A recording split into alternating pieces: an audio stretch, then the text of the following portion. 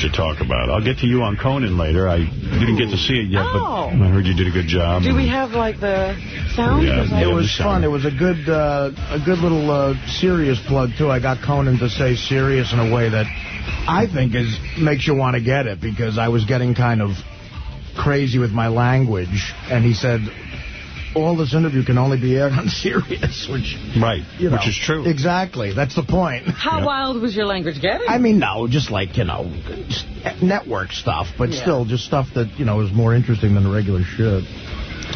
So much to talk about. I was on Bubba's show last night, and I called into his show, which took me 2 hours because all those hotline numbers they gave us. Remember you were complaining in the meeting with the hotline numbers? None of them worked. You're kidding. They gave us a whole list of hotline numbers. None of them worked? None of them worked. Really? So I was so frustrated. 2 hours I'm trying to get through to defend myself because Bubba was saying I was the reason that he lost his argument to D. He thought he lost?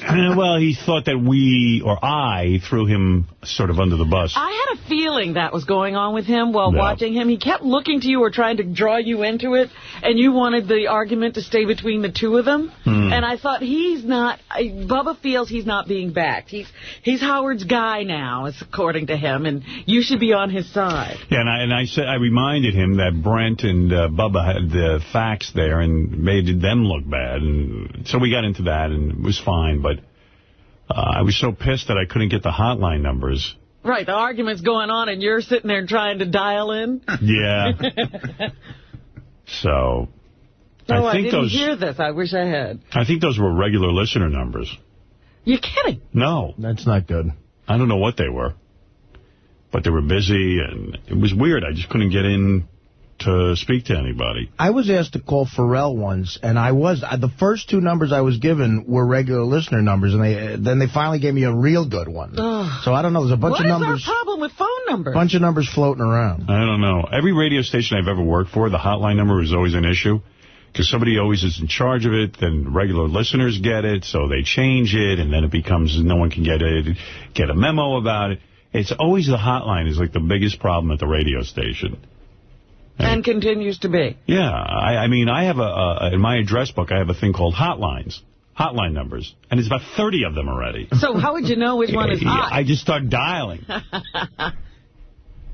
It just makes you nuts with the hotline numbers. See, I brought this up at that meeting the other day. I know. And then they came to me and they programmed into my phone. Supposedly, there's one number that follows every show around.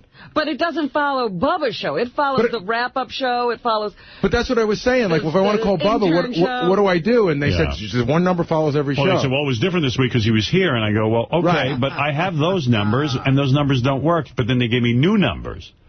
So I said, well, what are these new numbers? Anyway, so it was just crazy. I was going nuts in my apartment. It was good, though. Beth was out. She was actually working for Access Hollywood. So when I have my tantrum and I'm by myself, it's fine. Oh, okay. When she sees it, she thinks I'm insane. You know? She covered all the fashion shows for Access Hollywood. And... I don't know. I picked up FHM in an airport over the weekend, and I read Beth and Isaac's advice, and I'm going to take it. I can't wait to... What was the question, Artie? How to call in sick at work. Always leave it on a voicemail, and I can't wait to use it.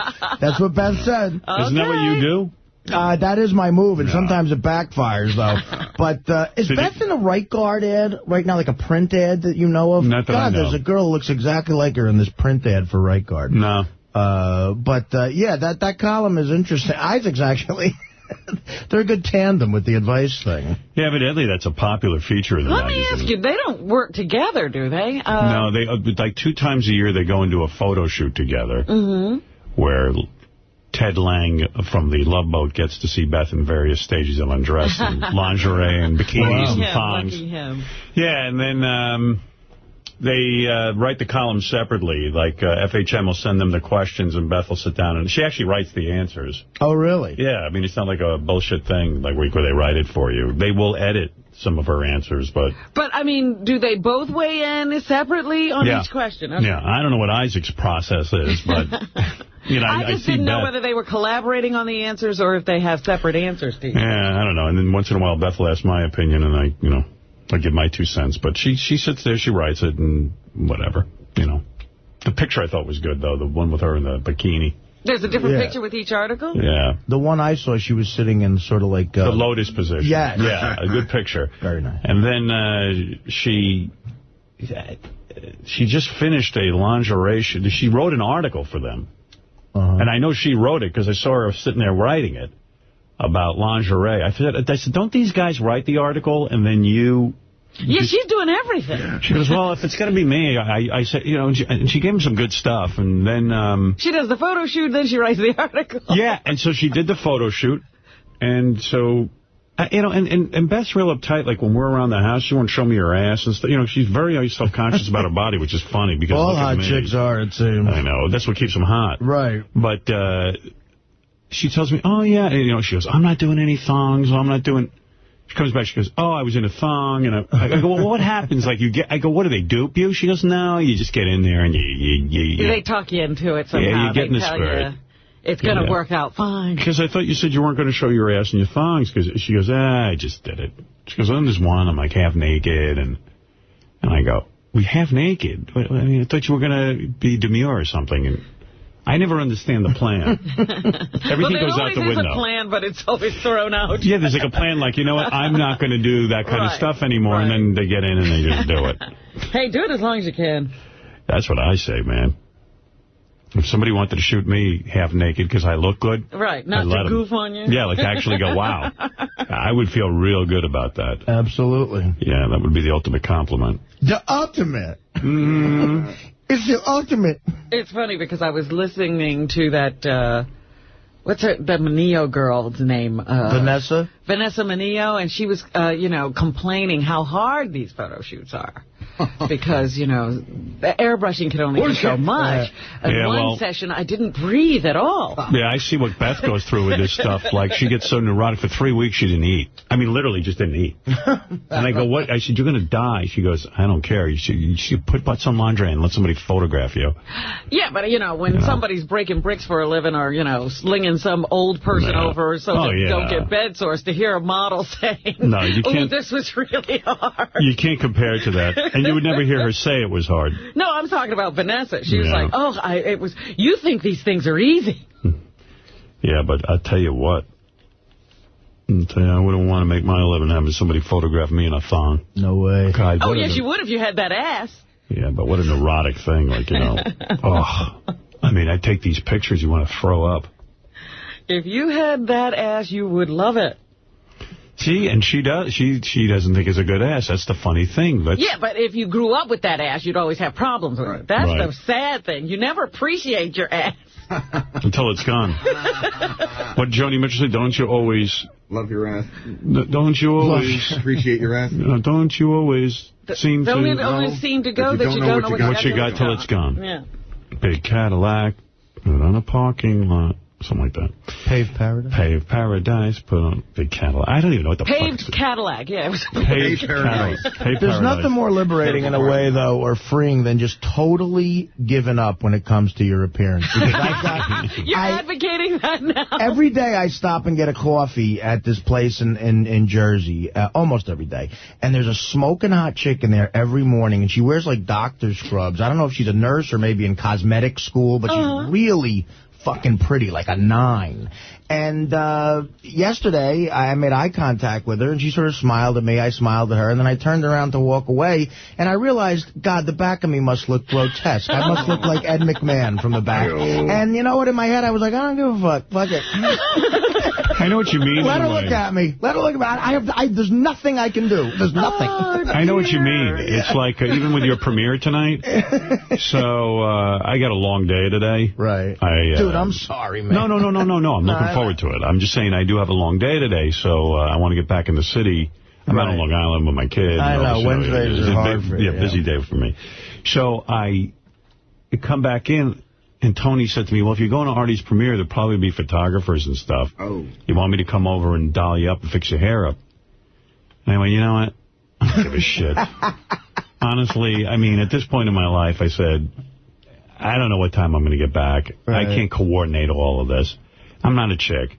I'm just going to wash my friggin' hair, and however it falls out, it falls out. Right. That's it. I was even thinking of that with Katie Couric. I'm like, what is she doing to herself? I don't know. She probably has to spend 2 hours in a makeup chair to hair to go out there and read the news for 5 minutes. That's why the ratings are going down. Nobody cares. Yeah, it's crazy. But in a way, it is like walking away from that chick. Like, I knew her angle on me. It got to be like, she's got to be making an awful, like, wincing face. And I honestly I said, fuck it, I don't care. Yeah. Let her wince. Yeah, let her wince. Looking at her. Enough. Right, I'm going to look at you in an almost creepy way. And then it was like, you know, Ralph's job is to dress me up or something. And I go, I'll just pull out my suit and put that on. You know, I just don't care. Well, I know Ralph had you in a corner the other day, Artie. And wasn't he saying, do you want some help?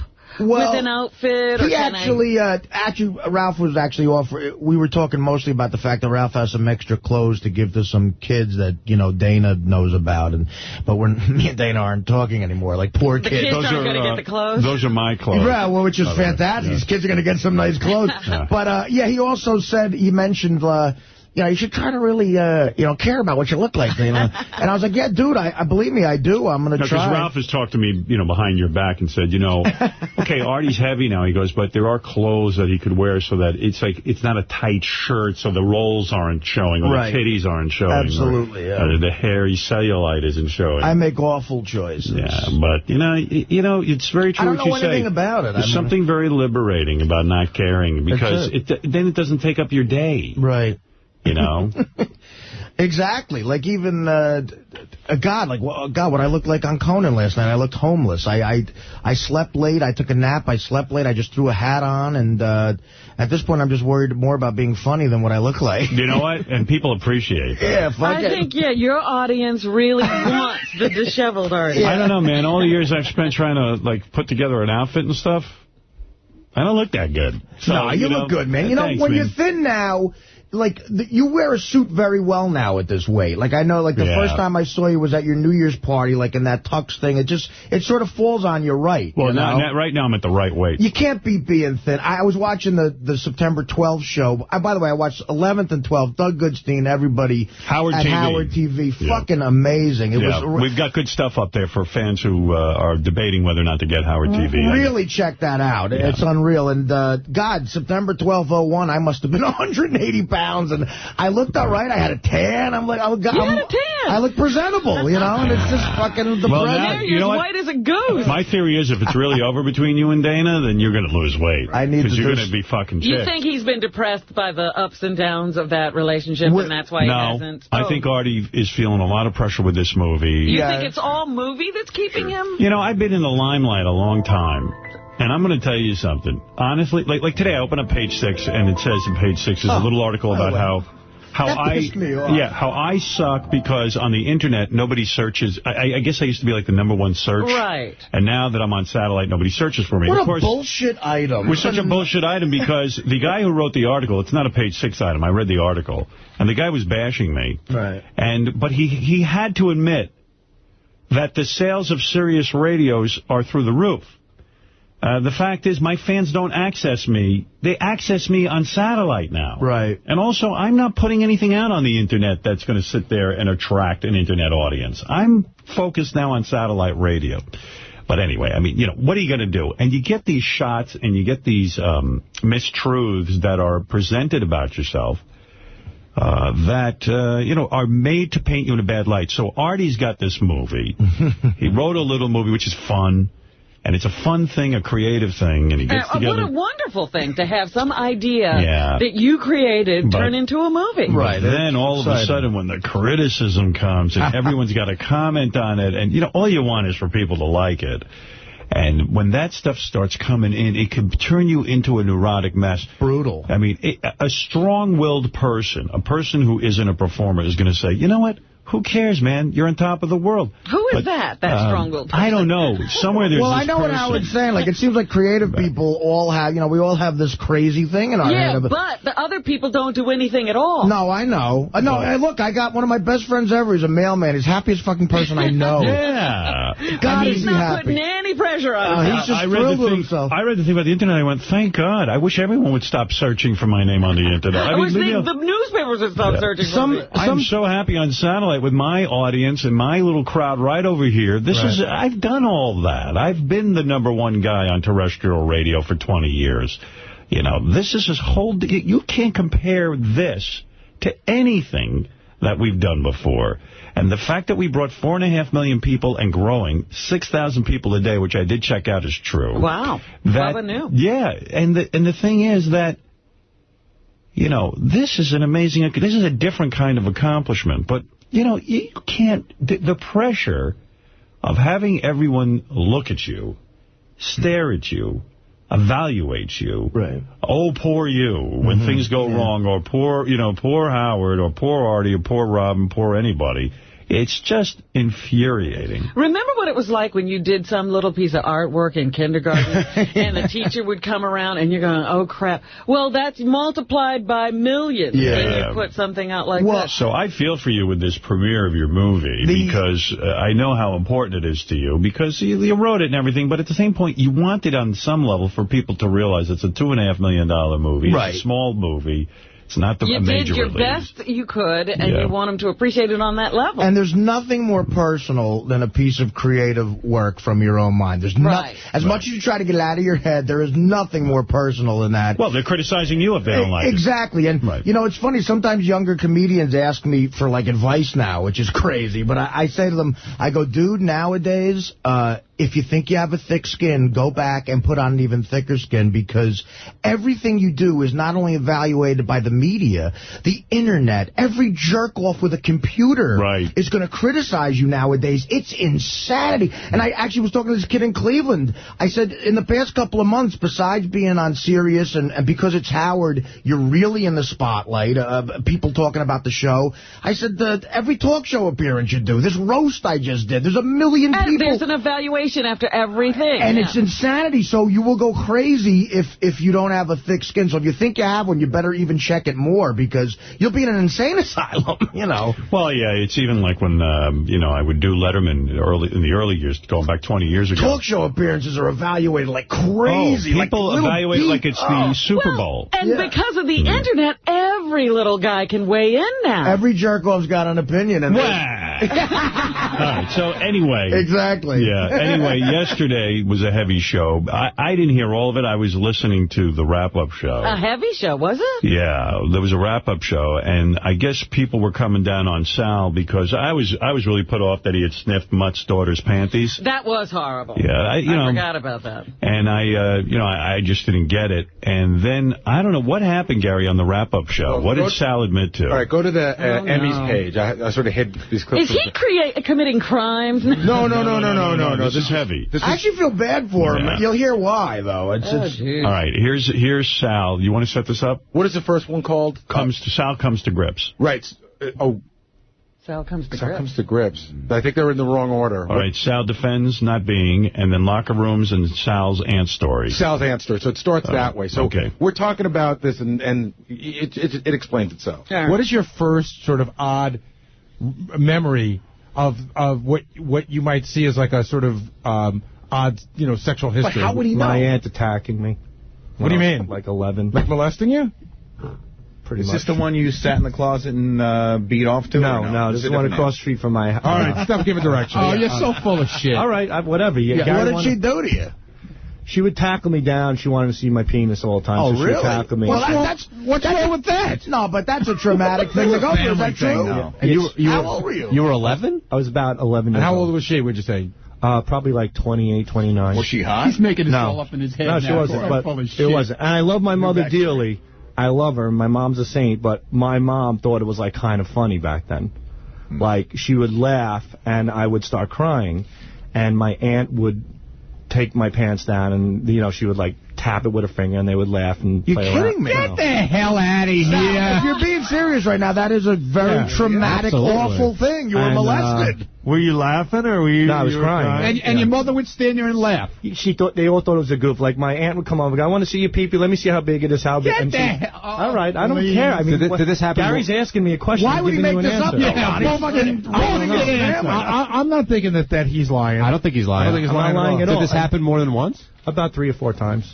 But most of it didn't. The worst time is when she got him down and she kind of like pinned me down and she was like flicking her hand back and forth. Oh my God! And, was she like masturbating you? Is that no, she wasn't. She was flicking her finger like on it. Like, so it wasn't a sexual thing for you. She was teasing you. She was teasing me. Let me see your peep. Let me see your peepee. You know, and kind of like what Richard does to you, right? Yeah. So but the thing is, dude, you were molested. That's molestation. And as I got older, I didn't look at it as molestation. You know, matter of fact, I saw her at a wedding.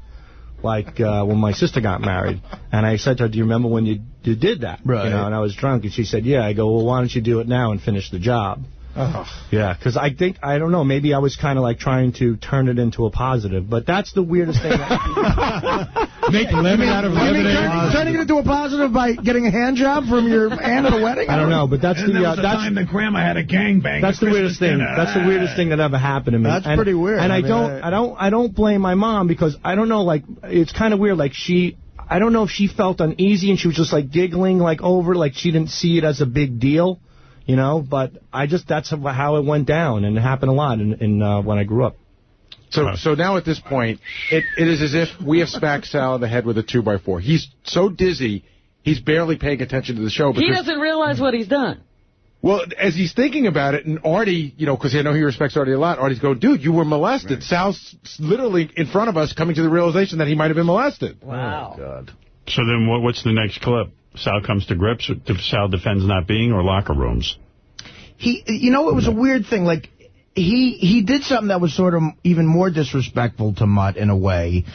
He sort of backtracked and said, I wasn't turned on by the panties. I thought they were gross. It was a gross Yeah, that was bullshit. Yeah. And it's right. First of all, it's bullshit. Second of all, how does that make Mutt feel better? Right. Now you're grossed out by my daughter, so you sniff the panties and you're fucking with me in my own house that way? Yeah. It just didn't... He was really in a corner, and then in this corner that we backed him into, he came out with this. See, that's why I don't know with this. Really? No, I believe him. I mean, I tend to believe him. I'm on the fence right now. Really? I think he was disrespectful to Mutt and his family, and you know, you don't go to someone's house and sniff the daughter's panties, and obviously he was turned on by the daughter. This bullshit about him being gross. Right. It's a bunch of horse shit. No, I agree with that. Yeah, we all sort of agreed with that. Did you hear Number two, when this story, I mean, I don't know, maybe it is real, maybe it isn't, but you know, it was kind of like, well, you better, feel bad for me because look what happened to me. Right. Right. This is the guy who kills somebody and then says, hey, you know, I was abused by my family all my life. I don't think it was like that, though. It wasn't. You had to be there. Defend Sal. Yeah. Where is Sal? These two were not related. It's like this kind of came up as like, because I was trying to get into his head. I said, who's the architecture for your sex life? I was like, who made you think this way? Right. And then it led to that path. Right. And Sal gets into these weird funks like now, like all of a sudden, you know, sometimes you can't keep him out of the studio. Now it's like, no, that's okay. I don't need to be in. Sal posted an apology to Mutt on Stern Fan Network. Well, we're working on the chronology of Sal's explanations from this show to the wrap-up show and how, you know, at first it's almost like he did nothing wrong, and by the end he's so apologetic. This is Sal Governale. Yeah. Are you talking to Mutt, or is Mutt mad at you? I called Mutt several times. What is this new voice you have? That's the apology voice. I'm whatever it is. by life voice. Oh. It's a voice. I have to say something. I'm sorry if there's a different tone. This is the voice when the client lost $20,000 on an investment. What I did... It went belly up. I put an innocent person in a bad position by being a jerk. I agree. And I apologize dearly to her. She didn't deserve this.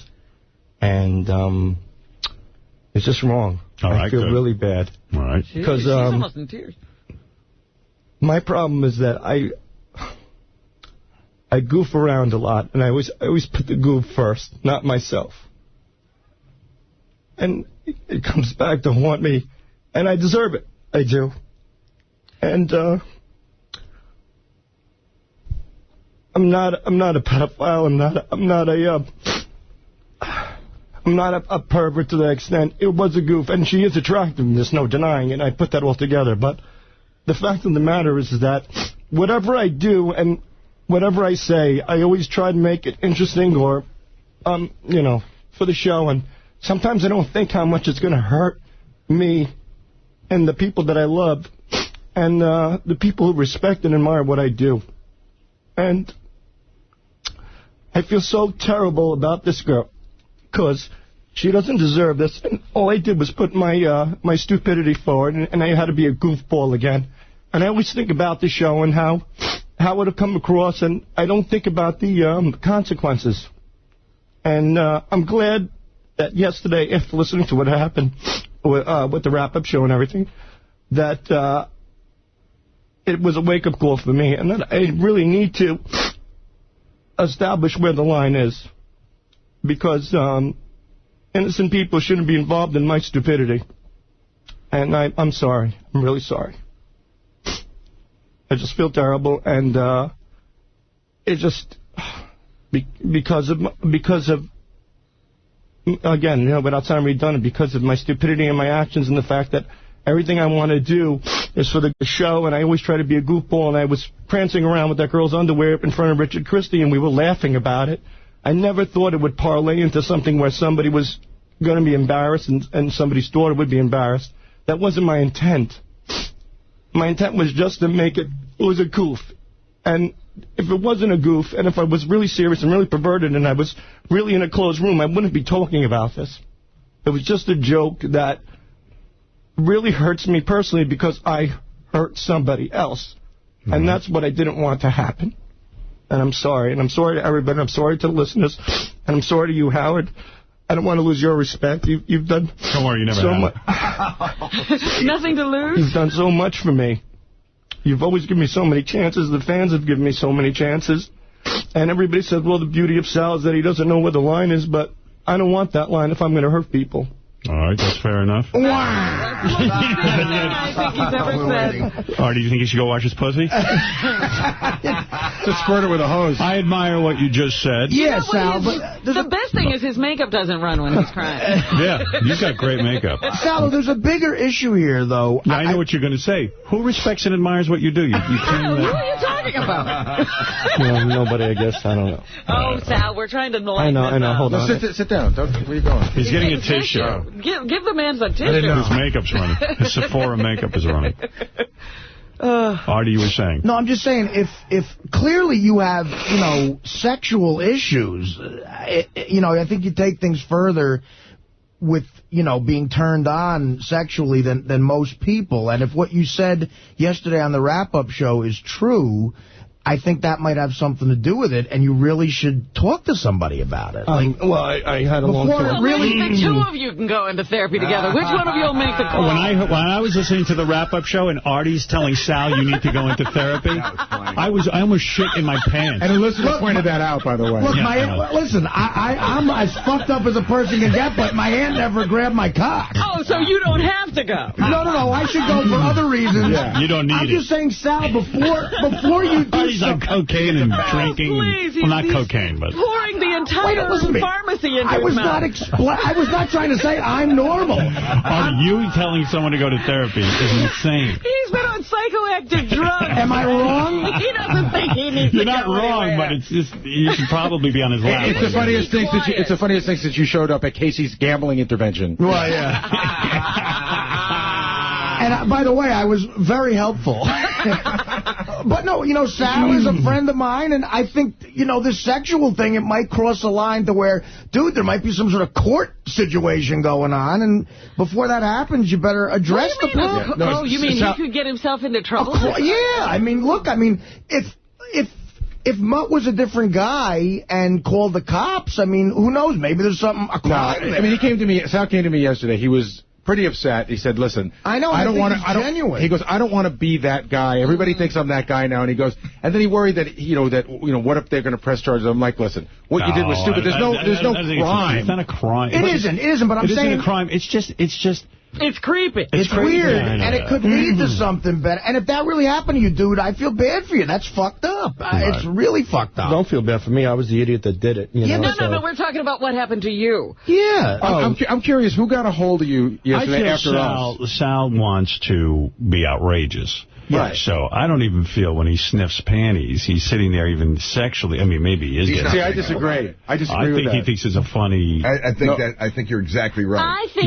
you have a confusion because you think there could be a separation. Sal probably has that proclivity, but he was goofing with Richard with Mutt's daughter. If it was Mutt's grandma, he'd be smelling those panties. But I'm just saying, he was wrong to do something like that in a guy's house who's doing him a favor. Yeah, that's what I got a problem. Right, you're absolutely right. Like, and I always think you're normal, and then all of a sudden I hear you doing that. No, he's not normal. You know. Right. But, whatever.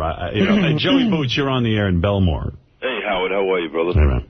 Hey, I was there when Sal did this, and he's telling the truth right now. He was definitely, like, seeking some sort of approval for what he did, like, laughing and everything. It wasn't, like, anything malicious, like,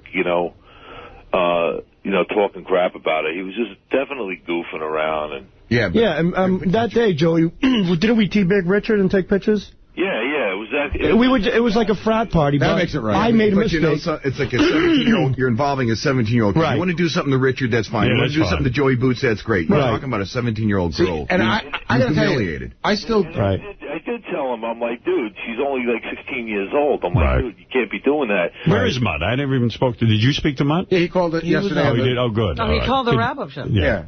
I just express my outrage because I don't. I mean, I've got kids. I've got daughters. Right. And, And when you invite someone into your home, you're you gotta letting down your guard and saying, hey, I'm accepting you into my inner sanctum. Yeah, you don't violate that. And this guy, Mutt, genuinely, I just started to get to know Mutt. I don't really know him on a personal level, but he's working for us. I'm very, very impressed with him. I think he's a very nice guy. He's a super fan and super loyal to us. And it sounds like he's very friendly to Sal by allowing him in his home. So I just say when somebody gives you that kind of access, you got to respect it. That's all. And, right. And that's it. And I'm sure you and Mutt can move on from there. But, you got to just build... Yeah, Mutt's moving out of the house. Yeah, I'm saying, I don't know if you'd ever get the guy's trust again. I was trying to put it in perspective. Like, I just had Jackson, the intern, over. If for some reason my 16-year-old niece was over that day... And 2 months from now, Jackson comes to me and said, remember that time you let me stay over your house and did me a favor? I sniffed your niece's bloody panties. It's the exact same scenario. It's the exact... I mean, I would fucking flip. Yeah. We tried to... Bottom line, you got to stop sniffing underpants. Yeah, you're right. I mean, well, you say it like it's easy to kick. The thing is... Seems to me like it'd be easy. But Artie, we panty-a-day habit. The thing is... stick home with it, he felt that it would be okay to... Right. He wants to be the wild man. I said to Mutt, I took your daughter's panties in the bathroom and closed the door and spent some time with myself, that would be... I mean, it's wrong. Obviously, that's the worst thing you could do. What I did, that doesn't make it right what I did, but I went into, like Joey said, like a shtick type of thing. Like I made... You were trying to... One-up. Yeah, I was being an asshole by being a goofball. Right, and you weren't thinking. It wasn't sniffing the panties in a private sexual manner. It was... You trying to be the outrageous guy. I get it. But it's still wrong. But it's still wrong. I think you're in denial about the fact that you're clearly way turned on by this girl. Even in your apologies, you always... it's almost and the second problem, you looted your... Right. And the second issue is, it doesn't help me that the girl, physically... by the grace of God, is an attractive girl. Doesn't help you. No. See, Artie hit it on the head. Listen, when Sal talks about her, it is almost like the way a pedophile talks about a kid. Right. That's like she's a young beauty. I love her. By the grace of God. Okay, it's creepy. Okay, but the point that I'm trying to make is that taking away what happened with the panties, if you just look at her for what she is, she's just a beautiful girl. That's it. Okay, Sal, that's why I think there was something... No, but... Yes, there was something sexual going on there. I think you're in denial or just flat out lying to us. No, because like Howard said, if it was Mutt's underwear, I probably would have done the same thing. I know him. I don't know him. I get that, but it's what you think of doing. Right, but it wasn't Mutt's underwear. It was this girl's underwear. And that's where I'm wrong. You keep going on about how gorgeous she was, and you want to see more of her. I think Robin's right. I mean, it's almost like you're trying to get on her good side. And no, I'm not. I mean, her looks should have no bearing on why you did this. But it's good it keeps coming up. Her looks keep coming up. I'm saying that it makes me look twice as bad. We don't know what she looks like. We only know your story. You're the one that's providing all the information about her. Like if I'm Mutt right now, I'm going, dude, don't say she's hot anymore. Stop it. I'm not trying to say. I'm saying she just. I'm not trying to say it that way. I don't know how to express myself. But you are saying it that way. Just don't say nothing. Okay, then I won't say anything. What does evil Dave Letterman say? What is his slogan? Brain in gear and take foot out of mouth. No, insert foot. Something. I should have put my brain in gear before opening mouth. Oh, right. How many times did Cromwell bury that into his head? It was called putting brain in gear before opening your mouth. Right, there it is. There he is, Evil Dave. Thank you, Evil. Sal, maybe we'll go to therapy together. You two should hold hands. I hate to say it. I mean, you're very involved with your cock and balls. You know what I mean? But also, it's the liking to spit on girls and the hatred of women. I don't have any hatred for women. Here's the thing where I get freaked out, and I'll tell you what. Like all those Sibian ride things, like Sal licking them and everything. All right, we're doing it for the camera. About that. But I've seen Sal pull people to the side and say, "Can you get me that?" Or want things where a camera isn't involved, where you just like having those things. Are you referring to the piece of rubber on the Sibian that Sal likes to save when a girl rides it? Yeah, right. He made himself in charge of cleaning those, and literally he licks them. But you sometimes you don't like to do that. You don't always do that for the camera. That's where you freak me out. For individuals too, he goes into like that coma, but with people by themselves. It doesn't have to be a camera. Like he did it for me. Right. He wanted to shock me, you know. Yeah. Right. And the booths and your obsession with the booths. Oh my God, that jerk Jack House you talked about. Yeah. That was weird. You're teabagging Richard, and it's like. Put it away, man. I mean, can I ask Sal a question? So, what were the repercussions yesterday after the show? Clearly, somebody got a hold of you, or you had was there trouble at home? Was your wife mad? I wasn't crying like a little bitch for nothing, believe me. What about your aunt? Apparently, the little bitch got a hold of you. Yeah, a few little bitches. So. But how did she? Who fed her the information? It just got around. I can't get into specifics. I got you. I'm just blatantly straight out sorry, and I wish I could change things. And so cut another PSA, one of the apology things. Believe me, I think he just did. We need the apology reel. I tell you, that seemed pretty real to me. I got to tell you when No, I meant a reel of his apologies. He's going to apologize over and over again. The blooper reel. Yeah. When he started apologizing, even just talking this morning, it was the exact tone that Jackie started with. Yeah. It's that low, sort of gravelly voice. I'd like to apologize. Excuse me. No, I think Sal's sincere. I just think definitely I don't think he's would ever hurt a person or he's evil in any way. I just think sexually he's got a lot of shit going on, man. Now that we have the tapes, we could do a whole weekend of just apology shows. Yeah. Crying shows, apology shows. That's the one you've gotten me close, but that's the one thing I'm proud of. I've never shed a tear yet on this show. All right, I've come damn close. There's a challenge. That's horrible to have my favorite. What? You got me. Yeah. Remember I told you that stupid Elton John song makes me cry? You fucking played it and watched me cry. Yeah. Bastards. It's awful. There's a challenge. Hey, Artie, you got another 4.5 years to cry. No, dude, I'm saying I do cry every once in a while, but movie tanks, huh? never. Yeah, I've cried over a lot of my movies, Tank, believe me. Nah, your movie's gonna do good. I hope so. Was totally sincere. He's not BSing right now. I could tell too. I don't think so. No, either, that was an amazing Sal I've never seen before. Yeah. Because that's real me, and I'm glad that Howard kind of pinpointed it. I always put the goof first, and even if it makes me look like a pedophile or a freak or an idiot or if I'm, I just think of the goof first. But I don't think of the circumstances, and that's my biggest problem. We've been telling you that for a long time. I know, every day. You know what, every time Howard says, get out.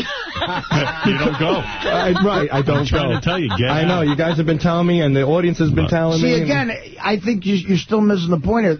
Your biggest problem is not the point. I'm seeing the point, Artie. Believe me, I'm seeing the point. I'm going to therapy. Believe me, believe me. He's going to beat you. Go to therapy. Could you do that in the fishbowl next Tuesday night at 8 o'clock? You don't want to meet the shrink here? Could you do it on the air? Whatever you want.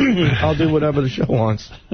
We got to get before I completely snap. Oh, no, we got to get Freud. See, but I feel that we are partially responsible in a way because we reward Sal for going over the line. You know what I mean? Like we cheer him on when he goes... No, you don't. Let me tell you something. No, right. He's a grown man. Says that you sound like the typical liberal who says, "Oh, someone else is responsible." No, I'm not saying. No, I'm not saying we're responsible. Well, you just said we're responsible in a way. There is no way. You're the Sal's guy who a grown wants to sue man. the bartender for feeding the drunk driver drinks. We're responsible. Sal's a grown, he's a big boy. Everybody who works on this show is responsible for their actions. That's like saying that the makers of, like, pornos are responsible for people that go out and rape people. Right. No, but I mean, I would love, for the good of the show. That's a bad example, Joe. For the good of the show, I would love to have another 10 pig cocaine stories. I mean, that would be great, but it's not going to make me do blow just for the show. I just want to go back to Gary's point. He doesn't do it for the show. That's Sal just being Sal. Because Sal did that, and there was no show around. Right. He did it for Joey Boots. That's right. He does stuff like this Richard, in his everyday life. So we just happen to be here when he does it. Right. Right. This is Sal 24/7. And he just happened to get a partner in Richard who doesn't mind having Sal's balls. Who will also say, I see no problem with that. Yeah, I could never even go back and watch the Sal, what was that, New Year's party tape where people are taking a crap in his Joey Boots fish toilet and all kinds of crazy I understand crap. that Sal, for Howard TV the other day, took a shit. Oh, my God, Howard, it's so disgusting. He went to the bathroom to show everyone how he shits, but what he did was, this is the part that really freaked me out. He's got his ass off the bowl about a foot, so you just see the shit fly out. It looked like a deer at a petting zoo. You ever see how the pellets fly out of a deer's ass? Oh, my God. Watch this one. I ain't watching it. Oh, no, I'm not watching this either. No. Oh. Wait a minute. Oh. Where is This is the most good show on earth. I'm going to get a log down. Here we go. Hold on.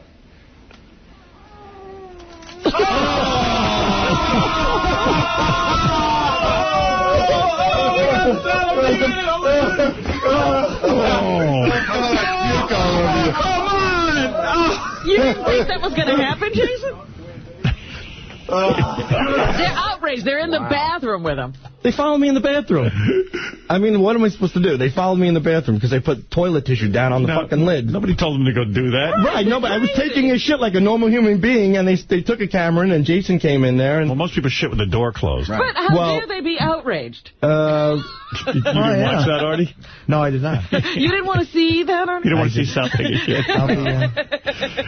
I don't love the scatological stuff. You're not big on that? No. Wait till you see Jackass, too. Oh, really? Is there a lot of shit stuff in it? Yeah. See, that sucks. But it's interspersed. You can handle it. Oh, okay. Yep. Well, all right. Let's move along. All right. Is that, I mean, are we listening to the rest of the stuff on the wrap-up show? Because I really don't know where it went from there. What you heard More was... of that stuff, though. There was some good stuff on there yesterday. What you heard was pretty much the culmination of the Sal stuff. All right, thank you, Sal, and I appreciate your apology to Mutt. When are you starting therapy? And to his daughter. Yes. As soon as possible. Probably, I don't know. Yesterday. Yeah. He's a couple of days late. In fact, I'm on their way to lock him up now in a straitjacket. As soon as my wife allows me back in the house, that's when therapy will stop. I know that much. But all right, you're not in the house? Oh, dear. Are you not in the house? No, I'm somewhere around there. In the dog. All right, in the garage. All right, there's Sal. Oh, boy. Sal Governal. He's made other apologies for other things. And we're getting a long list. You don't happen to have that handy, do you, Fred? Where Sal goes. See if I can find a Sal. I'm Sal Governal. Hi. Hi, I'm Sal Governal. I would just like to apologize for racist remarks. For anyone I offended. Sal with the breakdown, huh? Yeah, absolutely. I'm shocked. I'll just start playing. Good stuff. Joey, you had your moment. This is Sal Governale. And unfortunately, yesterday on the wrap-up show, I made a few comments that some considered to be racist and offensive. If I did offend you, I deeply apologize from the bottom of my heart. What I was simply trying to do was make a joke over the fact that white women generally don't have sex with black men. It was simply a joke. And the joke got out of hand because in this situation, it was truth. People were offended. It doesn't matter what type of baby you have, whether it be white, black, Italian. The important thing here that we can learn from this is, A, you shouldn't drink and do drugs because you might end up in a situation that you regret, whether it's a white child or a black child. And B, I have personally learned that when I address things, I should address them in a much better way, in a specific way, as not to offend people. Black people, white people, Spanish, Italian, or whatever the case may be. I sincerely mean this. I sincerely stand behind the fact that I was joking, and I sincerely apologize over the fact that people were offended. I am not a racist. Thank you for your time.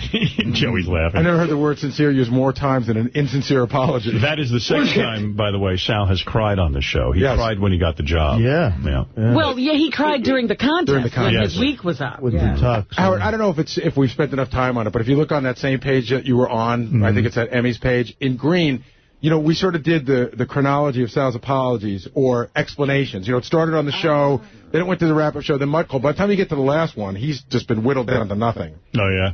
The final apology, should I just go to, or should I go to the whole thing? Well, start with if you're going to do at least the first one and the last one. Well, I just want to hear Mutt calling him. Okay. I hear you twisting this all around, and that's not what happened, dude. You didn't call me the next day.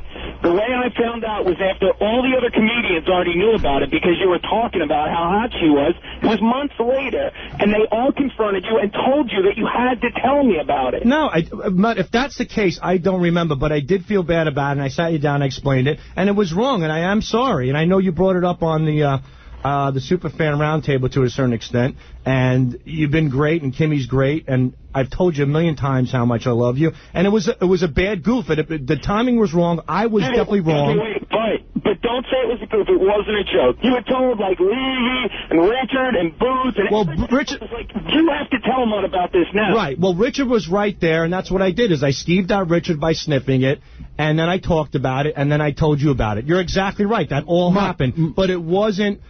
like I said, I didn't close the bathroom door and relieve myself or anything like that. It was Richard saw it, I picked it up, I sniffed it in front of him, I skeeved him out, show over. It was disgusting, it was wrong, but I want to let you know, and I apologize. Don't tell her that's a goof. Don't tell her that's a goof. I mean, you went on and on about how hot she is. You've talked She is hot. She's Dude, she's smoking hot. She's absolutely smoking hot. Even that's too much to say. Joey's laughing. You know the insane brilliance of this career you've built for yourself. You have over the years succeeded in surrounding yourself with nuts. We're all crazy, legitimately out of our fucking minds. You think? People get crazier and crazier. Well, that's because everybody is crazy. I said to someone one day that Howard enjoys nutcases. Yeah. He does. And we've been a couple of times in danger because he enjoys it. I'm fascinated by out-of-control behavior. I was just about to say that it's funny you said that. Well, the first time I don't understand it. The first time I came in here with Norm and I was telling the Mad TV Coke story, you kept going, I love out-of-control people. Right, yeah. You said it 4 times. My upbringing is almost like a military. I was raised by 2 military generals who didn't allow anybody to move. He was in boot camp. I mean, so the idea that one acts out is foreign to me. Misbehavior is intolerated in my world.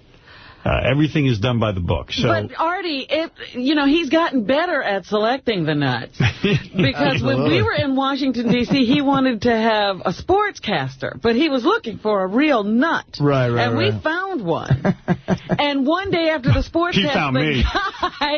He called in over the phone, and the first time I saw him, I said, Howard, that guy's really crazy. He goes, I love him. And one day after the sportscast, he completely melted down, was in a corner in the fetal position, and we could not get him out of the building. Yeah, I said to this guy, listen, snap 2. You're going to be huge. You're going to be the biggest thing in Washington. No, because people, for the listeners, Howard really is by the book. A good example, I recently loaned you a movie, a DVD. Right. And you got it back to me, right on time. It comes back exactly how it was. Exactly how it was going to be. There's no fooling around. Thank you very much. It was very nice. It's and I even forgot I loaned it to him. I was even sorry. Most people aren't like that. No. I was sorry you lent it to me because I knew that it was a big responsibility that I had to get it back to you. Right. You have that. See, I'm that way when I owe people money. money, I haven't in a long time, thank God. But even when I borrowed $20 from a buddy of mine in my gambling days, I felt awful. I didn't feel right till I got him back the money. Well, exactly. But you're that way with everything. Gary lent me a book 2 years ago. I finally read it. Right. And then I lent it to my daughter, and I realized it was Gary's book, so I went out and got another copy of the book to give him back the book. Right. Because I felt... And Gary's like, I don't care about the book. Right. But it's just, I am a controlled... Yeah, I can't tell you how my parents raised me like the Taliban, you know, well, in a way, this is how things are done, and if you do them wrong, you're a vicious, horrible person. So there's such orderliness to this thought process. It's neurotic. And when I see somebody who just doesn't care or doesn't get it, they got a clear head. I can't even, I can't imagine. Yeah. But that's not such a bad thing, Howard. No, I don't say it's bad. I think it's bad for Howard because I think it makes him crazy inside, but he treats people with a lot of respect, you know. He conducts himself properly. You know, as opposed to being neurotic about that type of stuff, there's worse things you could be. If I tell you I'm going to do something for you, I do it. Right, and that's happened several times with me with little things like that where I notice, like, wow, it comes back right on time, it's there, it's like, you know. Most people, unfortunately, really are not like that. Rich is still waiting for some movies from me. Let me hear Sal's final apology. You guys have really made me realize, I don't know, the severity of this. I feel so bad for Mutt and stuff, and he has such a beautiful daughter, and she shouldn't be in the spotlight with this, and I feel bad about it. What am I supposed to say, Artie, that I did something good? You should feel a bit worse about Mutt. I do feel bad. I feel horrible for Mutt, and I'm glad that he's a man enough to be okay with it to a certain extent, but I don't know what to do. I'm just thinking about what happened to me and what you guys have brought up in my life, and you guys are finally making me realize what I did was wrong. All right, well, there it is. Enough of that. In everything, though, in every explanation, the daughter's hot. Yeah, the daughter's hot. I mean, it's the whole gets done. He's got to get off that. Right. Yeah, enough of the hot daughter. Yeah. Enough of the hot daughter. She's fucking 16. Yeah, remember, anybody who has a daughter... You keep him away from Sal. Well, anybody who has a daughter... Nobody wants to hear about how hot they are. No, you don't want to hear your buddies who are your age getting hot over your daughter. Right. Yeah, that's a sexual comment. You know, I mean, you clearly want to fuck my daughter. Right. And you know what? We don't want to hear it. We don't. If you're having those thoughts, keep them to yourself. Hey, Howard. Yeah. Guess what I'm doing today? Well, don't guess, but I'll tell you what I'm doing today. With my 205 days sober and clean, I'm taking my first lesson for my private pilot's license. Oh, dude. What are you doing, Boots? That's what we need, Boots in the sky. You're going to get sober and then crash a plane into a mountain? Come on now. Boots behind the wheel. Boots, you got 205 days? Congratulations. Yeah. You know what I'm thinking? The day that he starts drinking again, but now he has an airplane pilot's license. It's going to be something really cool. Are you working? Yeah, I'm working. Good. All right. Yeah, I'm making really good money right now. I'm very happy with my life right now. Nice. I'm really glad about that. Thanks. And I have you guys to thank for that. All right, Joey. And you know what? I'm happy that you took Mutt's advice. I heard you on Bubba yesterday doing that cross-promotion. Yeah, I did. One thing about Mutt. I don't know his daughter, but I know Mutt. And Mutt's got brilliant ideas. Thank you. You know, Boots, I'm celebrating my 12,408th day without flying a plane. Hey, Artie, you can come up with me sometime. I'll take you away. Yeah, fuck you. That's what... It took Greg Nettles one flight with Thurman Munson to go, you know what, you're going to crash this fucking thing. Did he tell him that? Yeah, in the book. And there's a couple of players, they went up with Munson. And Lou Piniella, Nettles, and Reggie Jackson all said, you know what, Thurm, you're going to fucking crash this thing. Right. And we're not coming with you anymore. Bobby Mercer, too. And they're like, he goes, no, I can do it. They all got scared shitless. Wow. And there's a story in Seattle at a game. He couldn't land properly. And they were like, dude, what are you doing? And, you know, the sad thing, of course, 2 weeks later, he was dead. But they all warned him. They said, you're not ready. You're fucking crazy. They are all alive. Yeah. Last night, I was really... at the last minute, I found out that Stuttering John was on Fear Factor. Really? Celebrity Fear Factor. So I quickly... I had to watch that. Dancing with the Stars was on, and Rockstar Supernova, the last installment. So. I tried watching, you know, because I said, all right, Howard's going to be watching this. It's the first night of Dancing with the Stars. Yeah. Let me try to... These two shows are unwatchable. Dancing with the Stars was really bad. Supernova's worse. Oh, Supernova's great. Oh, please. That is the worst. It's great. It's horrible. It's a train wreck, but it's a great train wreck. Did you not like Dancing with the Stars at all? No, it wasn't that good. You know what it is? They're stretching it out to 2 hours. And there were too many people. Yeah, it's insufferably long. I didn't get to see the whole thing because my cable thing was acting weird. But Stuttering John, that show. I tuned in late. And I missed his first stunt, and then he lost. It was weird. He lost in the second stunt? It wasn't even his fault. He was doing well, but they team me up with a female celebrity, and if the female celebrity bombs out, you get kicked out. You get kicked out, too? Yeah. Who was he teamed up with? Tracy Bingham, black chick. Oh, the black Playboy chick. She's from hot. Baywatch. She's a piece of ass, that chick. Yeah, and the chicks were all bombing out, and it was just dumb, you know. It was like really weird, but it was kind of fun to watch Stuttering John. And it's real weird, too. The show, they call him John Melendez now from The Tonight Show. Right, he's no Stuttering John. Yeah, and John's like, you know, oh, gee, I can't believe I lost because Jay and Kevin are going to be goofing on me. He only hopes they pay attention to him. So, you know, you're listening to all this. You know, he's the new Ed McMahon. And then, but then throughout, Todd Bridges and Joe Rogan are calling him Stuttering John.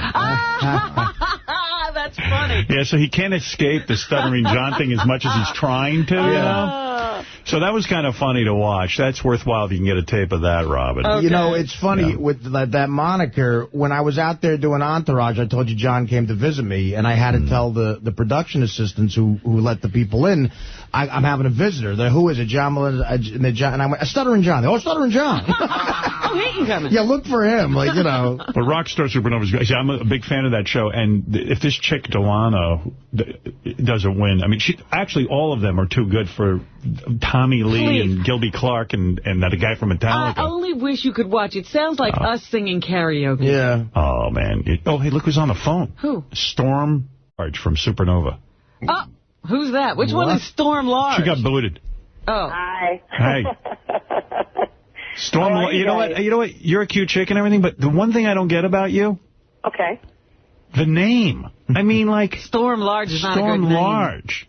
It's my real name, Howard. Oh, it is? Come up with something a lot better. I'm serious. Oh, you're kidding. Oh, your parents did that to you. Oh, because I've been going around badmouthing going, you know what? That chick would be kind of cool, but her name is Storm Large. I mean, who names himself Storm Large? Well, then why don't you change your name? Storm Large. Believe me, nobody does. Plus, all of the singers, I feel, have a lot of talent. I think Storm has a lot of talent. But they all try to be super young. Like, they're all old. Like, how old are you, Storm? I'm old, man. I'm pushing 40. Well, that's what you I was are? thinking. Yeah. Oh, yeah, I'm 37. Yeah, and Storm, like, has all the little, like, that devil thing that kids do with their hands and, like, and I'm like... Even the girl who was singing last night, I'm looking at her face when you get past all the red streaks. And she's got to be 50. Whoa! How old is that chick, Delana? She's like 40, right? She's just turned 34. Yeah. Oh, she's lived a long and hard life then. Yeah, she's definitely been down a hard road. But the thing is that, like, everybody poses like they're 15. And then one guy looks like a gnome, and he's trying to be cool. It's just ridiculous. But I like that guy. But there's a lot... You like the gnome. Yeah, I love that show. But the best part of the show is, like, Dave Navarro, who I think is a great guy and everything, but the dude can't keep his fucking shirt on. That's number one. None of them can. Well, why is he sitting on a throne as well? It almost looks like he's like old King Cole. And all of them wear gloves. And it looks really gay and 80s. And you know what I'm talking about, Storm? And you got the crumpled old rock stars sitting on the side. I didn't see him wear any gloves. Yeah, well, Dave wears the gloves. That Lucas dude wears the gloves. The guy from Metallica now wears gloves every week. Gilby, I don't think, wears gloves, thank God. But they're with the fingers cut out. You know, but they're all in that. Everybody wears black and the crosses and the chains. And some of them look like your grandfather. And Tommy's disturbing now because he's got so many tattoos. And he's got to take his shoes off and cross. Everyone's like sort of posing. Right. It's such a marvelous train wreck. But the best part of the show, and Storm, how did you feel about Brooke Burke? You know what? I haven't seen the show. I wasn't allowed to even watch the show. Oh, wow. But you knew Brooke, right? I thought she was a total doll. I was expecting her to be this total bitch, but she was so sweet. She sucks the energy out of this show. Like it's like things start happening, she'll go, that was really exciting. Boy, on tomorrow, I can't wait for tomorrow's show. She goes, well, now Storm will find out if she's the next one to go. When they do that show, how many times do they have to retake every one of her lines, or does she get it pretty well nailed up? She gets it pretty good. Sometimes there's a glitch here and there in TV, but you know what? She's been pregnant this whole time, so she might have been trying not to puke. Maybe that's it. Yeah, and that's another thing. She's pregnant? She comes on, she goes, I have an exciting announcement to make. We're pregnant again with, and meanwhile... Who's she pregnant with? Exactly. Her other 2 kids, she had with some other dude. Yeah. Now she's having with some new dude from Baywatch, I think. She's totally out of control. But she hardly looks like she's into rock, everybody else is doing their thing. And then she goes, and now... it's time to find out what Storm Large is going to do this week. Storm, what's your deal? You married? No, I'm engaged. To a dude? Silence. Yeah, to a guy, to a man. Yeah. To a very nice, strapping Italian man. Felt bad to be kicked off, I guess, huh? No, it was actually really nice. I felt like they sent me home on a nice, fluffy pink cloud of love, and I've been really busy since I got off the show. I was going to say, what does the show do for you? I guess, it's weird because we were kept in a bubble. We weren't allowed to read the paper. We weren't allowed to read the magazines or watch the show and know what was going on out there. But I guess the show was fairly popular, and I was fairly popular, so I'm going into the studio this week to record Ladylike, actually with Dave Navarro. He's going to keep his promise. Keep his shirt on. Record with me. I don't know what he's going to wear. Dave loves showing his titties, and he's got some titties. Really? It's not a chest, it's breasts? He's got titties, and you can tell he shaves his chest down, and... it's kind of funny, man. It's just, the whole thing is everyone trying to be so rock and roll. Yeah, but I'm thinking about it from the standpoint of when we used to see, as kids, Frank Sinatra and Dean and all those guys acting cool. And we were like, oh, look at those funny old guys. That's what these rock stars must look like to young kids now. Look at those funny old guys. By the way, hey, Storm. Yes. How bad is Supernova's music? I felt so bad for you guys. Whenever you'd have to get up and do one of their hot new originals... they were the worst songs I ever heard. We're new songs, you gotta, when you write it, as a musician, I thought the songs were pretty good, but they need to be road tested. When you write a song, the whole process was just kind of started, and the songs were being kind of tested out on the audience, and they were working them out with the different singers. But, when you write a song and you play it, usually by the 10th or 20th time you play it, you really sell it. And I was really skeptical about it, but actually I kind of liked them. It's like it reminded me of T-Rex and old British and... Yeah, I don't know who's buying that. Yeah, who's buying T-Rex now? Yeah, and then there's some... potential. I guess so. What are you wearing right now? Nothing. Oh, yeah. This chick's got a nice little body on her. And likes showing it, too. It's not that little there, Howard. She likes showing the belly? Yeah. Oh, yeah. With the belly shirt every minute. Every outfit was portraying the belly. She keeps asking for it. She'll get it. The problem is all these people are sort of unknown, and they're all acting like they're already David Bowie. They have a look. They have a thing. It's crazy. Well, they just don't have any musical ability. Right. I got the feeling Tommy Lee wanted to bang you, Oh, Tommy's a flirt. He flirts with all the boys, too. He flirts with everybody. What? Yeah. Well, that's interesting. Seriously? Come on. You guys all have met him, haven't you? He never flirted with you, did he, Howard? No, never came on to me. What do you mean he flirts with the boys? No, he's just a very flirtatious, fun-loving guy who likes smack, whoever on the butt. And, I've seen him flirt with freaking statues and furniture. He's just but I don't see it flirting as with him as actual sexual advances. It's just a good time. He's just a party guy and loves to have a good time. I wouldn't feel too bad about not being chosen as the lead singer for Supernova. I don't predict any big hits for those dudes. I don't know. Who knows? I know. Nowadays, television sells music, and that's I know. the medium. That is true. Television does sell music. Yeah, they showed him this big bus and said to the guys, one of you is going to be on this bus. I was like, busting nowhere. The bus to nowhere. I'm pretty sure none of those guys are going to be on it. Yeah. Hey, Howard. Yeah. Their Supernova's turning into... There's your music. Yeah, Supernova's turning into what? It's sort of turning into American Idol because they're going to go out on tour. Supernova's going out on tour with the guy, but they're also bringing back old contestants that'll join him on stage and stuff. Oh, really? And that's why Storm's promoting the finale. And Dave Navarro's band's going to be their opener. Ooh. Oh, God, what a nightmare. Wow. The house band opening for Panic Channel, opening for Supernova, and I'm one of the folks that are going to be going with the house band, which the house band is awesome. Ralph thought Storm Large was going to win the whole thing, and he hadn't been watching the whole season. I go, no, Storm Large is not going to win the whole thing. It's either going to be Delana. Who's going to win the whole thing, Storm? I think it's going to be Lucas, actually. Really? It's Delana or Lucas. I think Delana's awesome, and I think they're all really good, but... How'd that broad never? How does that broad never get discovered before Delana? I mean, and you and all these people. I mean, it's like... I don't know. She was living in Europe for a long time. I think she's only been in the States for about a year or maybe 2 years. She hasn't been living here for very long. She was from South Africa, and then she lived... She looks like a real dirty chick, too. She's actually very, very sweet. She Les? No, I don't think so. No, she didn't come on to you? Did you get it on with anyone? I think she likes the men. No, it was not a lot of... we all had to live in the same house for under scrutiny of cameras, so... Do you ever get it on with girls? But no one wants to wake up with the person, you know what I mean? I could see you fooling around with girls. Do you fool around at all? Oh, I've done plenty of that, sure. But yeah. I'm monogamous. I'm old, man. I've done all of my trampy stuff. And now I like just the same person. Yeah, but you've done lesbo stuff, huh? Of course, Howard. Wow, that's hot. That's hot. And you like those little tattoos down by your vagina, right? Oh, I love them. They're awesome. She wears the belly shirts with the pants slung low so you could see her wings coming out of her vagina. Oh, I see. Yeah. She got some kind of wings. And you're not talking about the wings on the pad. You're talking about she has wings. You got some kind of wings coming out of your vagina. I like that. It has wings. That's crazy. It's like Van Halen logo or something. Right. I don't know what it is coming out of there. What is that?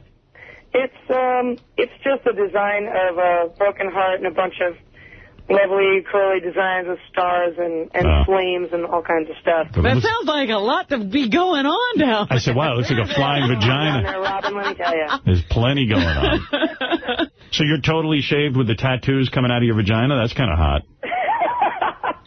Well, they're not coming out of the puss itself, but right. they're very much in proximity. What about the women that you had sex with? You ever get it on with a famous chick? Famous chick? No. No, a couple strippers in New York City a long time ago when there were strippers. I don't even think there are any in New York City. Oh, yes, there are. We go to stores. There's nothing but. Nothing but strippers in our world. In New York City, though, are there strip clubs? Yeah. Oh, yeah. Yeah, they never got rid of them. Yeah. And, so you go to a club and start making out with a chick? No, I had friends who were dancers. I lived in Manhattan in 89 and 90 and going to school. And I had a lot of friends who were musicians and strippers and whatnots, and late nights and Jaeger shots, and then you're making out. It's awesome. Wow. Yeah. Wish I was there. Wish I could have seen that. Probably was in the room. Who knows where I was. Well, good luck. Supernova, the finale is tonight. Is that thing doing well in the ratings? Do you know? I have no idea. I have never watched the show. I don't even know if it's any good. In my house, it's #1. Oh, really? Yeah, I love it. That's good. You have kids, right? Or do you watch it with your kids? No, I watch it. He doesn't live with his kids. Yeah. I got older kids. My kids are, like, older, and my younger daughter lives with, her mom, and then shuttles back and forth between us, which she's thrilled about. Oh, yeah, I'm sure. Yeah, you know how that goes. But He's got one of those newfangled lives, Yeah, I got one of those dysfunctional lives. It's really great. Can't tell you how thrilled I am about it all. But, yeah. All right, you're a hot chick. That's all that counts. Thank you very much. Yeah, thanks for having me, you guys. I love you guys. Thank you. Love you, too. And you know what? Before I go, I do have to just say one thing to you personally, Howard, is I don't know what you guys got to see on the show of me or whatever, but I'm a filthy-mouthed performer, and if it weren't for people like you, I would not be able to do what I do. And for First Amendment rights and everyone who talks a lot of shit and likes to speak their mind, I have to thank you for what you've done. Oh, nice. Thank you. That's very gracious of you to say. That's very, very sweet of you to say. And actually, I've heard that Storm Large has a huge following, always has for years. Yeah, like I think in San Francisco you were big. And San Francisco and Portland, Oregon. Yeah. And that's where I'm based out of Portland. Yeah, I went on your website to check out pictures of it. Look, you're really into things. Oh, yeah. Oh, I'm into the whole thing here. You're a nutcase. Oh, yeah. You're not 12. What are you doing? I am 12. So you've gone on to stormlarge.com. Have you posted anything? I didn't post anything, but I was checking out stormlarge.com. I actually was. I was on there. I am shocked. Well, I have nothing to do. Last night I'm playing chess on the internet and then running to my TV to watch Rockstar Supernova. All right, Storm, good luck with your career and the tour and all that other stuff, and we'll watch you on Rockstar Supernova. Thank you so much, Howard. Thanks for having me. All right, thanks, He'll probably see you at the concert. Yeah, I'll see you at the concerts. I'll probably be booked in there. Well, I guess we'll be at Radio City Music Hall on January 31st, so I'll come by. look for you there. I'll be there for you, baby. Oh, that's great. I'd love to meet you in person. And wouldn't be out of the question for you to do lesbian stuff with my girlfriend. She'll have to leg wrestle me for it. She didn't go that way anyway. Oh, that's too bad. Yeah, she's not up for that. I'll All right, make her Storm. switch teams. There you go. All right, Storm. Thanks a lot, guys. Have a great morning. Later. Bye. Storm Large. I didn't know that was a real name. You know. I'm telling you, that show almost looks like a horror film. Yeah, that's why I love it, though. I think it's cool. Oh, my I goodness. think you can just criticize everyone and feel good about yourself. Where were we? All right, so we got to the South thing. Yeah. Oh, did we finish the chronology? Yeah, I guess you did have it. I didn't even play Artie on Conan yet, and there's a million things going on. By the way, I met Zach Braff last night. He was the other guest. Oh, yeah? And, that was the guy who was just with Mandy Moore, right? Yeah, he's a really nice guy, and God, what a big fan. And he says him and a ton of friends have Sirius, and they love it. And you could tell he's real passionate about it. He's a big fan of the show. And he says Sirius has really, become a pretty big thing amongst his group of friends. Well, yeah. Which is good to hear, You know what I tried out is this thing they've been beta testing, this wireless, I don't know what they call it. The portable? The portable. Right. What's it called? The stiletto? The stiletto. Oh, that's huge, yeah. How did it work? It worked great here. I was walking around the building and, just picking up the signals, and it was really weird that all of a sudden satellite didn't need to be harnessed into a box. So, I don't know. I see this as game over. I do. I think satellite is just, once you go to it, you never go back. And I think word's going to spread just from fans telling other fans and saying, you know what, it's really cool. So, because even with the iPod, I feel like the iPod is such a pain in the ass. I don't want to program in music. Me neither. I love satellite because I don't have to do that. Yeah, it's just so easy. So the more portable it gets, the better it is. And you tell Zach it's on the way, because it really, and it works, It was working great. Yeah, he was really a nice guy and totally into it. It's fun to hear that. I mean, he said his friends are too, Very creative dude. I did like his first movie. I don't know the dude, but if he's a fan, then... He's from Scrubs. We'll give him the guy, because when we had that Krista Miller on, he was the one talking about, I guess, the Vilmer Valderrama interview. Right, that whole fiasco. Yeah, became a pain in the ass in his life. I was just reading that Paris Hilton heard about the Elijah Blue comments made here on this show. Oh, yeah? And she's very upset. Oh, yeah? You know what? Fuck her. Good. She needs something to upset her. Yeah, Beth told me this morning, she had to go cover these fashion shows for Extra, or I think Access Hollywood? Access Hollywood or Extra TV. I don't know. Believe me, I don't know. And she said that one of them, Paris Hilton, came out on the stage and, sashayed. And she goes, and she goes, damn. She goes, the whole room got excited. And she, lit the room on fire. It was weird. And, you don't want her to, and you don't want her to be successful, but people get fucking crazy for Paris Hilton. But it's because she's, it's fame feeding off of fame. Yeah, I'm telling you. She said it was wild. It was like she did a good job in the sense that she did exactly what she was hired to do. She brings exactly what she says she can bring to the table. Yep. But she's been in films, and she's totally part of the ad campaign, and they don't make a shitload of money. It's weird. It's like she's definitely an A-lister, but that doesn't translate into box office or record sales or anything. Yeah. Right. It's fame for the sake of fame. All right, we'll be back right after these words. I'll play Artie's appearance on Conan. There's a woman coming in named Katie Spades who wants to be spanked and evaluated for Playboy. She's supposed to be super hot. Jessica. Well, if you don't like her for Playboy, just beat her really hard. Yeah, she says she should take anything. Don't you come in here if you're not hot enough. I hope Rational Sal leaves the room and goes back to being nuts because we might need him for this thing. Yeah, no more crying. Yeah, get over that. Jessica will be here to ride the Sibian for beer league tickets, and she said she wanted this is Artie's girl? She wants to go out with Artie. Sarah Silverman stops by today. Jimmy Kimmel's going to call in, so it's going to be a very jam-packed show. We'll be back right after these words. In the name of love. Let me go right through a bunch of things that I have to get to here so I can get organized. First of all, Dan, the song Parody Man, recognizes that my Jay Leno impression is very musical, and here is what he discovered. Turn that crap off, will you? Thanks. I'm much more important than you, too. This is what Dan, the song Parody Man, discovered. I do that with the listeners if they send me a negative mail. Don't visit them. I didn't realize I was doing a Tom Sawyer impression. Rush. As you know, I played you a voicemail the other day from Jeff the Drunk who says he will not come to see Beer League, Artie Lang's Beer League. But meanwhile, somebody who, I guess a cop friend of the show, called in and said he saw Jeff the Drunk in Central Park laying on a bench this morning. This is what he claimed. Yeah, so he must be in town trying to get the Beer League. Or to kill me. Right. Yeah, Gary, Jeff here. Artie Lang. I would not see a freaking movie if you paid me to go. If you paid for a limo and the whole 9 freaking yards. I'll wait to see it when it comes out on DVD next freaking month. Fuck you, Artie Lang. Imagine you go to the premiere and you're sitting next to Jeff the Drunk. Yeah, no one wants you there, Jeff. There's a bulletin. Well, this cop swears he saw him on a park bench this morning. I don't believe it. That's what he said. So, we'll see what happens tonight for Artie's premiere. Hope you spent your fucking money wise, Jeff. Cocksucker. You know, you started to talk about Bubba and you yesterday. Did you resolve your issue with Bubba? He understands now what was going on? Yeah, it was resolved in 3 seconds.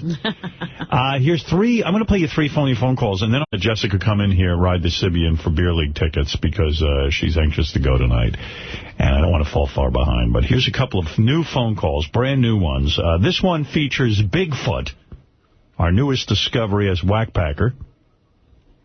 We were looking for America's next big whackpacker. We found it in Bigfoot, and he did a phony phone call with Richard and Sal. They call a U-Haul place. Hello. Yeah, I need a truck right away.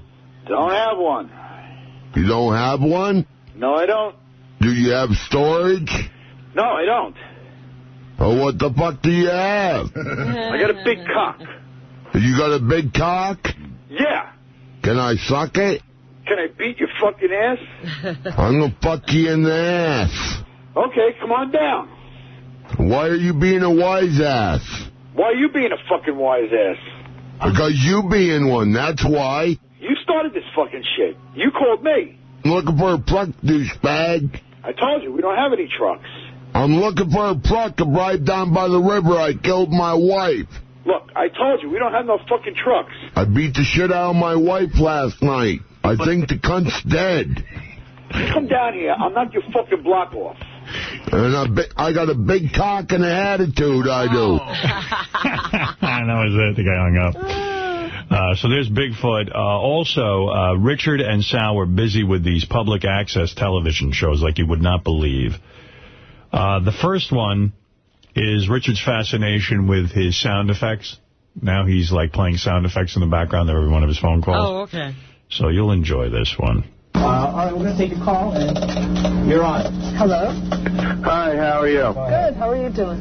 I wanted to talk about Jesse Jackson. Okay, great. I was wondering, what do you think, if he ends up running for mayor? What? Hello? Yeah, I was wondering about Jesse Jackson. Now, internationally, he has done a lot of stuff to kind of help, the internet. Just sound effects. Now, should we try more phone calls? They're coming in. All right. AskThisBlackWoman.com. Hello? Yeah, I want to talk about the Rainbow Coalition. Now, I actually was involved with the Rainbow Coalition, like in the mid-'80s. And let's... Oh, we had a call before. We do. We'll try it. Oh, here we go. Hello? Hello? Hi. That's the sound effects guy. Sound effects guy. Sound effects guy. That would be Richard. Finally, Richard and Sal call this guy. This is a guy who talks Yankees. That's his public access show. Right. This guy was actually on our show. Oh, yeah? Because I think this is the guy who came in and said he had, like, the longest penis or something. He was on one of our I've Got a Secret things. Really? Is this the guy from I've Got a Secret who had, like, a 13-inch penis? Yeah, we're going to replay it on the Friday show, actually. Oh, good. All right. Yeah, he came in, and it wasn't difficult for you to guess because he was wearing bike shorts and really, like, showing it off. Right. But he has a public access show, and I guess he doesn't want anyone bringing up the fact that he has the world's longest penis. Not in this venue. Not in his Yankees venue, but Richard and Sal won't let him forget. You're on the air. How you doing, John? I'm fine. What's up? Hey, I heard you got a pretty big packer. Oh, please. Forget that. Bye-bye. Okay, now, you're on the air. Hey, man, how you doing? I'm fine. What's up? I've been trying to get through all night, man. Pretty busy show. Yeah, well, you wouldn't believe the kind of callers you try to call in. Just ignore those idiots, man. Okay, so what's up? You ever come in your own mouth? So, until you can call in about the Yankees, I just need real callers. You're on the air. Hi, I want to talk about the Red Sox. Sure, what about them? Do you think anybody on that team has a penis? Yeah. No, but I bet no one's like a dickhead like you. Yeah, it's just a waste of time, okay? Stop it. Stop it. I want real callers. No more calls. That's it. I won't have this shit. And you know what? I can do this show with you. Want me or not? So, brilliant. Okay. So call in. Let's see what you got out there. You're on the air from Florida. What's up? Hey, what's going on there, buddy? Okay, what's up? What do you want to talk about? Oh, how you doing today, man? These Mondays are rough. Oh, God. You think I'm not stupid? I have a long memory than that. I know that number, and you're not calling ever again. You know, I'm going to call these people after the show and tell them if they want me to fuck them, I will fuck them hard, and I'll use a baseball bat. Wow. Yeah, phones are ringing off the hook. I just wish there was a real caller out there. Do I want to give it a shot with a private caller? Why not? You're on the air. Yeah, I got a comment on Johnny Damon. Yeah, what about him? How big's your cock? It's pretty... Oh, God, stop calling me. Yeah, some people don't get a clue. If you want to call in, one, you can't be anonymous, and two, you can't be on my shit list. Hopefully people will start being bored with making crank calls, because I really want to talk about the Yankees, and we're coming to a point at which the games are getting really big. You're on the air. I really enjoying your show. Very cool. What's up? I want to talk about the Orioles, actually. Why? Well, actually, hold on one second. I'm fucking a catcher's mitt right now. God, I don't care. It goes on and on and on. I shouldn't be letting it get to me like this. But, you know, these people are just, they have nothing to do for the next hour. I just want real calls. Oh, now you figure it out. And they're the only ones watching. Oh, it's just so wild. Those people are actually at work, sir. Working. Yeah. Let's go to John Boy, and I need quick comments because I have to move along and get Jessica on the Sibian. Yes?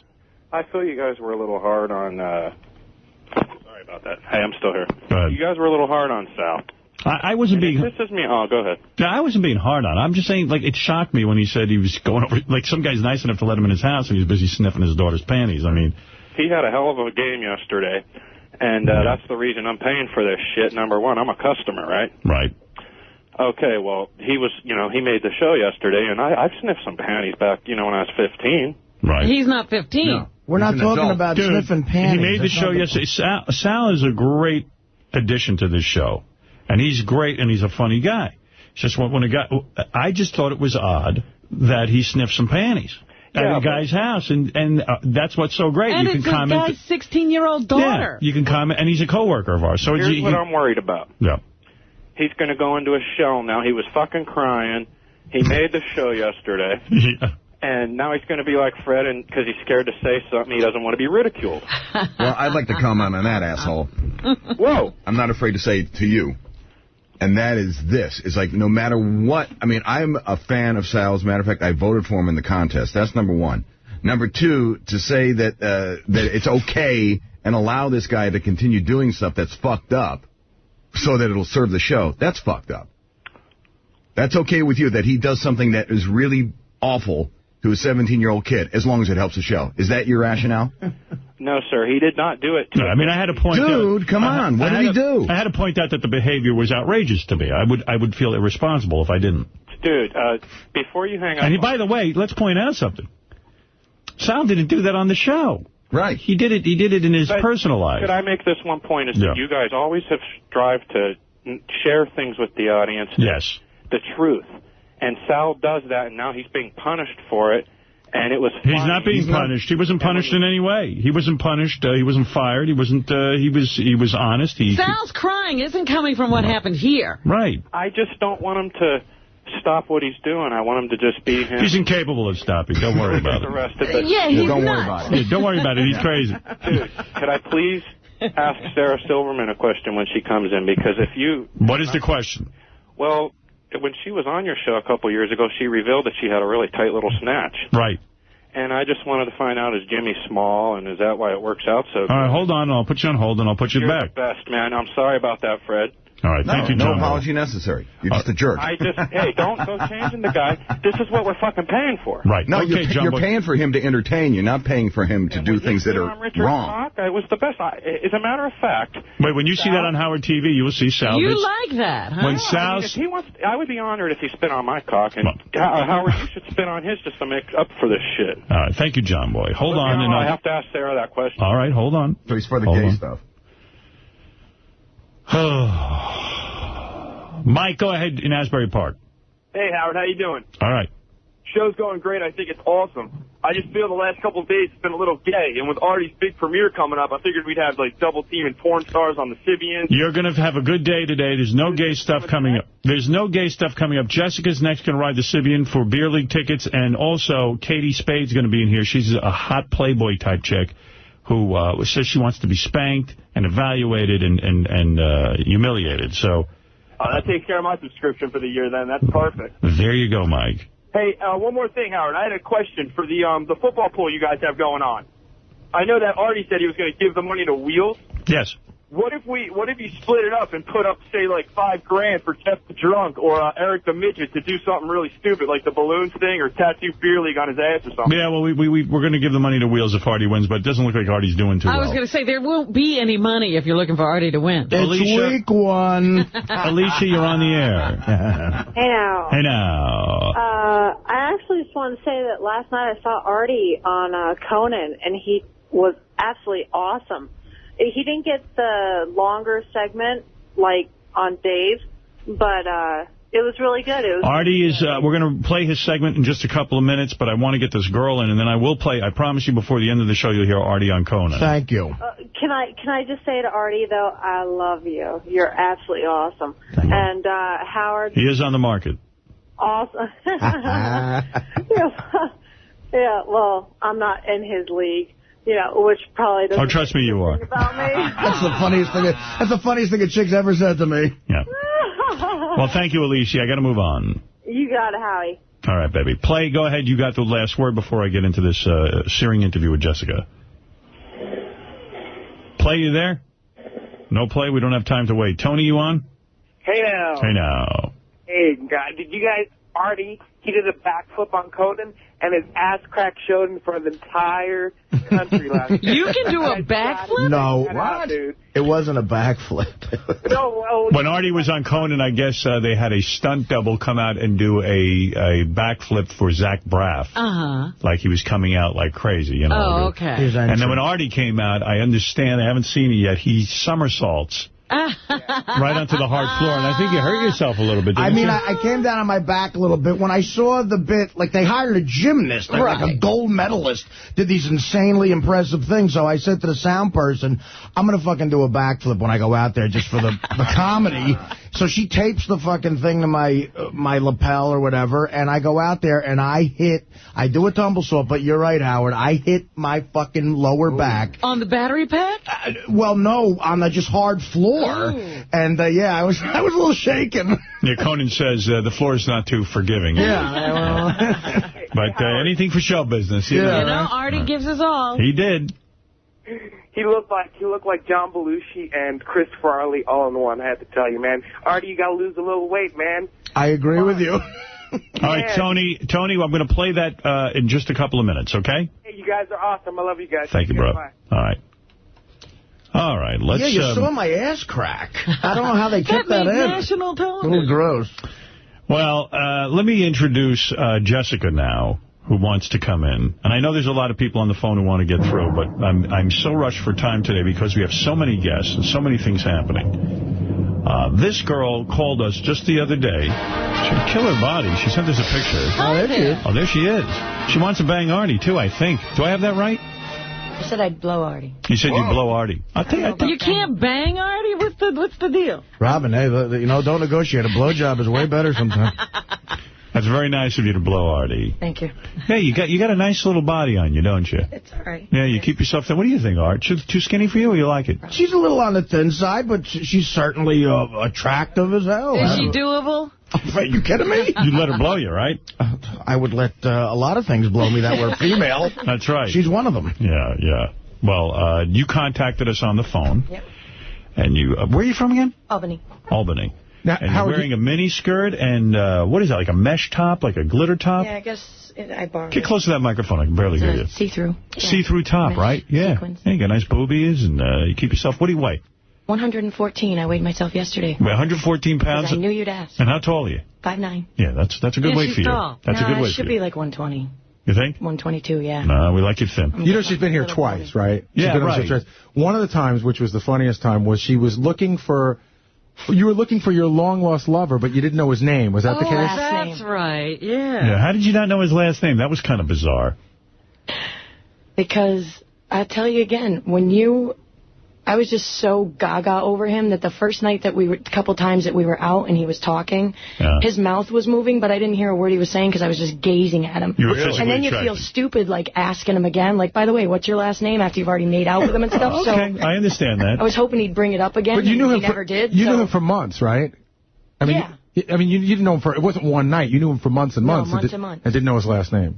So he didn't know, and I'm sure it came up again, but again, 5 years later, with all the nonsense that I've been through, there's a lot of things that aren't important in my life anymore that just go out of my brain, and then all of a sudden it became important again. Yeah, I remember you're a little bit crazy, right? You guys said I got the crazy eyes, I guess. Yeah, I'm not your typical girl, definitely not. I'd still let you blow. What do you do for a living?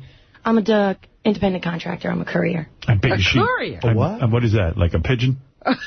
Just say courier. Fly around with little letters. What do you do? What do you like, a postal worker? You deliver stuff? No, not postal. Anything that needs to be delivered. I'm like a private UPS girl. I work for myself. I'm self-employed, and when people need stuff delivered, they call up other companies that are delivery companies, and the delivery companies call me to want to run this here. It's like a hard-working girl. I like that. Well, that's only one of the jobs. I have 5 jobs. Weren't you on the show once, What, are you Jamaican? You have 5 jobs. Yeah, 5 jobs. Exactly. What are they? One's a blow job. What's your blow job? Why would I need a private courier unless I was dealing drugs? No. It's not private, but instead of... we're a mom-and-pop delivery company is basically what I work for. So you work for your parents? Just kidding. All right, go ahead. I'm busting you. Just a guy that has like 6 and 7 employees as opposed to a FedEx or a UPS. He's a mom-and-pop. Why would I not just call FedEx? Why would I call you? Because we're cheaper. Oh, you're cheaper than FedEx? Yeah. Oh, okay, all right. You might want me to show up at your office or your door to... I don't know, I'm just kidding. Because you're cute? Right, but nobody knows that. Have you blown people? What are the other jobs? Did you ever show up and blow someone? Right. Have you ever blown... you a blow job. Instead of signing for your package, have you ever delivered to a guy and blown him? Like he's hot? No, it's all usually businesses. I see. Hey, Howard, one of the... Excuse me, Gary, for 1 second. You like blowing guys? Yeah, now I do. I didn't when I was younger. I thought it was the most disgusting thing on the planet. But are you really good at it? Now. You've acquired a taste. The guy that so to speak. Exactly. Are you the really guy good that at I'm banging now says he's made he makes quite a lot of noise, and I don't know. Nobody's ever. He like really enjoys. Is the guy you're banging now the guy out in the green room? Oh, my God, no. That's a friend of mine. Artie, you're like Brad Pitt compared to that guy. God, what does he look like? No. Are you wild sexually? I mean, are you just like really... I'm pretty open. I go to nude beaches. Being naked doesn't... Everybody makes such a big deal out of it. I don't see the big deal. Well, why are you wearing clothes now, then? Take off your clothes if it's no big deal. I mean, why do we suffer? Take off your headphones first. Let's see what's doing under there, Artie. Live with my body for a day, honey. You'll see the big deal about getting naked. No. What kind of shoes you wearing? Oh, yeah, you look hot. Yeah, it looks Those hot. are crazy shoes. The broad does have a nice body, doesn't she, Art? Well, look at those tits. Why? You know what? I didn't think the tits would be that nice. That's impressive. Putting a skirt back on for the Sybian, just so you know. All right, who cares? Pornographic. Yeah, what was the deal? Was she got to wear the skirt for the Sybian? Turn around and let me see your ass. Yeah, she wants to wear her skirt. Let me see that ass. Boy, that looks pretty good to me. You know what? I thought she was going to have a narrow. There's a little more meat there than I thought. I like a meaty ass. Really? I like a... Howard, did you notice something? What on your? From there? What is it? K-Rock. It says K-Rock on your panties. I was hoping to get like a serious fist that I could sew over it. I have one, actually. That would be cool. Well, she got a nice body on her. So, Howard G, what do you think? No, absolutely. Yeah, and it's actually more impressive than I thought it would be. Because, I hate a narrow ass. I said I'd get naked. Yeah, there goes the underpants. Oh, my goodness. You didn't even ask him. Totally shaved. The whole point that we were just talking about is I said I don't care about being naked. Now I'm standing here in a thong. You are totally shaved? Yeah, you look pretty good. It's no big deal to you, huh? Exactly. Well, because you got a good body. So you've never had a baby, clearly, right? Or no kids? I hate Now, this guy that you say you're hate kids? I hate kids. Oh, I hate them. Yeah. I love animals. That's the only pitter-patter of feet I ever want to hear. Whatever. That was a weird thing they did on the show, Howard. She got into an argument last time with Robin. I think didn't you accuse Robin of being... What did she do to her cats? Of what? What, I was like cruel? She abandoned her cats. She left them at home alone. Right, I remember this. Yeah. What did Robin do? Holy shit. I was listening. I taped you back in the old days, and it's a tape from years and years ago, and I would love to dig it up and mail it into you, and I will. I think it was just shtick for the air. And I wasn't smart enough back then to realize that. And, now that I'm a hardcore, diehard fan, I know. She said something about one of her cats having a stroke, and she made some offhand remark. I didn't say had a stroke. I'm sorry, seizure, whatever it was. Yeah. But her cat had a problem on the way to work, and you were asking her, like, what'd you do? She's like, well, what do you think I did? I went to work. I don't have... And I was just like, to me, it sounded like the cat was stroking out on the floor, and she just walked... And I'm like, isn't she rich enough that she has somebody to bring it to the doctor? She's not that rich. I stepped over it and went to work. She doesn't have... The way you made it sound. What are you going to do? How did the cat do? Did he die? I was a little bit of a dinghy. No. The cat was fine. Didn't die, and I took it to the vet later on, and we had a CAT scan, and he's fine. Excellent. There you That's all I go. want to make sure of. There you go, Robin. I was put here to protect the critters. That's my job. So. Oh, yeah, well. Right, you should have been in the Australian brief with that stingray a couple of weeks ago. So do you I gotta get to Siobhan's house. There's a really screwed up story about stingrays. So the guy who got stung with the stingray, Steve Irwin. So now people are going around, his fans, I guess, Steve Irwin fans, they're killing stingrays for retribution. Yeah, you don't even know if these guys liked Steve Irwin when he was alive, but now they're trying to kill stingrays to avenge him. See why I hate people? All right, so you're standing here fully naked, we're having a normal conversation. I know, because it doesn't faze me. So you're saying you probably would blow Artie, huh? What about the guy you're fucking now? It's out of the question. He's just my toy. He's my hot pants. So he wouldn't give a shit if... It's just a booty call. It's none of his business. Where would you do it? Would you go back to Artie's place, or would you do it at the premiere? Where would you do it? She's not coming to my place. Where would you do it? There's no addresses. In the bathroom? In an alley somewhere? No, I'm just kidding. No, not at the movie. Where would it go down? Where do you think you could get your blowjob, Artie? Limo. In the limo. Yeah, that's the way to go. Nice. It's a limo. Never done that. It's a total limo situation. Don't you get worried? Excellent. Yeah, I got a limo tonight. Don't you ever get worried that you hit a bump? For real? Like, that you hit like a pothole? You can park it. Do you want to go in the...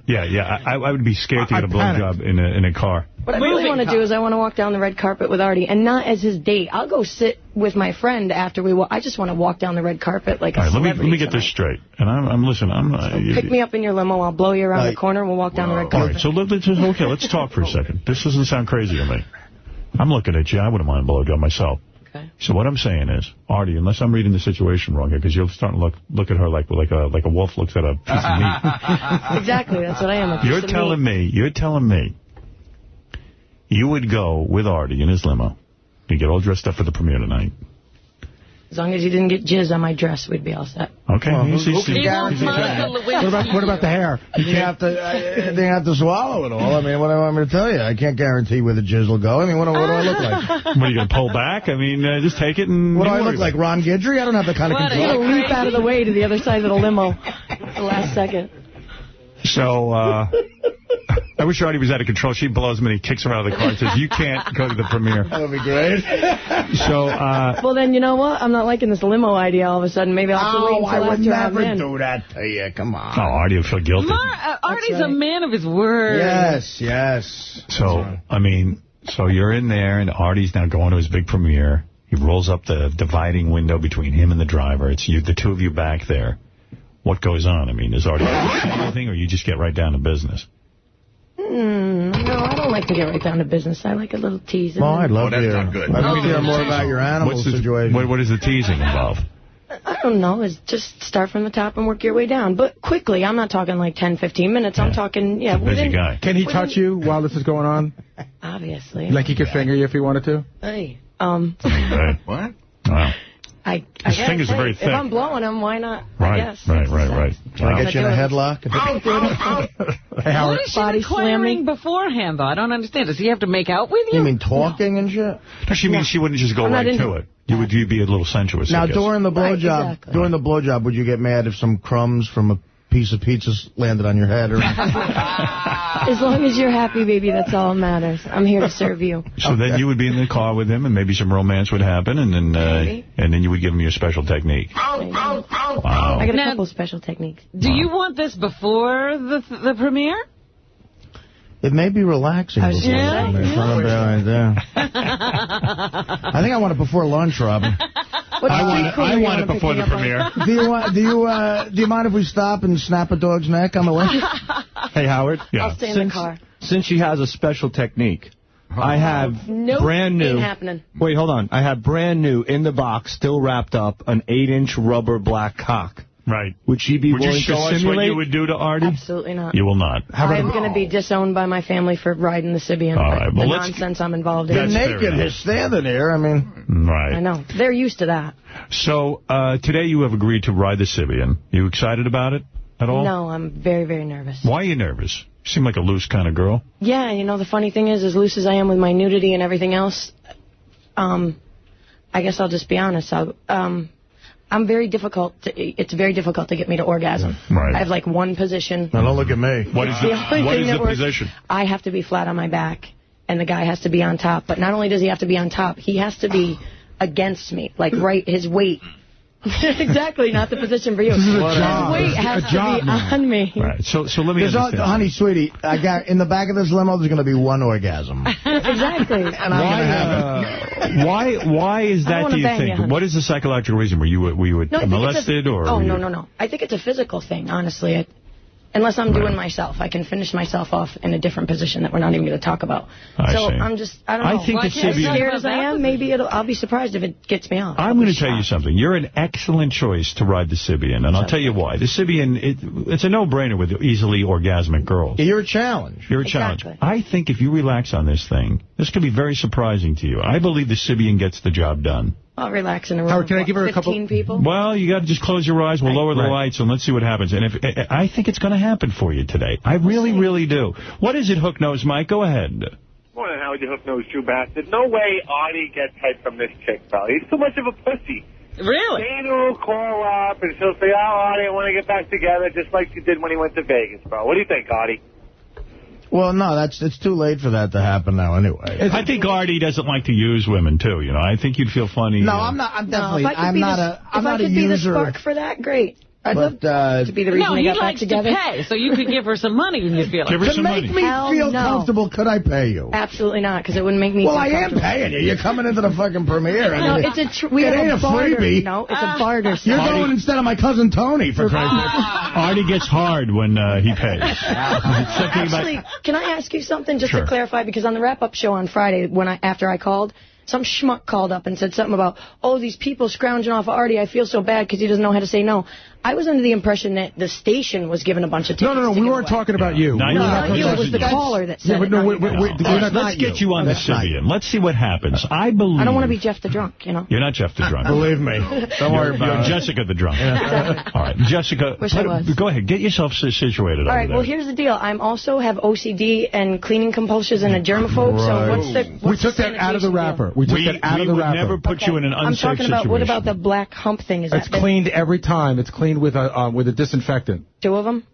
2 disinfectants? Or No, I mean, like, wipe down at least a couple times. Oh, yeah, definitely. Again, no, it's a clean thing. It's a very clean thing. And it's a brand new rubber thing. Yeah. Ganji can tell you what he's got. It's cleaner than my cock. What do you got there, Ganji, to assure an OCD person? It's Clorox disinfecting wipes, and we wipe it down, we dry it, and we wipe it again. Okay. All right, good enough. Robin, I see that our doctors have checked the Sibian for medical cleanliness. All right, this will be an interesting experiment. A woman, Robin, unlike yourself, who has trouble having orgasms. Yeah. Robin is very orgasmic. I feel for her. Well, let's hope she can be liberated in some way. I think Artie likes her. I do. I really think you like her. She actually seems like a nice person, too, you know. Yeah. I mean... Yeah. You two could be friends after she blows you. No. I don't want to talk to her after that. I'm going to explain this whole thing to you in a second. All right. But I'm really, the advice, because I've done this a lot, the advice I'm going to give you is to really concentrate for real and block us out. We'll try to be quiet. Okay. This is where you should probably put your private area. Okay. That's on the That's bumpy. not supposed to go anywhere near my rear end, right? It can go go near, but it's not for anything else. Okay, because that's an exit, not an entrance. All right, baby. Easy does it. A lot of rules with this girl. Just lose yourself in the Sibian. It can work. Go ahead. God. That's it. Sit down nice. That's exactly where you should be. That's perfect. Perfect what you're doing. You ready? Are you nervous? Yeah. Why are you nervous? The nice bright lights help, too. Turn down those lights immediately. Howard Television. All right. Take a few deep breaths. Okay. Are you calm now? Yeah. Think of Artie's penis in your mouth or whatever it is that turns you on. All right. And now, Robin, an experiment, if you will. Jessica, who is not orgasmic, is going to try to get off on the Sibian. Give it a chance, and let's begin. All right. You said, wow. What does that mean? It jumps right off and starts. All right. Feels like it's going to run away. All right. Obviously, you got to jack it to 30% easily. Am I supposed to be putting all my weight on it? Yes. Oh. All right. Wow.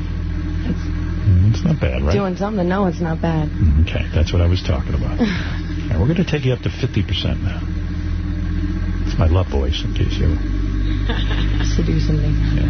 Oh, suddenly Sabine is good. Okay. It happened? Yeah. It happened. Take her down slow, the girl. Yeah, please slow. You didn't think it would happen, did you? No. You never could have imagined. That was crazy. I never could have imagined. Oh, my God. Thank God I'll never have to hear that again.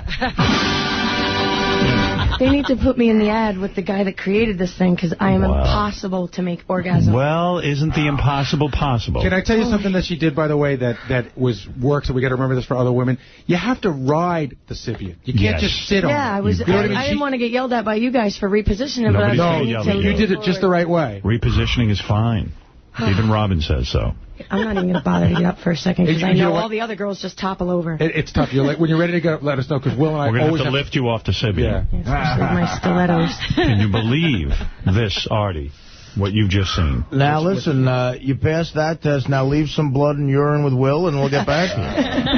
Not a problem. Is it hard to stand like that? No, actually, I'm good now. Wow, you had some experience, huh? Knees are a little jello-y. Well, you have... Thank you, Howard. That was pretty cool. You're lucky Artie likes girls with jello knees. So. And who like to humiliate and embarrass themselves like pigs. I don't think you humiliated yourself. No, this was fine. What are you talking about? I'm just another piece of meat that walked in here. I'm so embarrassed that I had to do this. No, you're not. I thought I had a limit. What are you talking No, you're about? right. I chose. I mean, I thought what I'm disappointed is I thought I had a limit. And apparently I don't, because everybody said, when are you going to go on Howard again? And I said, since he's got that Sibian, I ain't going anywhere near Howard, because I know he's going to make me get on it. Then I call you hoping I can snag some tickets from you, and there you Baba Booey has to go screaming about the Sibian thing. See, I think what you're forgetting is that you're nuts. And I didn't forget that. Right. Yeah, you got to always remember you're crazy. You're what we refer to as batshit crazy. So you're not another piece of meat. You're a special crazy piece of meat. I just want what I want when I want it, and I just stop at nothing to get what I want. And I want to go to that goddamn premiere. Well, you're going tonight. I'm hoping Artie will let you walk the red carpet. I would like you to walk the red carpet. Let her walk the red carpet, regardless of whether... Anybody who comes is... do we all enter on the red carpet? Well, no, but you should be walking. I don't even have to hold your hand, Artie. I won't even touch you. Now you're a celebrity, actually, because you did this so well. I'll tell you what. Like a Cinderella story. You're going to be a celebrity for 10 seconds. You're going to go through the door marked PBJ, potential blowjobs. That's right. Would you blow Artie on the red carpet? That would be very exciting. That one probably not. That'll make page 6.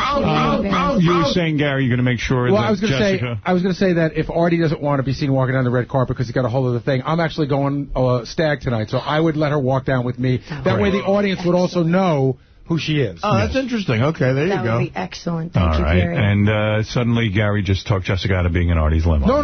This is after the limo. No, after the limo. This is after the limo. But we don't know. I don't know how you feel about that. You can drop me off around the corner in the limo so he doesn't have to be seen with me. The pre-limo might be hard because my mother and sister will be there, but if it's a big...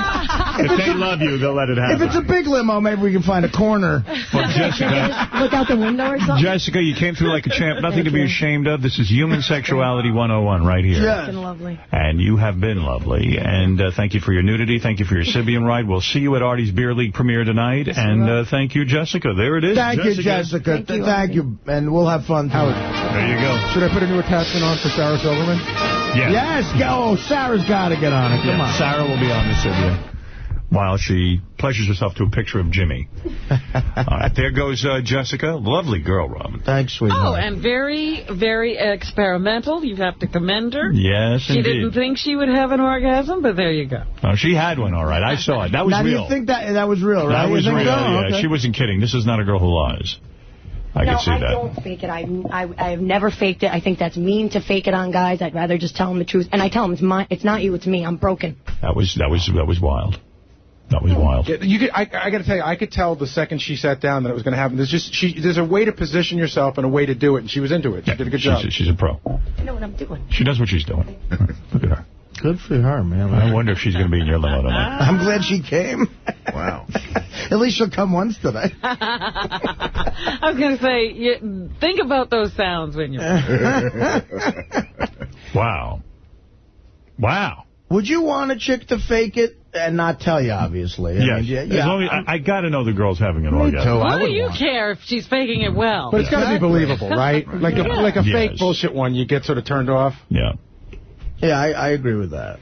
I'd be devastated, though, if I thought that I'd really given an orgasm, then I found out she was faking it. Yeah, don't ever tell. Right. Did you ever fake it for a guy? Do you ever, try to act like it happened?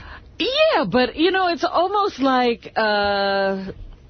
You're close and, you're making a lot of noise, and then you're like, might as well go ahead and, do the whole performance because I missed it. Because sometimes a girl can sort of, like she said, you can sidestep the orgasm. Yeah, you lose it. Have you ever been with a girl and she just flat out told you, you know what, man, it ain't going to happen? Oh, nobody's ever quite put their teeth like that together and said, everything's going to happen. But, no, that hasn't happened. But you can tell sometimes you just don't deliver. You didn't hit the mark? No. It's just not, the chemistry's not there. I faked one with a chick once. It was difficult. It involved props and stuff. Stuttering John faked it once with his wife. And she said, what are you doing, you idiot? I'm done. Well, that's crazy. I got to tell you, is Sarah Silverman here? I mean, what is going on? I got to go out. I'll probably take a break then. I'll take a break, Robin. It's been an exciting morning so far. There's so much to get to. But first, these words. Right. And now, back to Oprah. Let's talk about that secret language, Michelle. Yes. I didn't know any of this. I've gotten a whole new vocabulary. I didn't know any of this. Salad tossing, cucumbers, lettuce, tomatoes. Okay, so what is a salad toss? Okay, top salad is, get ready, hold on to your underwear for this one, oral anal sex. So oral sex to the anus is what tossed salad is. Hi, Mom. Okay. A rainbow party is an oral sex party. It's a gathering where oral sex is performed, and rainbow comes from all of the girls put on lipstick, and each one puts her mouth around the penis of the gentleman or gentlemen who are there to receive favors and makes a mark in a different place on the penis, hence the term rainbow. Tune in tomorrow as we explore the fascinating world of felching, donkey punching, and don't forget about ATM Thursdays, only on Oprah, where for some reason the FCC lets us talk about this crap. I was fine for that same discussion. The Howard Stern Show. I love that. I love when I'm fine and Oprah isn't. Robin has rainbow parties. Don't you? Rainbow sure, parties? Yeah. Why not? With Fred? I just keep putting on different lipstick. I do all the blowjobs. Oh, good for you. Nice. Can we isolate that line? You know who loves giving blowjobs is Sarah Silverman. Does she? I don't know. I have no idea what she likes doing. Sarah's here. I was going to play a few things first, but you know what? I'll get Sarah in here. I don't want to keep her waiting. Just want to remind you that tomorrow is the Hodeo. That's right. The big Hodeo. You've been waiting, and now it's time. Big Hodeo. Hodeo tomorrow, Sexiest Symbia Ride, Best Singing on the Sybian, and Riding Bucking Benjy. There's a $5,000 prize brought to you by HotMovies.com. Sarah Silverman is here. She is a beautiful comedian. Whoa. Nice studio, huh? Whoa. Damn right. Don't we deserve a nice studio? You're saying whoa like we don't deserve it. I'm not saying whoa like you don't deserve it. I'm saying whoa like finally. A nice studio, right? Yeah. I thought you guys were going to leave the Sybian out for me. Why don't you try it? Sit on it, for God's sakes. You're open to that kind of thing. Is there a way I can just sit on it on the back? You could sit on it with your clothes on and feel what it feels like if you want. I mean, you don't have to be undressed, but sit on it and tell me if it's any good. You can get you will know in the first 10 seconds whether you like it it's the real deal or not. But you can have your clothes on. It's cool. Sit on it. Just see what it feels like. Jimmy would kill me. Oh, Jimmy loves it. Jimmy loves his show. He wants you to get with other women. Oh, it's small. It's not like a big contraption. Very unassuming. You could have. It looks like, doesn't it already look like a comedy club chair with a little something on it? Yeah, actually, that's true. Which is just depressing. You see, you would tell me what you think of it for real. Oh, my goodness, I'm getting out a thing for you. No, I'm not. Oh. I can tell you, who did, who sat on it? Carmen Electra. And what's her name? Cameron Diaz did it also. She did? Yeah. Yes. But with her clothes on. Right. She's a star. I know. Right. And she did it. You could be where she was. You want to try it? No, I was kidding. I can't. I really feel like you're not kidding. I would like to, at home. No, you can't take it home with you. The show doesn't work that way. It's wrong if you do it alone. Yeah, that'd be creepy. Not like the elementary school gerbils you can have for the weekend. Right, you take them home. Take it home and watch it. My kids used to do that. They'd get the gerbil. Animal, yeah. And they'd take it home, and I'd be shitting my pants that the gerbil was a rabbit. The class had a rabbit, and you got it for the weekend, and I had to, worry the rabbit was going to die on my watch. I did that, too. As a kid, I took the rabbit home, and you're so afraid. What if it dies over the weekend? But what about Sarah taking the Sybian home over the weekend? Will she break it? How long are you in town I'd for? have to check it on the plane. Are you just here for the day?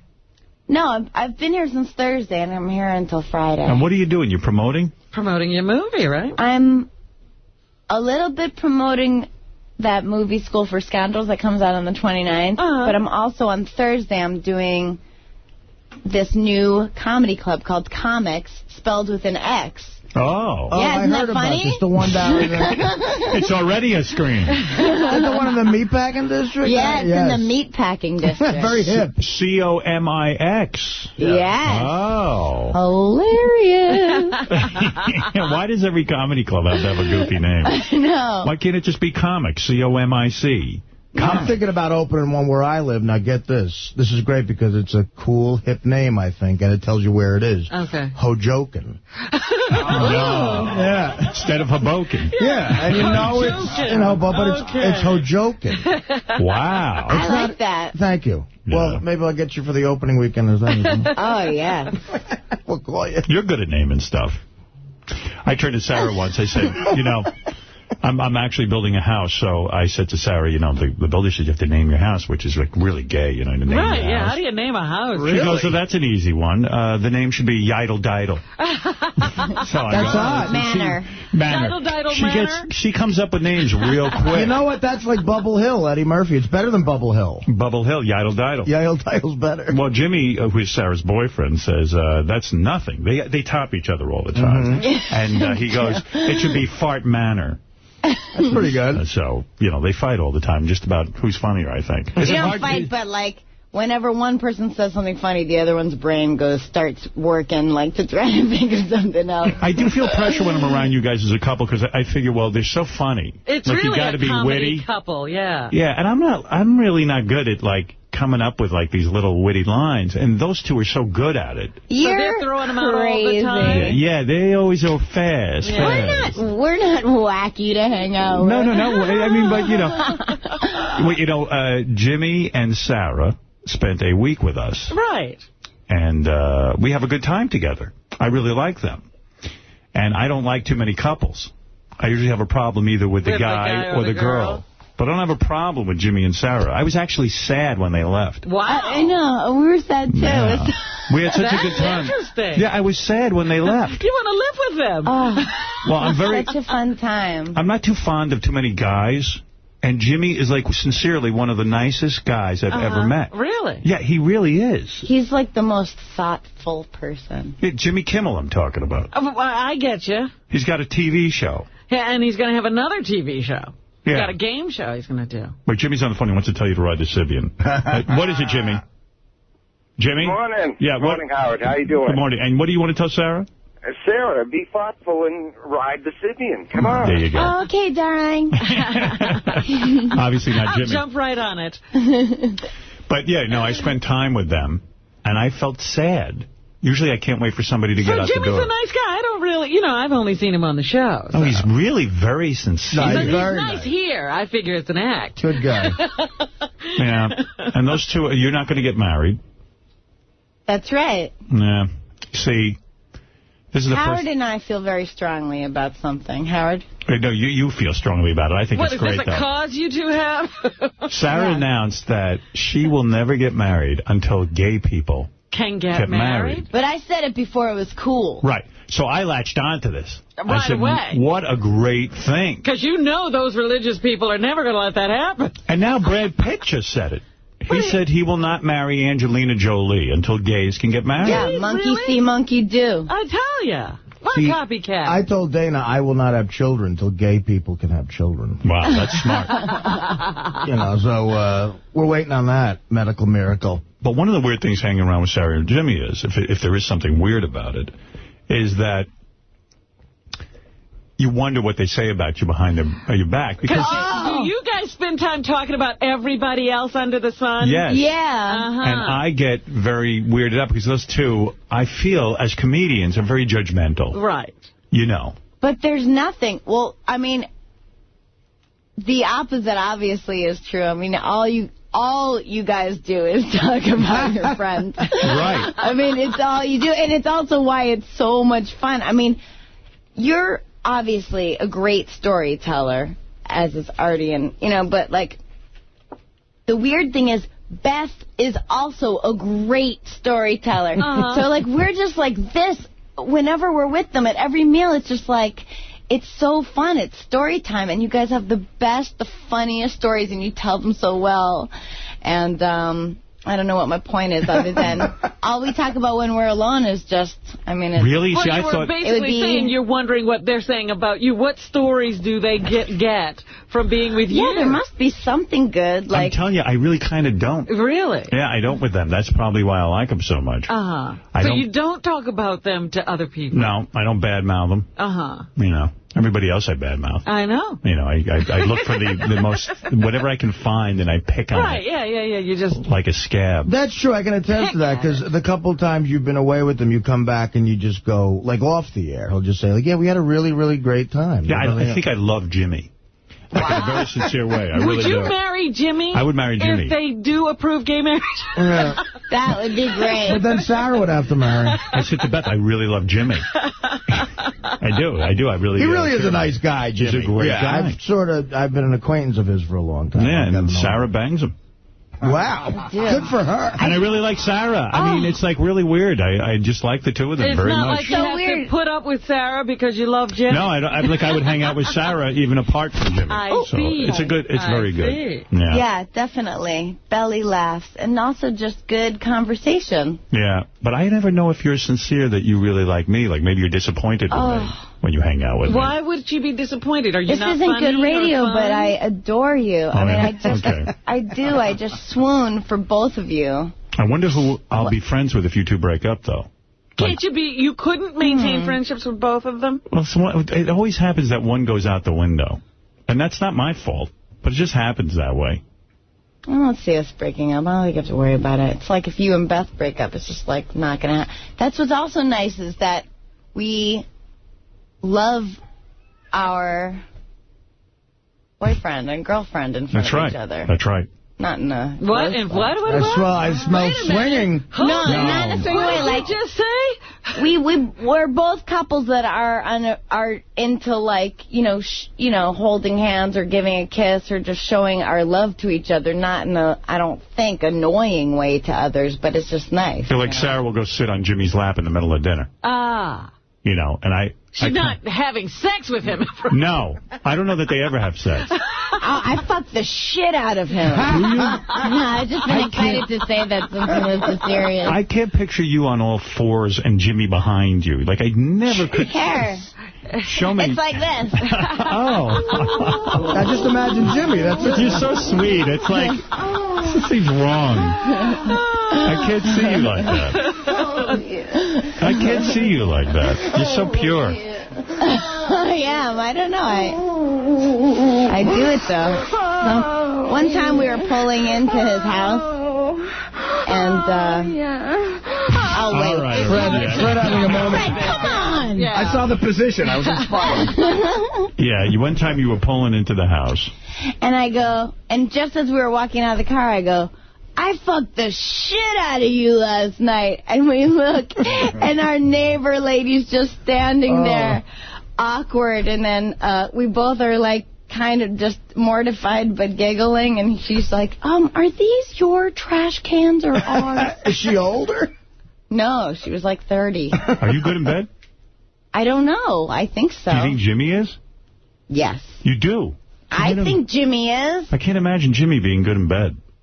He is. You know why? He's like so resourceful. He cares. Right. That's you know a big deal, the caring, yeah. I go fishing with Jimmy, and Jimmy's very competent as a fisherman. Like, he knows how to handle himself with fishing. And I could see, like, like, he prides himself. Like, he probably bought books on sex and, like, studied it. And really worked at it. Yeah. I think so. I could see him really caring. I'm not kidding. I studied sex. It's true. Everything he does, he puts so much thought into it. And you know what's weird, too? It's when you know somebody from sort of the world of comedy, like stand-up and nightclubs, it's hard to think of them as a domestic person. Right. But when I did Jimmy's show last couple months ago, Sarah was also on the show, and afterwards we were going to go have a couple of drinks, and Jimmy said, Sarah's going to take my kid home. And Sarah said, yeah, I'm taking Jimmy's son home. And it was just like it was nice and sweet in a way, but sort of odd to see you in that position of like... a comedian taking care of yeah, like a domestic... You just put it into words. Like, I never know if those two are for real or not. No, you could tell she likes the kid and she's taking the kid home. Does the kid like you? Are you getting along with his kid? She's a stepmom. Yeah. She's stepmom. No, this is what I was like. I was home alone with the boy and the girl, and I came down the stairs, and they're in the middle of a crazy fight. But they don't really fight like cats and dogs, but she had written... gay on his arm in Sharpie. And nice, that's funny. Written on his face. That's funny. And they were screaming, but he did this, but she wouldn't get off the computer, but he was poking me in the head. And I was like, wait. I don't give a shit. I'm an adult. I don't care. I do like them and I hang out with them, but I'm not going to be like sort out fights or something. Yeah, you're not new mommy. Yeah, you don't want to be in that role. Yeah, we like New. She ignores us. And Sarah's fun to hang out with. We walked into town, and Sarah started yelling at the local kids. Oh, that's funny. There was a girl walking around in a bathing suit. She just walks up to her and goes, When are you going to put your clothes on? No, this is what it is. It's like a grown girl, but she's young. She's, fully developed, but young. And she's wearing probably a bikini, but she's wearing a T-shirt that ends right at her waist. So it just looks like she's wearing a T-shirt and underwear and walking around town. I guess that's how it is in beach towns. But why do you feel it's your job to go up to her and yell at her? I didn't go up to her, but as we passed, I just said, put some pants on. Right. I mean, it's ridiculous. Are you like spontaneous like that? Like you can't hold back and just, whatever you think, you just say? A little bit. Like I didn't feel myself say that until Howard was like, what did you just say? I was shocked. I don't know. I just thought that was wild. Now, I just saw when I was looking through the notes, in other interviews, you talk about that you smoke pot. I'm not bringing this up. I know. Well, you're open about it, right? Has it come back to haunt you? It's a little bit. How so? What happened? Like yeah. Well, I mean, I'm not a stoner, but I... Howard! Not that I'm Howard! Yes? No, I will admit, it's like I enjoy... like, I don't own a bong, but I will have a pot. I enjoy pot because I don't drink when I'm in a drinking atmosphere, like when you were having your wine. Right. And I call it your wine because I think it's to that point. Yes. You, like, call it my wine. I'm drinking a little too much. Yes. So when the wine would come out, I would eat, when we're on vacation, 1/4 of one pot brownie. And that was my wine. That was your way of relaxing and getting loose. Yeah, but I'm a lightweight. Like, if I smoke pot, 1 puff, 2 puffs, that's all I can handle. Right. But I do enjoy it, yes. I read that your father pulled you out of college, because he said it was too expensive. He didn't say it was too expensive, but, I mean, I was doing stand-up at night, and then, and I was doing college and everything, and then... 3 weeks before my sophomore year, he called and he was like, listen, let's make a deal. I'll pay your rent for the next 3 years, as if it's your sophomore, junior, senior year. Right. You don't go back to college. I mean, that's so much less expensive for him. And you just keep doing what you're doing because it seems like you're doing all right. So you're okay with it? Did you consider that support of your chosen career, or was he... No, I kicking you out of college? He didn't say I had to leave, but, I mean, he just said, here's a deal I can make you, I'll do this for you. Sounds like a very normal childhood. Yeah, it was... Sometimes you get depressed, right? What are you talking about? Yeah, it was... Sometimes you'll go, antidepressants and stuff, because you get upset. I did read in the notes. You've been on antidepressants since you were 24 or something? Wow. That's what it said in the notes. Oh, my God. You must have opened up to someone, not me. I didn't even know that. I must have been stoned. Sarah Silverman, this is your depressing life. Well, I know, because didn't depressed? I tell you the story about my shrink that killed himself? No. Oh, God, your shrink killed himself? When I was there, when I was 13... When I was 13, I went to a shrink. Seriously? And he killed himself? Not in front of you? I had one session, and he said, oh, you're depressed. Well, here's this stuff called Xanax. Xanax? And he said, anytime you feel sad, you just take one of these. At 13? Yeah, when I was 13. So I go, okay. So, why do you think you were so sad? You know what? I think it's a chemical thing. Okay. It just runs in my family. We're all depressed. Have the same kind of whatever thing chemical is missing that antidepressants help. Okay. But that's why I probably would not want to have a vagina baby. If I had kids at all, I'd probably want an adopted baby? Yeah. Because you're afraid the kid would be depressed? Yeah, and I don't want to watch it. Oh, Christ. I'm sorry, I hate not seeing you guys. What are you doing over there? She's trying to get to the point where she can see the guy. Just get on the Sybian. I want to be able to see everybody. I want to watch Artie read the sports page. Hey, Jimmy. You should have a vagina baby, Hey, Jimmy. I think it'd be good. Oh. Yes, you should, I think. Hey, Jimmy. Thanks, hello. You there? Yeah, how you doing? You listening to all this? Of course I'm listening. Jimmy listens when we interview High Pitch Eric. Why must listen when we're interviewing Sarah. Why do you think Sarah's so depressed? I don't think she is depressed anymore now that she's got the drugs every day, and we make sure we take those every day, right, huh? Yes, we do. Thank you, Jimmy. Jimmy checks to see. She's all right. I think it's good. Is he like Nurse Ratched with the cup? Here, it's time for your pill? Yeah. No. I mean, I don't know. To be honest, I don't know what she's like when she doesn't take the pills. Is that right? I don't know what I'm like. Let's find out. I'll tell you what. Right. I know exactly because I'm the same exact way. I've struggled with depression, and I have. There was a great. I don't believe that. By depression. There was a great article in the Sunday Times, the New York Times, about this fucking. Now they put a chip in you, which sounds crazy. It's like a little chip that they put in, and it sends like a fucking shock to something in your neck, like a nerve, and it affects what antidepressants do, but it's instantaneous. But how do you know when you need the shock? It's just shocking you all the time? But the problem is there's like people. Now there's been some deaths and shit. Of course. So, you know, some people, to They're me, downers anyway. But they die with a smile on their face. But you physically feel the first little, like, thrust. Who would put a chip inside themselves? I'm thinking about it. You know, stop it. The next time I'm out for a week, you'll fucking want the get chip on Sarah's pill. Give him some of your stash. I used to try it. The antidepressants is too many. He doesn't like the pill. You can't have sex. Artie, are you talking about a chocolate chip? Or They make me happy, too, Jimmy. Jimmy, Sarah, put it in you like they do those animals, you know, when they tag them, they shoot this thing into them. It's like they put a chip in you. Sarah says you're good in bed. Well, yeah, I guess so. I guess, I'm pretty handy with all things. You know what? When I'm watching you on late night now, I'm going to be thinking about that. He's good in bed. Oh, yeah, I would do incredible things to you, Robert. It's Jimmy Kimmel Live. Jimmy Kimmel Late night is Letterman. Jimmy Kimmel Live in bed? No, I said when I'm watching him live. I'll be live. He'll be on TV. Did you guys have sex in my house? Oh, yeah. Of course not. We had sex on your house. Really? I'm shocked. I don't see you two No, you're doing not shocked. Please. Did you do it in other rooms besides the bedroom? No. You didn't smell my underwear, did you, Jimmy? We were right off the laundry room, actually. I smelled it while we were fishing when that swan showed up. Yeah. Yes. So that was one of the great experiences of my life when that swan showed up, and I was laughing at you when I was listening to you talk about it, but then when the swan was just headed right for us on a beeline, it was a little nerve-wracking, and I was thinking, what kind of men are we? You're afraid of a swan? Oh, have you ever been attacked by a swan? I was. No. And I swear to God, it's really frightening. They're really strong animals.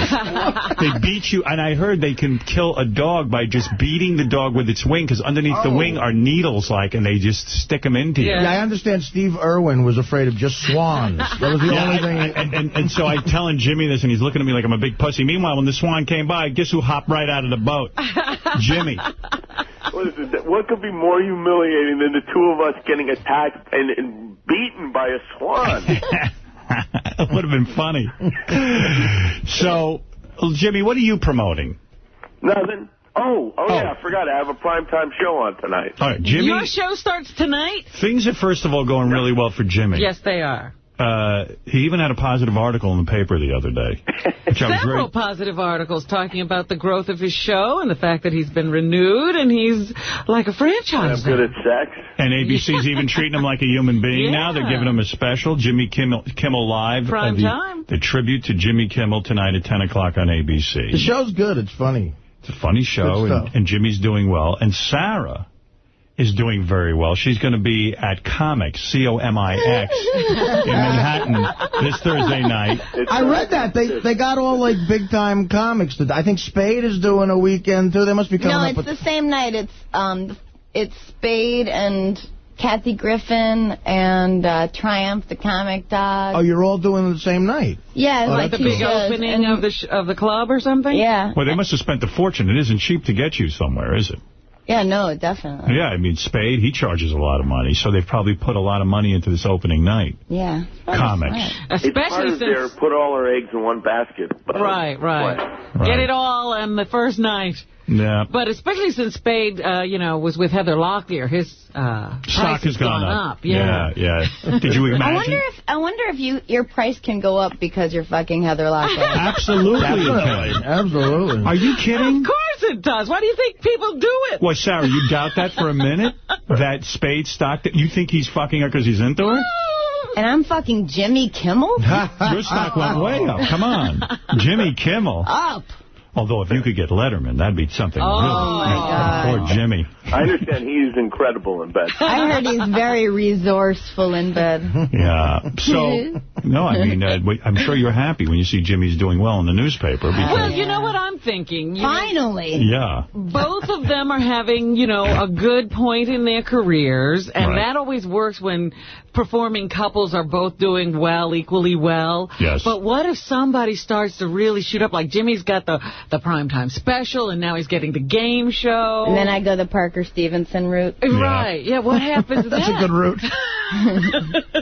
Well, Jimmy, Sarah seems... Would you two last or something I don't know. I don't know if I could handle it. I think it would be okay if it was her that went the Parker Stevenson route, but if it was me, forget about it. If Jimmy starts dating Carmen Electra, though, it'll be horrible. I mean, for Sarah, I'd have to cradle her and hold her and see her through it, I think. Yeah. So let's get back to antidepressants. Why are you on them, Sarah? Everything seems to be going well. I know you say it's chemical, but the fact of the matter is, why not try and get off them and see what it's like to live a regular life, or you're afraid to at this point? Have you seen what happens when people do that, though? No, I don't know.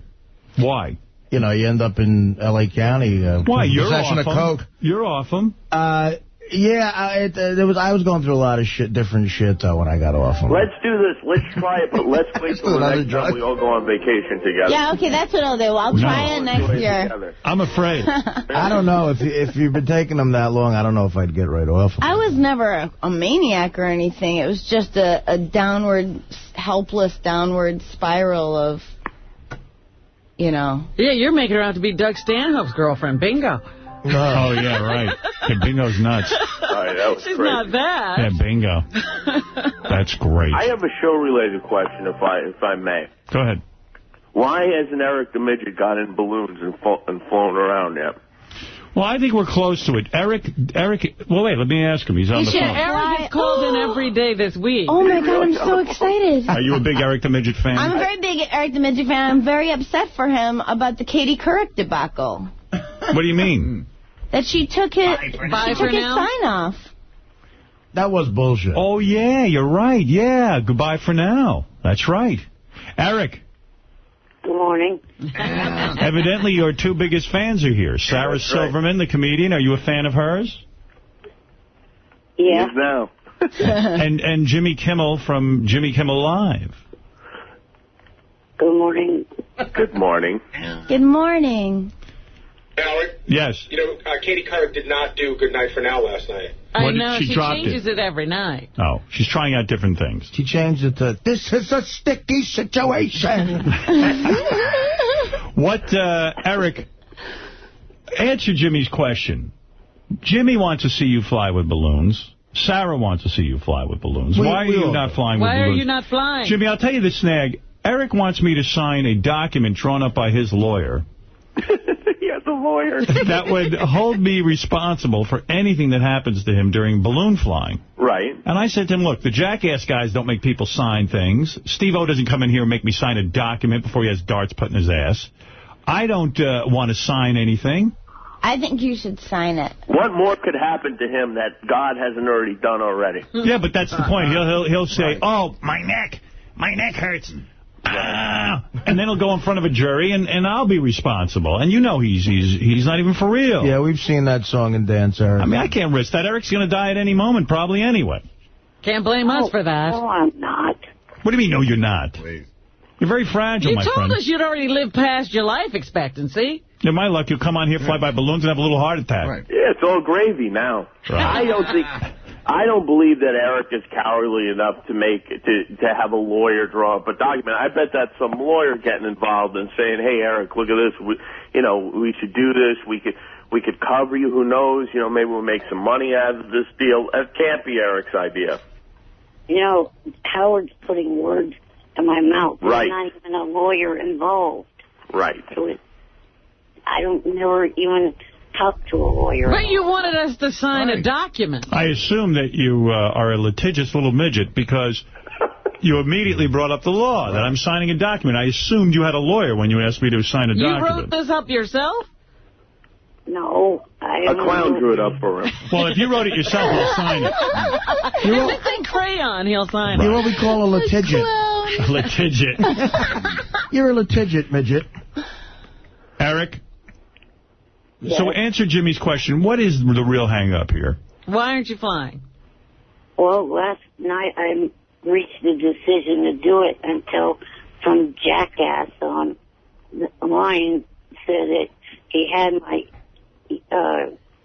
home address and was going to post it on SFN.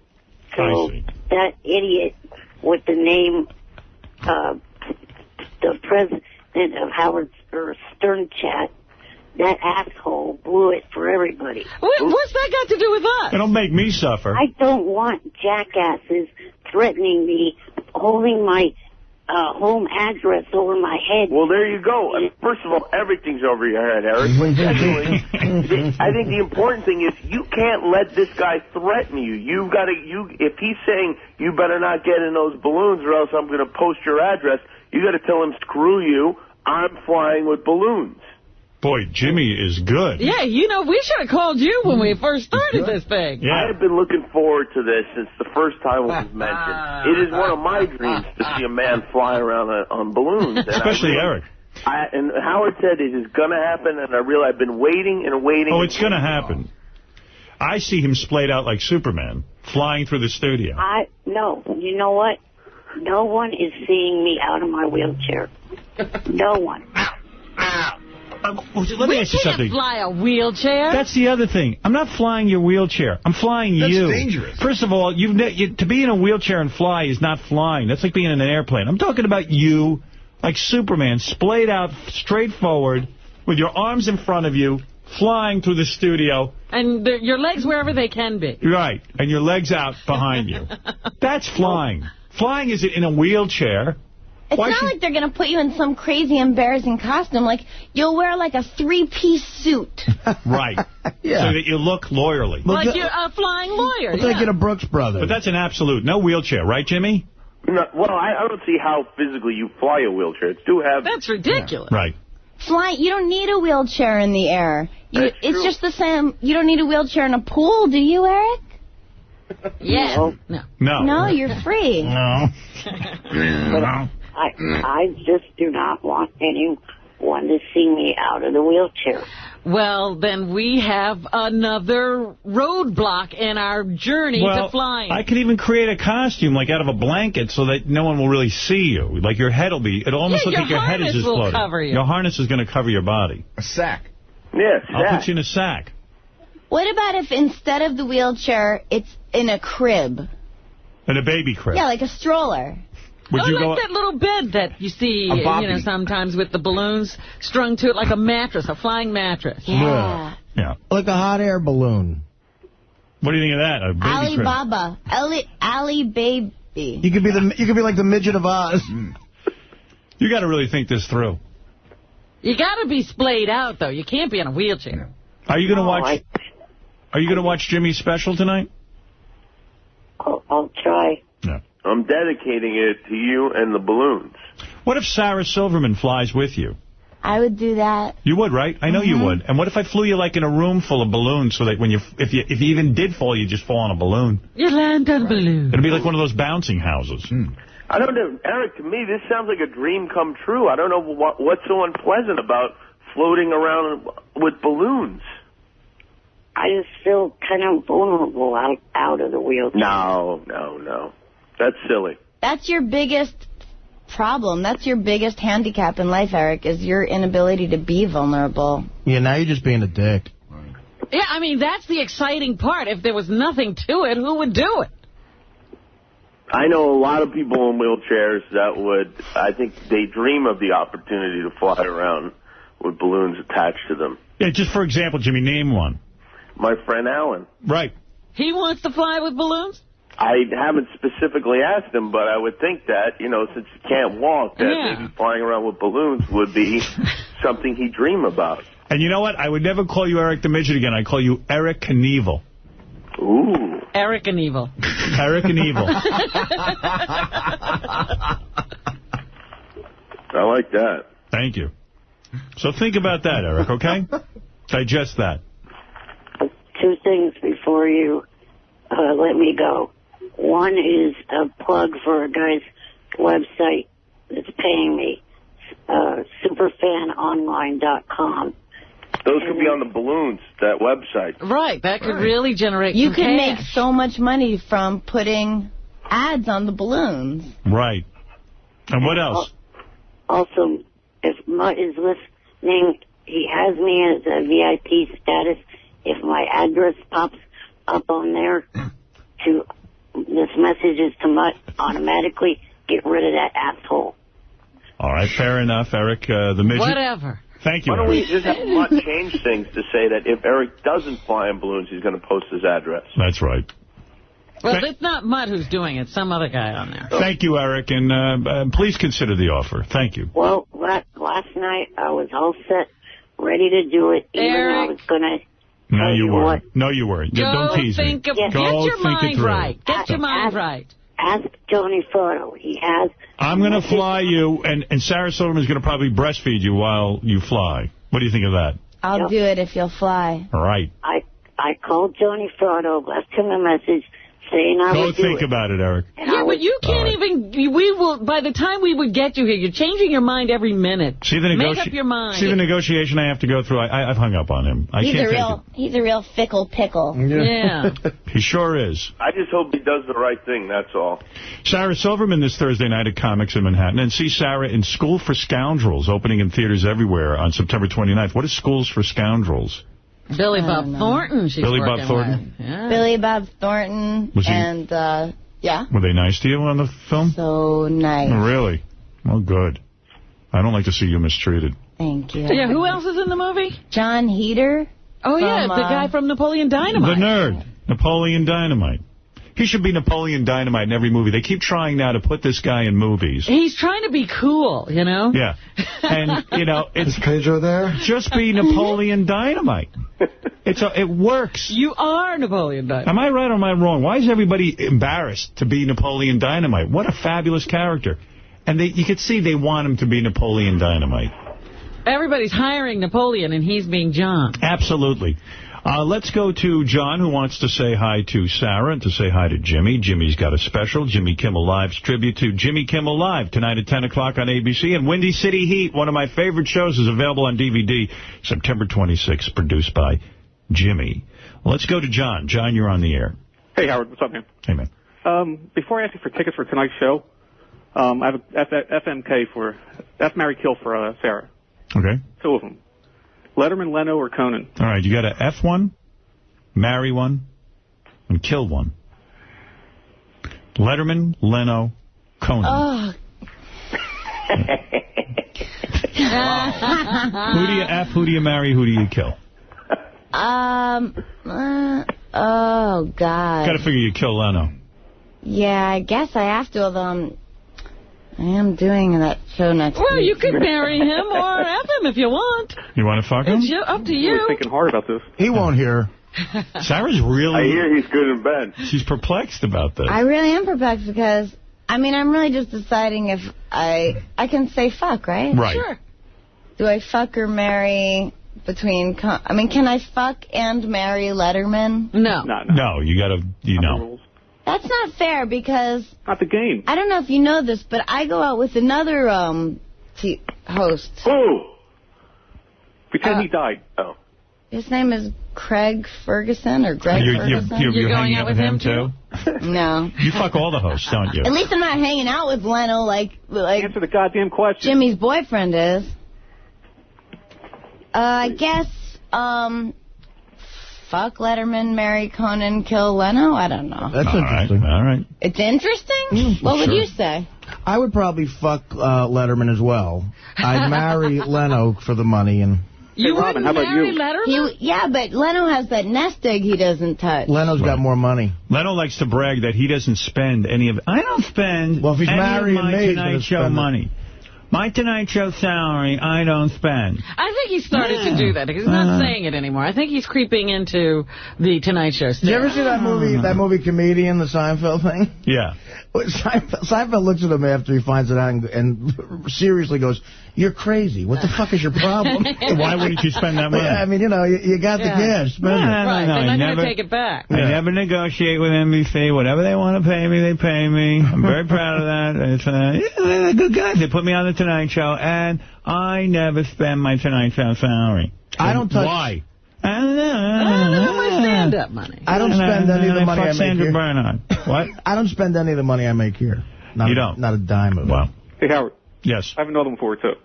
And by the way, she did answer that I just want to say, Sarah can kill me all she wants. I don't care. It's a small world. Who cares? I don't care what Sarah says. I know that Artie's marrying Letterman. Right. He's not fucking Letterman. He's marrying Letterman. Right. Yeah. All right, I would marry Letterman also. Let's go to John Boy. John Boy, you're on the air in Los Angeles. How are you doing? I had a question for Sarah. I'd like to start off by saying I've admired her blossoming since Saturday Night Live. I've been watching her blossom. Really? Okay. Yes. Nice. And I was amazed when you were on Howard's show a couple years ago. You revealed that, I mean, I don't want to be rude, that you're very tiny down in the vaginal area. Yeah, very. I'm Very very tight. concerned about this because I'm afraid that Jimmy's stretching you out with his big fat Italian cock. Yeah. I noticed a little taco puss going on there when I was at the Jimmy Kimmel show a couple Taco weeks puss? ago. What's taco puss? It's like a camel toe, but not quite as bad. What is your question, John Boy? Really, on me? How could that be? I wear giant pants. No, you wear tight little Levi's, and it's apparent that you are very tight down there. But, I mean, I was admiring it when I was at the Jimmy Thank you Kimmel. so much. That's probably the sweetest thing anyone's ever said but to me. listen, the concern is here that Jimmy is stretching you out because word around town is he's pretty big, too. Yeah. He is? Jimmy has a big penis? Yeah. He You does. can see it on Jimmy Kimmel Live when it's hanging. It's just... What do you mean you can see it? Are you showing your penis on that Jimmy's show? a lot like Richard. He just whips it out anywhere he can. And I would as much as I would like to be that guy that everybody whispers and goes, "Oh yeah, he's got a huge dick." That's just not true. It really isn't. But I would like to thank Jimmy because when he gave me the tickets to go down there when I was on the show, they treated me like a fucking king down there because I was, you know, I got the tickets from you, Howard. It All was right. very nice. Well, there you go. Okay, Class John Boy. fucking act down there at the Jimmy Kimmel Live show. Classy motherfuckers down there. All right, let's go to Howard. You're on the air in Jersey City. The guy who just called. Hey, good morning, everybody. You know, Howard, a couple of years ago when Jimmy started getting big, you kept saying, Jimmy, it's only a matter of time before you get divorced, you get divorced, you get divorced. I didn't even know Jimmy had gotten divorced. Here you are, once again, being a soothsayer. Yeah, well, no, I saw it in Jimmy's eyes. I knew it. I knew it. I could see when a guy's not happy. He had that divorce look. Yeah, it's amazing how many married guys are unhappy and they have that same look. Yeah, and then they all try to convince everyone else to get married. Oh, constantly. Yeah, like everyone's so interested in whether we're going to get married or not. Yeah. Do you think marriage would ruin you and Sarah in a way? Well, the problem is this, is she won't get married until gays can get married. But once gays can get married, that's when I declare the institution invalid. Right. So there's a window of like a minute there. We're different. Yes. Now, I'm for gay marriage, but not specific. Oh, all right, thank you. And let's go to Kyle. Kyle, you're on the air. Hey now, what's up, Howard? What's up? Hey, one other thing real quick made me think of it when I was on the phone. You need to play the clip of Jimmy crying a couple years ago during September 11th. Jimmy did cry on September 11th. It was very touching. I did? Jimmy cries a lot on that show. Jimmy, I think, is on antidepressants himself. Yeah. No, the only times you guys ever see the show is when I'm crying. It's the only time people tend to tape. Suddenly it becomes fascinating. Remember when John Ritter died? Jimmy cried. That I had a problem with. You know, I think Jimmy's one of the most normal guys I ever met, but when he started crying because John Ritter died, I didn't know what to make of that. I'll be honest. I almost said, don't come to my house. Never come here again. I told you, if God forbid anything were ever to happen, not just you, Howard, but any one of you, even Fred. Fred? Even Fred. See, now I know Jimmy's a nice guy. I will be a mess on the air. Really? Absolutely. All right, well, thank you for that. Howard, hey, Yep. did you get a chance to see Sarah's muff burger out there? She looks a little hairy. How would I see Sarah's muff burger? Well, you said that you saw her, like, in a bathing suit, and I don't know if any of that shit was sticking out of the sides or something. No. Don't you have cameras rigged up at the house so you can see your guests? When Sarah's one of the few very sexy comedians. I mean, there's not too many. She's got a nice body. She's got tremendous breasts. All right? I even had to tell her to get a jogging bra. Really? It's true. We went jogging one day. Went jogging. I said, honey. Get a bra. You got to get a new bra. Oh, my. That's it. Hey, Sarah, did you hear Howard banging Beth in the other room? Be honest. No, because we were like 3 wings away. He does it silently like a ninja anyway. I'm very quiet about it. My bed right next door to my mother's, and when I beat off, I had to keep very quiet because she inspected everything, including my underpants, my tissues, the bathroom, everything. It's a military operation when I have an orgasm.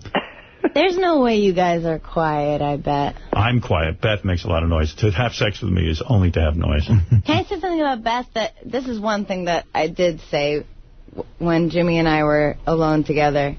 The thing about Beth, she never says the wrong thing. Like, she always...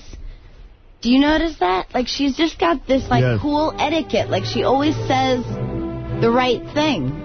You know what I mean? Yes, I do. It's so... Of course, she's getting older as time goes on. No, she's always been like that. Yeah, she knows what's right. Right, she knows how to talk to people and relate to them. You do that same thing. Like, it's almost like you went to school for it or something. It's amazing. Except at funerals, she laughs. That's the only thing. The only time she's inappropriate. Well, don't we all? Anybody want to hear Jimmy crying on Jimmy Kimmel Live? Does anyone want to listen back to that? Yeah. All right, let's do that. All right, Jimmy? As long as we're celebrating tonight your show, here you are crying on the show Jimmy Kimmel Live. Here we go. I want to say goodbye to my assistant, Terry Kennedy. Oh. We'll see you tomorrow, Monday, rather. Charlie Murphy and Kevin Little. Good night. Now, where were you crying about there? He's assistant leaving. Your assistant left and you cried. That one I can't defend. That is crazy. Moving to Oregon. He's a very emotional guy. It's he says that. She was crying, and she'd been my assistant for a few years, and Eric the Midget is pissed. Eric the Midget is pissed at me. Let's find out why. Let's go to Eric. Eric, are you there? Eric? Well, I'm here. Yeah. I'm PO'd because of the fact that you hung up on me mid-sentence.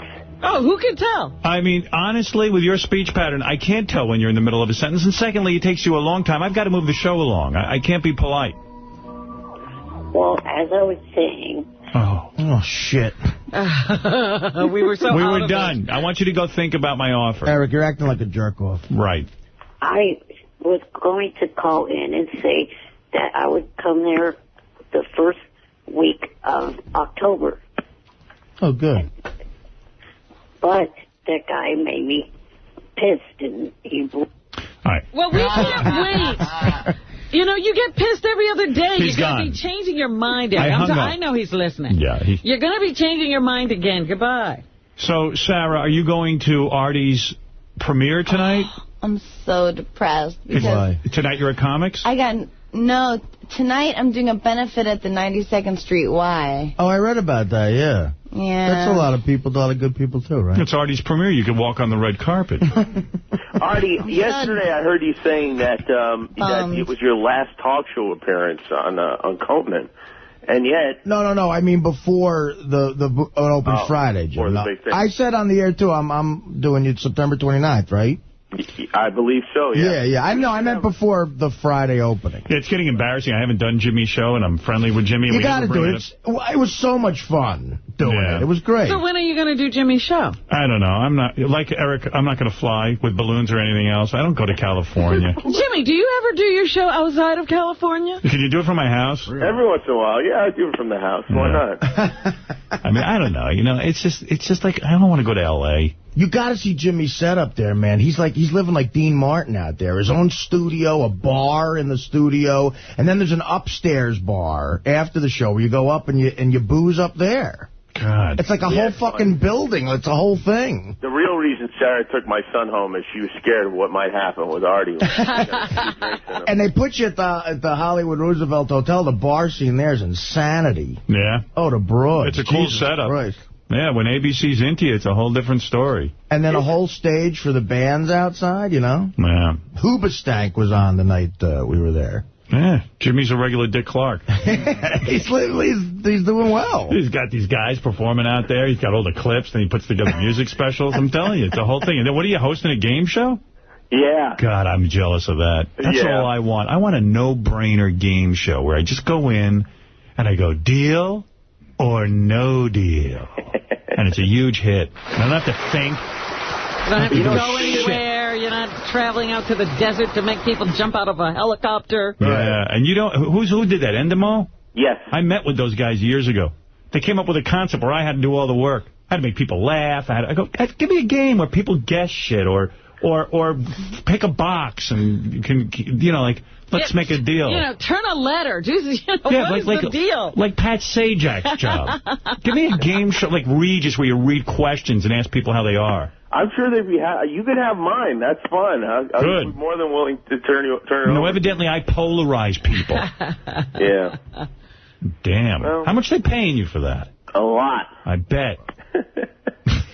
God, I'm jealous of that. Yeah, it takes forever to shoot these things, though, because things are constantly breaking. It seems like it flies right by, but it doesn't. Like the game breaks? What is it? Yeah. Yeah, there's so much electronic equipment. It's like every 15 minutes something just breaks, and you have to stop and go back to the room and sit there, and it makes me crazy. It's like shooting Jaws with the shark that kept fucking up. Well, you probably have it too complicated of a game. It was a good game like Card Sharks. That probably never broke down. Oh, yeah. Jimmy, well, that's funny. I was screaming at them. What happened to Card Sharks with cardboard? Big eight. Wheel of Fortune. You spin that fucking wheel. It never breaks. Yeah, higher, lower. Yeah, Pictionary. That was good. Burt Reynolds. Burt Convey. You just had a regular old pad there, and you drew pictures. Match Game. Right down on a card. I loved Match Game. Yeah. Hey, Jimmy, tell them the story about how it's all about pulling up a thing, and you want it to be white, but it might be red. You know the story I'm telling? No. That's the whole game. They've got this contestant happens to be black. Oh, happens to be. Okay. And you have your, support team, too. It's usually, your family or a friend or something. And they're also black. Yeah, and they're cheering, and they're rooting, and they want it to be white when he pulls it up, and they're going, white power! White power! White power!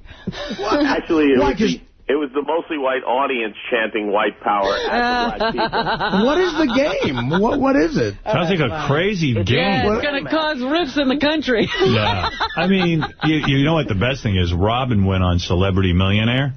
Yeah. And we put the guy Bigfoot. I was on with her. Yeah. Oh, that's right. And we put that guy Bigfoot on with her as her family member. and when Regis goes, well, I understand you have your boyfriend with you. They shoot this giant freak with a big cranium. Right. And he's like, thank you, Regis. And he's right over my shoulder the whole time. Yeah, right. Because Robin has to stare at him, and Regis is like, well, okay, let's go play the game. Doesn't even interview her significant other. He just goes right away from it. I understand you're here with the Elephant Man. That was a great shot. Robin tensely sitting in that chair, and that behemoth just looming over. Behemoth. So what's the game? Do you understand? Did you go to the taping, Sarah? I went to a couple. Did you like the game? Yeah. You don't care about game shows.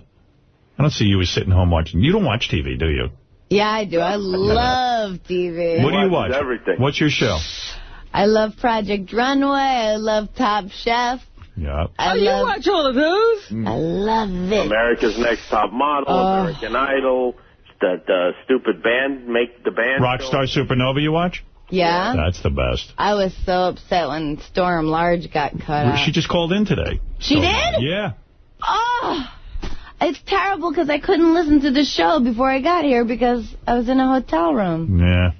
What did she... well, I'll go back and listen. She's done some girls. Really? Yeah. Yeah, she's hot. She's so fun to watch. Do you watch it? Yeah, I didn't like her that much. I mean, she was okay. You a big fan of hers? No, you said very nice things there today. I did. I love That was phony. her. I like that skanky broad. You like the one that's still there? Yeah, the one, the real, she looks like she's dirty, like she hasn't She had a bath. really, literally looks like she has not taken a bath. Yeah, I love that. She definitely, she looks like she has a gamey smell. Yeah, she looks like she's 60 years old. And, the face looks like... Yeah, she's all beat up. She's gamey. Yeah. Whew. But I love all because those she shows. doesn't look like, you look at her, but then they do a wide shot and you're like, wow, she's got a slamming body, but... Then they shoot the face, you go, whoa. She's a little busted, but she could sing. She's old. Yeah, she's good. I hate all of them. Yeah, I like Brooke Burke. She's my favorite host of all time. She's about the worst card reader I've ever seen on the planet. She can suck the energy out of a room. Well, that's what, the guys will be saying, boy, we haven't had that much energy in this room in the entire show. And I'm like, what energy? I'm looking at Brooke Burke. Yeah. So what is your game? I don't understand. Well, it's hard to, it's one of those things. It's going to sound terrible if I explain it, but you go around and you have to pick lights, and if the light's white, you get a check. You get a check every month for your whole life potentially. And if the light's white, you get more money in that check, and if it's red, you get less money. That's going to have to change.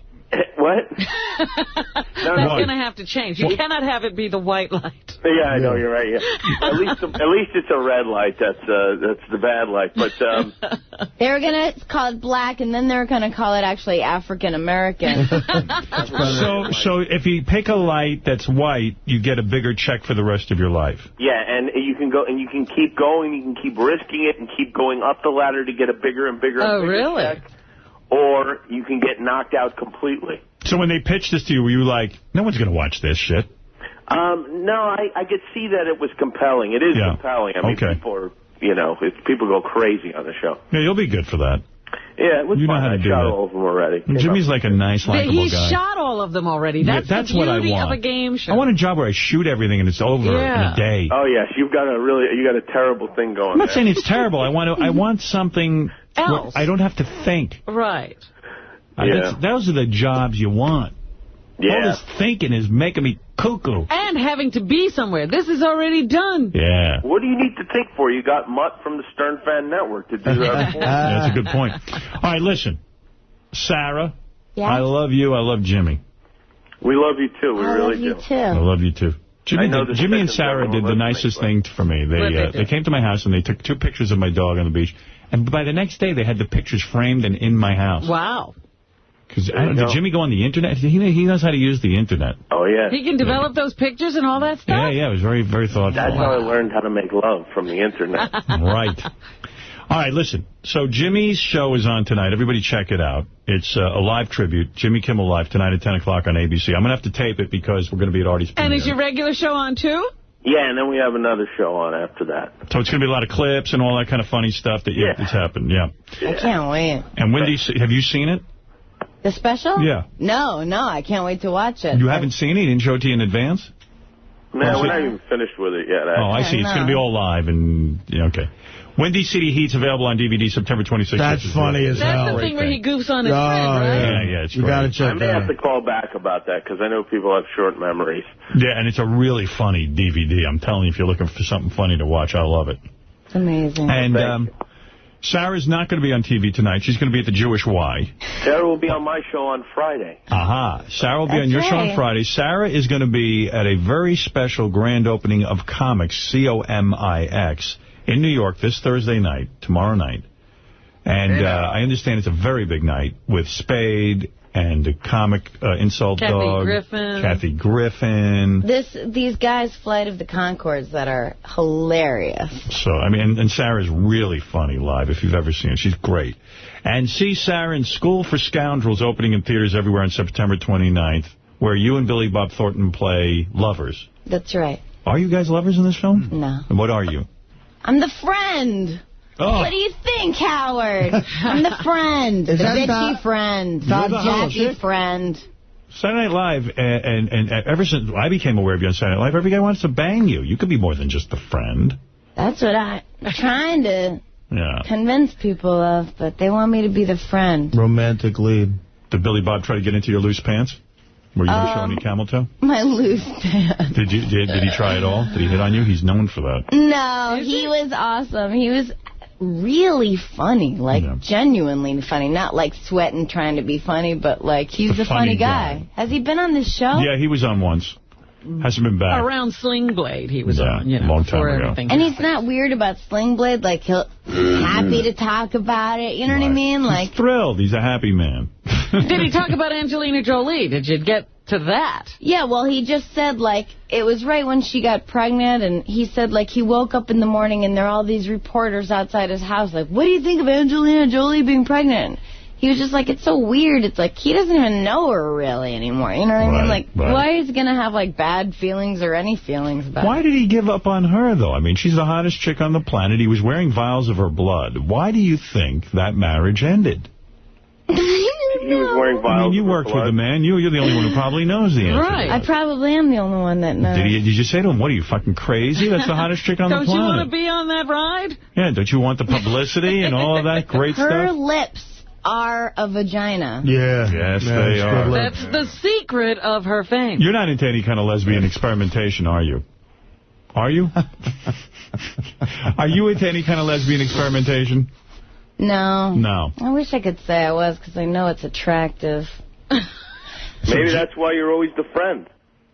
Right. Maybe it is. But all my friends are... I have many lesbian friends, but I'm... But you're not attracted to Angelina Jolie, like you say, oh, my God, that's a beautiful woman I would make love to. Oh, I think she's gorgeous, but I don't want to see her vagina other than the one on her face. And for Jimmy, you would never be with another girl in the bedroom. You're not interested in that. If Jimmy... I mean, if I did anything lesbianish, it would be flat out for Jimmy's sake. I wouldn't, like, do it on my own time. Thank you. A lot of broads wouldn't say that. Maybe you should do a funny girl, like bring Kathy Griffin into the bed with you and Jimmy. You think? Another comedian in that mix? That's what Jimmy's dying for. Those three comedians? I don't know. What do you think?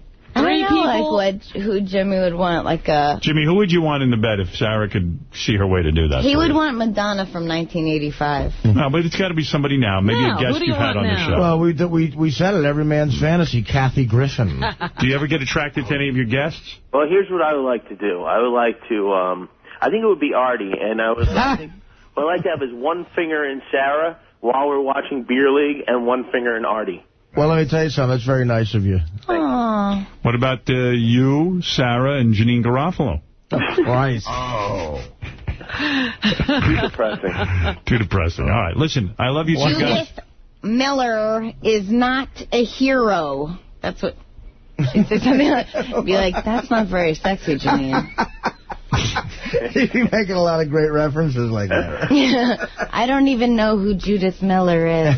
So, in other words, it's not going to happen. You and Jimmy are a twosome, and that's going to be... Does Jimmy want that? Has he been telling you? Well, with those suggestions, I mean, forget it. Well, why not Charles Durning as the third? How about Jimmy? Ned Beatty. Sarah. And Paris Hilton. With Lindsay Lohan waiting outside. And Nicole Richie just have the whole real world in Could you imagine what she would think when she saw me with my shirt off? Hey, who cares? Oh, who cares? Well, I've seen you with your shirt off. You're gorgeous. Thank you. Jimmy, Sarah, Janine Garofalo, and Al Franken all in bed together. What a movie. How about Air America? That's one liberal bed. And Jimmy in bed together. But Jimmy, Sarah, and Larry King all in bed together. And he's like, again? Pablo Casal. Did you play that clip on your show, Jimmy? Of which? Larry King called... I did, with Pancho Gonzalez. Yeah. Isn't that great? Well, you got to see the look on Agassi's face. It's hilarious. We're here with Pancho Gonzalez. How do you make a mistake like that? I don't know. He must be senile. That'd be a goof. He probably still doesn't know he did it. Crapped in the elevator. So great. All right. Hey, listen, I could get on with this chat fest for the rest of my life, but we do have to end it at some point. There is a woman out there waiting to get on who wants to get spanked in on the Sibian. Well, there you go. Can I stay and watch? You know you're gonna be embarrassed to watch that. You're Sarah, so you go home. Now let her watch. Because the next thing you know, you'll be on the Sibian. You want to watch that? Why do you want to watch that? I'm shocked. I don't know. Why wouldn't You think that'll inhibit you? I mean, inhibit her? I mean, you're so... Oh, do you think it'll inhibit her? Probably Isn't she an not. exhibitionist? Maybe not. All right, you want to stay into it? I think it could get interesting. Yeah, You know, I would love for I'll you to just see sit on it. the side. I don't have to be, like, part of the show. What if you get turned on and you start touching yourself during it? Oh, that will probably happen. That is what I will be doing. I'm going to jump off now, but I'll be masturbating here at home. All right. What if she gets so turned on she jumps on the Sybian with her? That's what I'm saying. Yeah, I think something cool can happen. Hey, Jimmy, would you be offended if Sarah, in her clothes, sat on the Sybian? Would I be offended? Yeah, I mean, would that upset you? Well, I don't think it would be a good idea for her, but Would you start to rethink the relationship? No, I wouldn't start to rethink the relationship. I mean, I think it would be partially exciting and also probably devastating for her. What if I sat on it only on the back part? I just worry you might start farting. Jimmy, I don't do that, and you know that, and I don't know why you have to say that in public forums. Have you ever seen Sarah take a dump? Never. Have I ever seen her not take a dump? Oh my. Never. Really? Never. I'm like Beth. I only do it like once a month. Is that true? Because I swear she doesn't even go. Well, if she does it once a month, the smell's lasting for 30 days in the bathroom. He's saying that because he knows it's disgusting. I'll tell you, broads, I don't do that. You don't. Hot broads hate when you bring up that they might shit. I do a joke in my act that Dana, seriously, didn't talk to me for 5 days. What'd you say? You know, the whole dog thing? I would say, Dana would say to me stuff like, can I bring my dog over to your place? And I would say to her, honey, I get grossed out when you shit in my apartment. I did that at Zany's in Vernon Hills, Illinois with her in the back. She'd talk to me the whole plane ride home. So what is it? When Jimmy says that, is he joking or you really do make a duty and then it smells? No, he's joking. No, she never does that. She's physically incapable of it. Wow. I wish I could. You pee in front of each other, though, right? Yeah. No, she comes in when I'm peeing. I do. You watch him pee? That sort of thing. Yeah, I like watching it. You do? You ever hold his penis while he pees? No, but I'll go as if I'm going to put my finger through the stream of pee, and then he'll jerk like he's going to put it on me, and I scream and run away. So Jimmy doesn't pee on you? It's one of the fun games that we play. we have fun. It sounds better than the game you're hosting for ABC. Yeah, I put that on the air. See how close you can come to Jimmy's pee without actually touching it. Yellow power. All right, Jimmy, talk to you soon. Thanks, guys. Bye-bye. Jimmy Kimmel of Jimmy Kimmel Live with his big special tonight, 10 o'clock on ABC. And Sarah's she wants to see the Sybian and the... yeah, she's going to stay all right with next segment. I'll just be quiet. I won't be a part of it. I just find that you're very proper in a weird way and very, sometimes a little bit judgmental. So this is a sexual thing. That's the second time you called me judgmental. No, I feel like you have a lot of thoughts. So, I mean, maybe you're uptight. No, they're not judgy thoughts. Not First judgy? of all, okay. I'm personally your biggest fan I know on the air. I listen to your show. It's like... I used to be excited to get up and have a coffee and a cigarette, and then I quit smoking, and now it's like you're what gets me out of bed. Like I go, oh, and then I go, ooh, you know? Oh, that's good. Okay. So yeah, and then on a personal level, I adore you. Thank you. And why don't we try this? I think it'll be great. See how it's going with you in here, and see if you're comfortable, and see if I'm comfortable. We'll try it. That's all. Wait, is it that are you uncomfortable? Well, you're such a proper with the lady on the Sybian with me here? No, it's okay. I'm just used to, you know what I mean, Robin? It's like you never know. No, I don't understand your reticence. If, it's just the human somebody body. Else was in here and they said, I want to stay, you'd say, yeah. I'm fine with it. It's just the human body. I think it's great. All right, let's see how it goes. I wouldn't do it personally because I'm not chewed on. You're not what? I don't do crack or am not. Like the lady who walked out of here. That's the problem. You're going to see. No, now I did say a judgmental thing. No, right. I think it's great. Cameron Diaz. Did it? Yeah, right, I think that's awesome. All right, so let's take a break. Let's see how this goes. And then we'll come back. And don't forget to go see Sarah, who has a great act this Thursday night at Comics in Manhattan. We'll be back after these words. Today. Fred's a genius, and I love Sarah, too. It's fun having Sarah in here. I have a great fondness for Sarah and Jimmy. And they're very, very good people, very nice people. I believe that. Yeah, no, they really are. In fact, we were supposed to have Sarah stay here for the girl on the Sybian and getting spanked, and actually she got here very late. And so we had to rebook her, is what happened. I didn't realize when I said that, so... Oh, bummer. Rebook who? The girl on the Sybian? Yeah, because well, it was very late in the show. She was supposed to show up at 7. It kind of screwed up our whole schedule, and we wanted to have her on today. But she's going to come back, and Sarah says goodbye. You know. All right. Great. Yeah. All right. As a woman, I can appreciate the women you have on there, too, you know? What do you mean by that? I don't know. Why do you need to know what she means by that? I just don't understand the statement. All right. Robin wants to indulge us. What do you mean by that? Well, thank you, Robin. I'm just saying that women find other women attractive, and it's fun to hear that. No, you get turned on when you hear the women on the scene. I think she means it's fun to hear powerful women in a room full of guys interact with the show that she loves. You talking about Sarah, or I don't understand. Why did you have to go into this? I would have been out of this. I just really wanted... I thought she was on the side. I would have bailed out of this a long time ago. I love you, Robin. Thank you, Jewel. I love you. Love you, too. All right, there's Jewel. I think Howard explained what she meant 1,000,000 times better than that woman ever could. All right, explain this to me then, since everybody wants explanations. I don't understand this story that's in the newspaper today, and I can't figure it out for the life of me.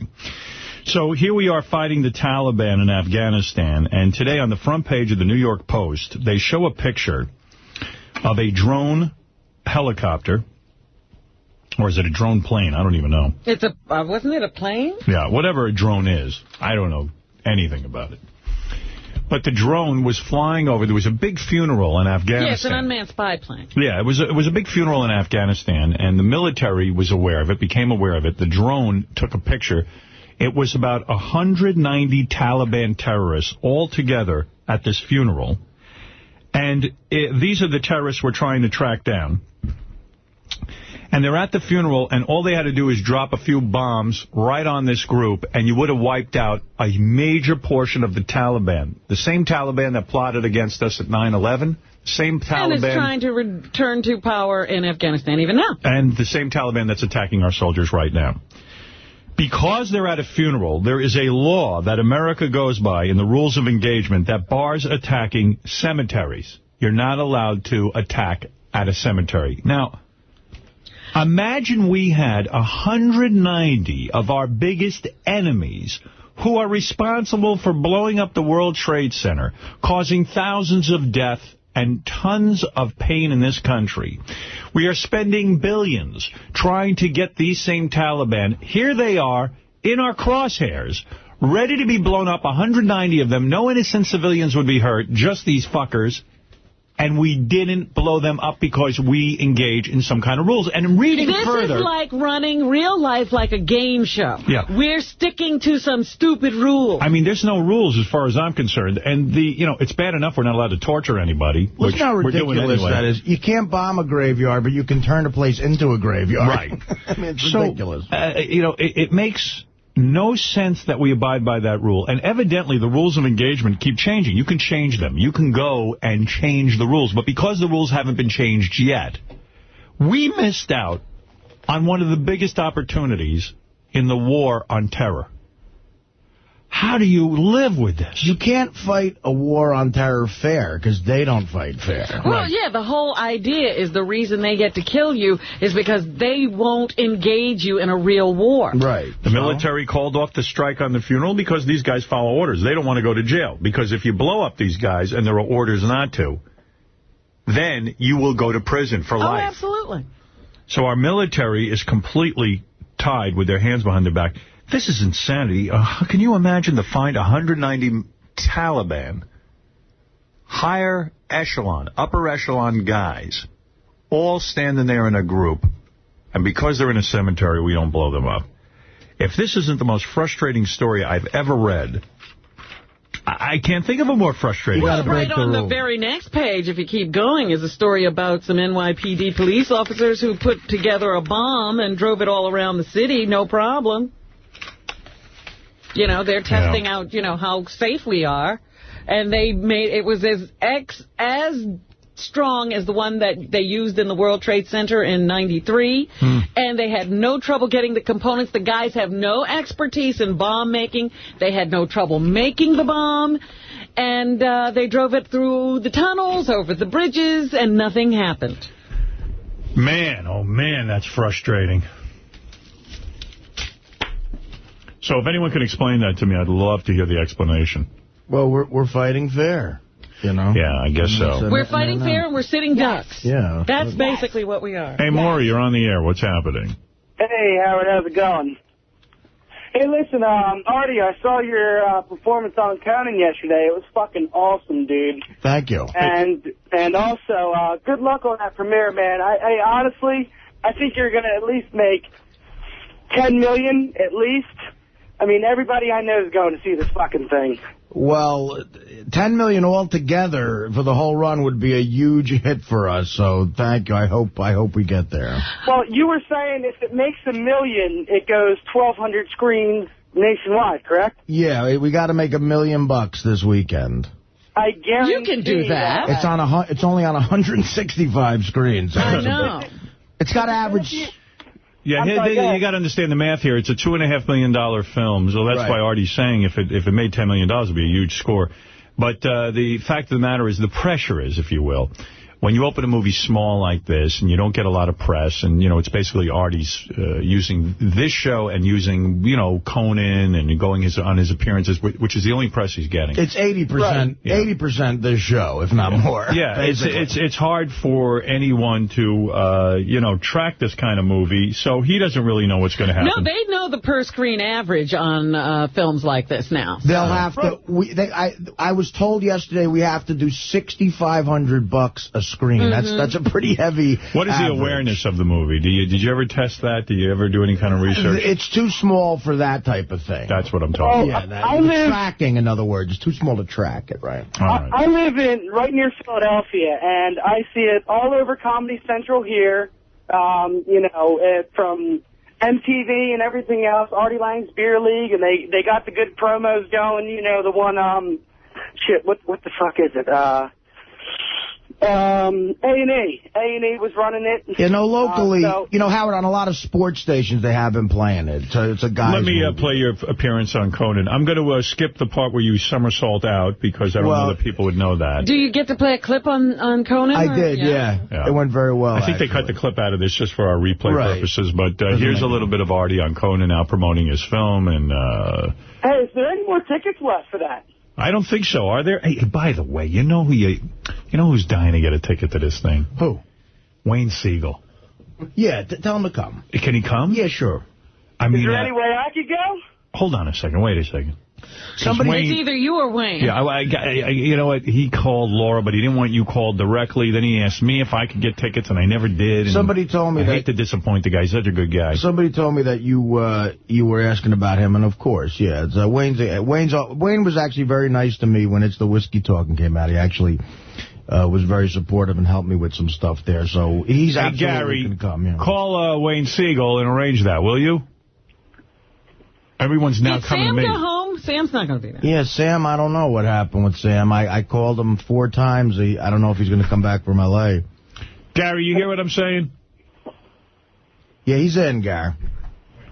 Wayne Siegel. I'd be willing to do anything for these tickets. Hold on a second. I'm arranging something else. Here's Ross just happened to be in my office, and he heard he invited Wayne, and Wayne passed because I didn't think that we were able to get him tickets to the party. He said, if I can't go to the party, then I'll pass. Oh, no. He's in. The party's fine. He's in. Just take care of it. Artie says he's going to arrange it. Right, but Artie, you have to help me arrange it. Whatever you need. All right, thank you.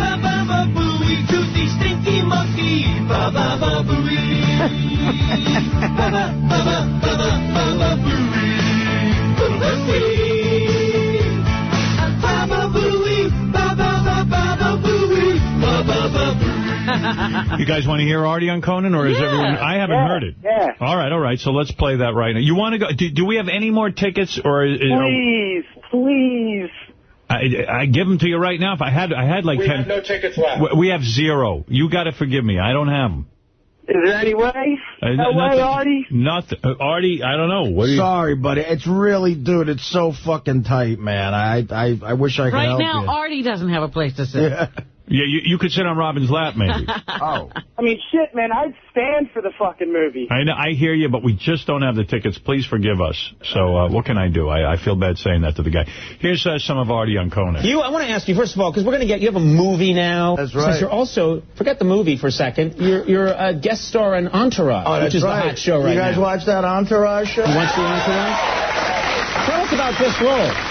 Well, I almost got fired from it, though, because the premise of the whole thing is the Jeremy Piven guy, the agent. Right. I play a guy who went to college with him. And I come back, and I was like a loser in college. It was typecasting. And I come back, and I got this smoking hot young fiance, because I made a bunch of money in the .com world. It's played by this chick, Leslie Bibb, who was in Talladega Nights. She's, like, real hot. Fantastically sexy. And the whole premise of it is she really has to act like she's genuinely attracted to me.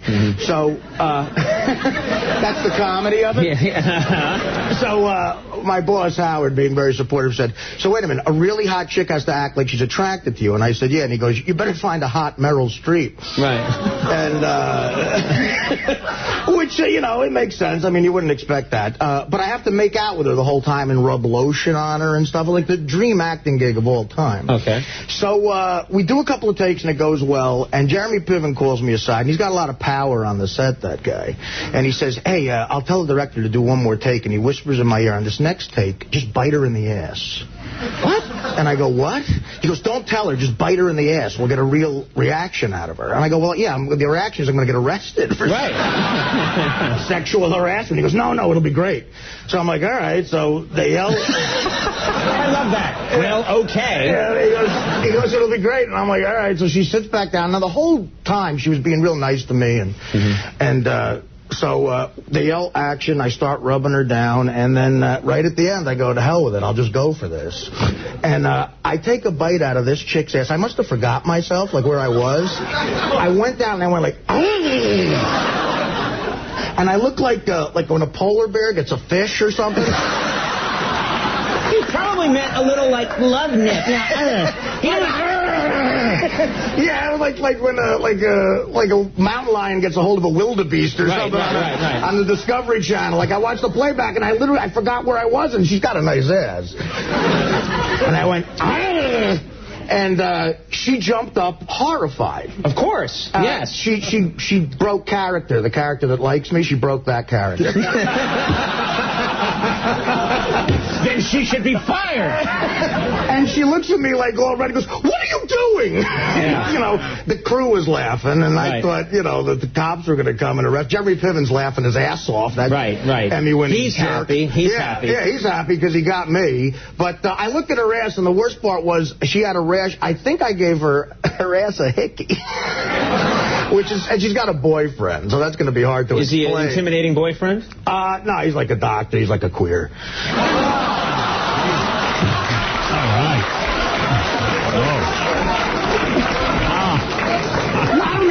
I don't mean that he likes men. In the neighborhood we say queer. Like the Mets are queer. I don't mean like.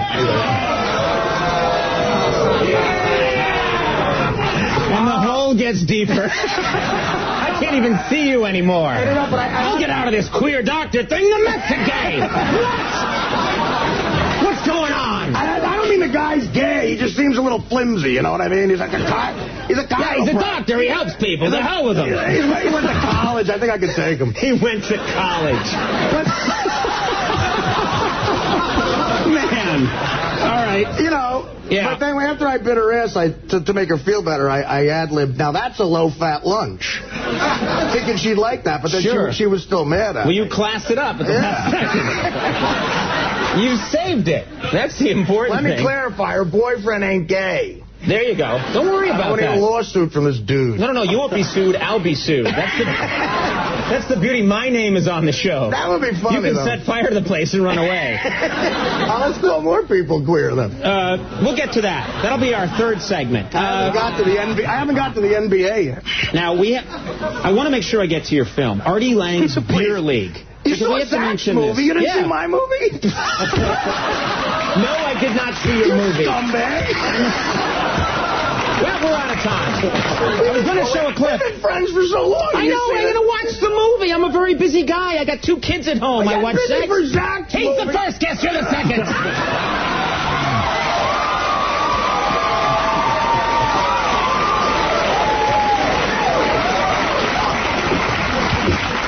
I'm going to get you soon. Did you see how he tumbled out here? Look at how I tumbled out here. I broke a rib coming out here for you, dude. It's all for comedy. All right. You got 80 minutes to kill. Come on. We're going to get to this. We're going to show a clip here from your movie. Oh, thanks, buddy. You have time to watch it? You got to talk to Zach for it. We'll show... Why don't we do this? Why don't we show the clip 80 times? I'm sorry. And then, no, we want to get to this. We're going to get to this. I'm realizing what this clip is after I did that gay joke. The movie is 80 minutes of gay jokes and then the end for me. See, I don't need to see it. I know exactly what it is. I wrote it. I'm not exactly Hemingway. All right, this is... I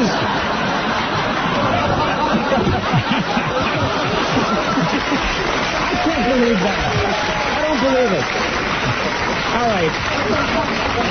We have a clip here. Set it up. Okay. Ralph Macchio plays my best friend. And people ask... He does, yeah. And people ask me, why is Ralph Macchio in the movie? And I say, that's easy, because his audition was better than Scott Baio's. This is a bad night for Scott Baio. Did you know he's a postman now? No, get out of here. True story. Oh, I bet he's going to bang a lot of chicks. I mean, he does well, and with the broads on his route, he probably gets laid constantly. Anyway, so we're in a diner. This whole segment's going to be on... This whole segment can only be seen on Sirius right now. By the way, I love my producer now is going like, oh, move it along. But move it along. Wrap it up. We got lawyers out there. Wow, great appearance, I think. Yeah, it was good, yeah. Love that. Love it. You were on fire. He said serious. I got him to say serious.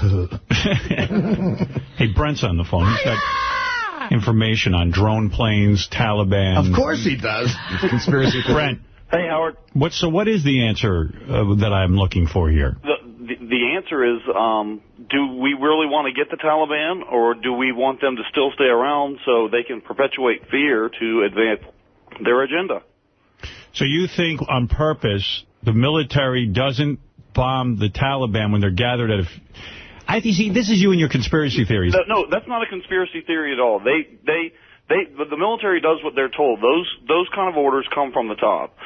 And they break the laws of engagement, the rules of engagement all the time. They break them with torture. They break them with holding prisoners in Guantanamo Bay for as long as they want. They break them with wiretapping, but they're not willing to break this rule to kill this many people of the supposed enemy.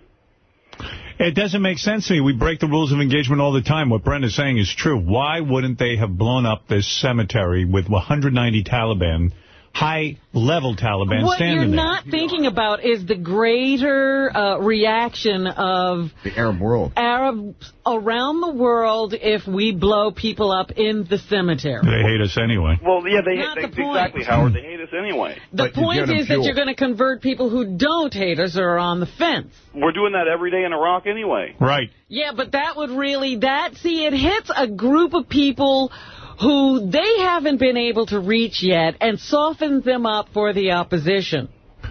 And the other thing, the other misnomer is saying war on terror.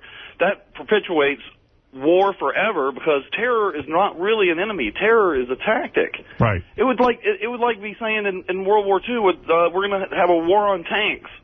Or a war on a tactic. Terror is a tactic. It's not an actual enemy. I mean, it's been used since the French occupied Algeria and Indochina. He's got a point. You know, when I said war on terror, I was quoting our president. There really is, I mean, This isn't a war. You can only declare war against a country anyway. A country or a certain enemy, not a tactic. And terror is a tactic.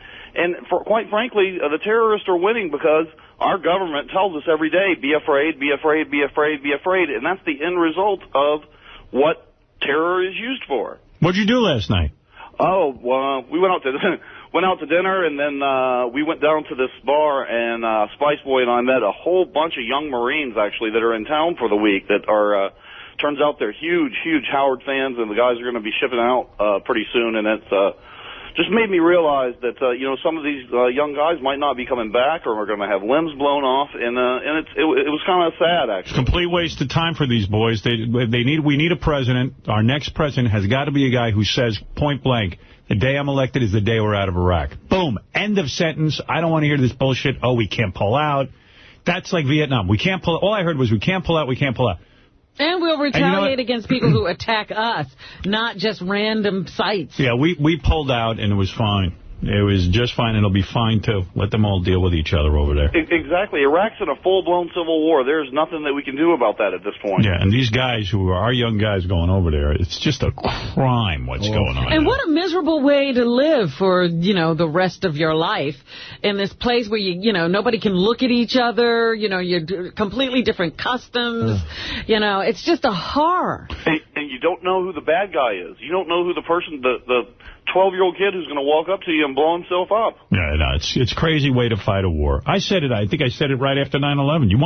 You want to go to war in Iraq? Take a bomb and drop it the fuck right on the place. I'm talking about nuclear. Boom. That's it. Level the whole place. Radiate it. That's it. You're exactly right. You have to do one of two things. You want to win or you want to lose? Or you want to just be there forever, getting your limbs blown off? We're lingering and we're building permanent bases in Iraq. Yep. I mean, that's the plan. And that ain't a good plan. It really is not. Well, as I told you the other day, the guy from Iraq said, yes, this was a great idea because you guys needed to have a presence in the area. No. All right, hey, Brent, thanks, man. Hey, thanks, Howard. Everybody have a great morning. I'll see you tonight. But one more thing, Brent. I'm just reading an article in the paper from the guy from Popular Mechanics, and he says all of your conspiracy theories about 9/11 are ridiculous, and they're based on either misinformation, false information, or lies, and that everything that happened on 9/11 happened just the way it's said to have happened, and they know because they've studied it. Okay, I've got two answers. One, I read the whole thing from Popular Mechanics. They sent me an advanced PDF, and without going into too many details, some of the assertions they make in there are absolutely ridiculous, physiologically impossible. And number two, the government has lied about things, plenty of things, especially since the Cold War, so why should we believe them about this? All right. Well, then we cannot discover the truth. All right, Brent, thank you. Thank you. Have a good morning. Wow. You two can debate that on the Brent show. Well, he keeps saying that, the I know what he building imploded. I think, Howard, you're right. Unfortunately, I think in the modern era, we have to drop like a nuclear weapon. Of course. On one... If you really want to win. Just one country, just to prove we would fucking do it. And everyone else will fall in line. But then you can't get the oil, Artie. Listen, that's oil, exactly right, because that's what this war's about. And the oil is fucking, everyone's hostage with this oil. I don't see why, if we value our soldiers, which I do, I don't know about our president, but I do. I mean, what is this? You want to win a war? I'll show you how to win it. You want to win it? I'll win it in a day. Well, there's none of this nonsense. You want to win it? You drop a bomb on those fucking Taliban when they're at a funeral. Cockroaches, just blow them the fuck up. We have to drop the modern version of the atom bomb like we did in Hiroshima and Nagasaki. Yeah, you want to win in Iraq? That's how you would say. Anybody, get out if you got a problem with this. And hopefully you kill the least amount of people in doing it, but you set an example. Oh, my God. No, you flatten it. No, you kill everybody. No, but you kill everybody. You give Iran 10 days to drop all... You want to rule the world, which we do. Least amount of... You say to Iran, you motherfuckers, not only are you financing these terrorists, you're threatening us with your nuclear arms. Okay, here's what's the deal. Here it is. We're going to talk Turkey to you. This isn't about Allah. This isn't about anything. Turkey. Hey, we're going to talk Turkey. This is what a turkey is. First you explain what a turkey is. And then you say, listen. You're going to drop a bomb on Turkey. We're so sick of your fucking bullshit. Right. In 10 days, we're going to blow up your whole country. In a way that will make, if any of you live, you'll wish you never had. So you get into line right now. Tomorrow, you get in line. You stop all terrorism. Stop financing terrorism. You sell us oil for 60 cents a barrel. Fuck you. Fuck the planet you live on. Fuck everything about you. Because let me tell you something. When I was growing up, fuck you! Where I lived, that's how things got settled. You walk up to a guy and say, listen, I'm going to kill you if you don't stop what you're doing. And I saw it. It works. It's brutal. But it's the way of the world. And these guys will either do it or you blow them the fuck off the map. And that's how you win the war. The one universal language is violence. Absolutely. Violence. People Violence only... Listen. A punch in the face. These people have been raised to hate America. They hate America. They hate America. Why do they hate America? Because they can't get fucking laid. Their women are wrapped up in towels. It's as simple as that. When you see a broad, you can't even see her ankles. When you're praying to see the ankle on a woman, you become so sexually repressed. You can't get on the internet. You can't drink. You can't get fucking laid. You can't do drugs unless you're an Arab sheikh. All the guys running the countries are getting laid like crazy. No wonder they love the system. Oh, yeah. All the people are miserable. Instead of blaming the government, they blame us. So here it is. Bottom line. You get in line, you fucks. Or you get your asses blown up. And then you're done. And then you're so done. But then you really got to do it. And then fucking that's it. Right, and Artie, you can't do it in a small way, which don't hurt too many people. Well, I'm saying do it in a big way. I'm really sorry about this, but this is the way it's got to go down. I mean, we don't know what to do with you. We don't. It's like when you have a problem child. We don't know what to do with you. What I'm saying is it sucks a bunch of innocent people have to die. But look, they're killing our innocent people. Right. And then there's an example set, and maybe the other motherfuckers will fall into line, and it'll never happen again.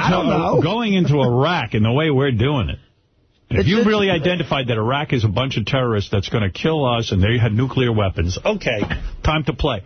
But this was misguided from the beginning. This Saddam Hussein... And now the president, instead of pointing out how many mistakes he made, he will say, in spite of the mistakes, it would be wrong to leave now. That would be the big mistake. Right. Of all the little shitty stories that came out that Bush caught crap for in the last few years, the thing that really makes me furious is that our boys over there and girls don't have the proper equipment. Still, to this day. They should have diamond-encrusted shields. Right. I mean, what the fuck? This is America. They should have the New York Yankees of armies with a budget that's insane. I do have to commend Brent, because on the program the other day, they said, because of all of the discussion that's going on in this country about what we should do with the war, the troops could get incredibly disheartened. Right. If we withdraw our support. And he said, by support, I mean sending them the equipment. Yeah. And, getting them, some goodies every once in a while, making sure they know they're remembered. Let's say this in the email. One man is upset here by the political discussion on Monday's show. I'm sure he's upset with this. The Howard Stern Show has jumped the shark. Stay away from political discussions and stick to the fart jokes. Fuck Robin, that filthy liberal cunt. Oh, thank you. That's what it says here. What? I'll take that as a compliment. He wants to be fucked. Yes, he wants to fuck you. One guy thinks Lisa G has a fetish for black guys. He went on her website and said, all I see are photos of Lisa G with black men. I know she worked at a hip-hop station, so there are probably a lot of pictures from celebrities who came up Rappers and stuff? That's right. Sal and Richard's phony phone calls, they are the funniest things I've ever heard. I'm dying of laughter at my cube at work, and coworkers are just walking by staring at me. I have to bite down on my hand to keep from getting fired. Give those two gentlemen a raise. People love J.D. J.D. is gold. That kid should be on the show every day just talking. I never laughed so hard when you guys were making fun of him this morning. Hearing J.D. laugh at himself was amazing. Get J.D. away from the TV and in the studio more often. I'm for that. Got another one. Please put J.D. on the air as much as you possibly can. That mumbly, goofy motherfucker is now officially my favorite part of the Stern Show. The compilation of you played him trying to speak was the funniest damn thing I've heard in a long time. Here's a guy who heard Rappin' Granny on the Sibian with her granddaughter, and he says, I have two questions. Where are we going, and why are we in this handbasket? As in hell in a handbasket. Here's another one. Whoa! I was just on my way to work, sitting on a stoplight when Granny and granddaughter Stacy were on the Sibian with the bass up very high. I almost finished. Unfortunately, the light turned green. I had to go, and I lost the vibration. Oh, my goodness. That guy thought it was erotic? He got off on Granny. I don't know how he did it, but he did. Wow. Here's a guy who claims why he knows Rappin' Granny doesn't know anything about sex. I'd get real soft, too, if I had Rappin' Granny in bed next to me. Here's a guy who got his Sirius radio stolen. Howard, they stole my Sirius. No joke. Someone broke into my car and took my receiver. They left my wallet, my credit cards, my cash, my thousands of dollars of drugs. Yes, I'm a drug rep. I listen to you all day when I'm driving. My Bluetooth headset, $700 worth of suits, and my car charger. I could live without all of the above, but they took what they knew would cut into the core. Don't do too much in the interim between this theft and me getting a new receiver. A couple of letters about Bubba and Dee Snider. This one says, Bubba's a douche. I still can't figure out why Howard likes that dickhead. Kick his punk ass, Dee. Well, I do like Bubba. This one says, Dee is smoking Bubba right now. Bubba really does not have a point. And he did side with management by trashing the previous DJ for no reason. So there's a couple that... now, here's a guy who says, Bubba and Brent are right. Dee is a whining bitch. And this one says, fuck Bubba. He needs to bring in 3 people against one twisted sister? Dee Snider rules. This one says, Bubba, you're a black hole. Whatever that means. I don't know what that means. And he says, your show is a waste of time.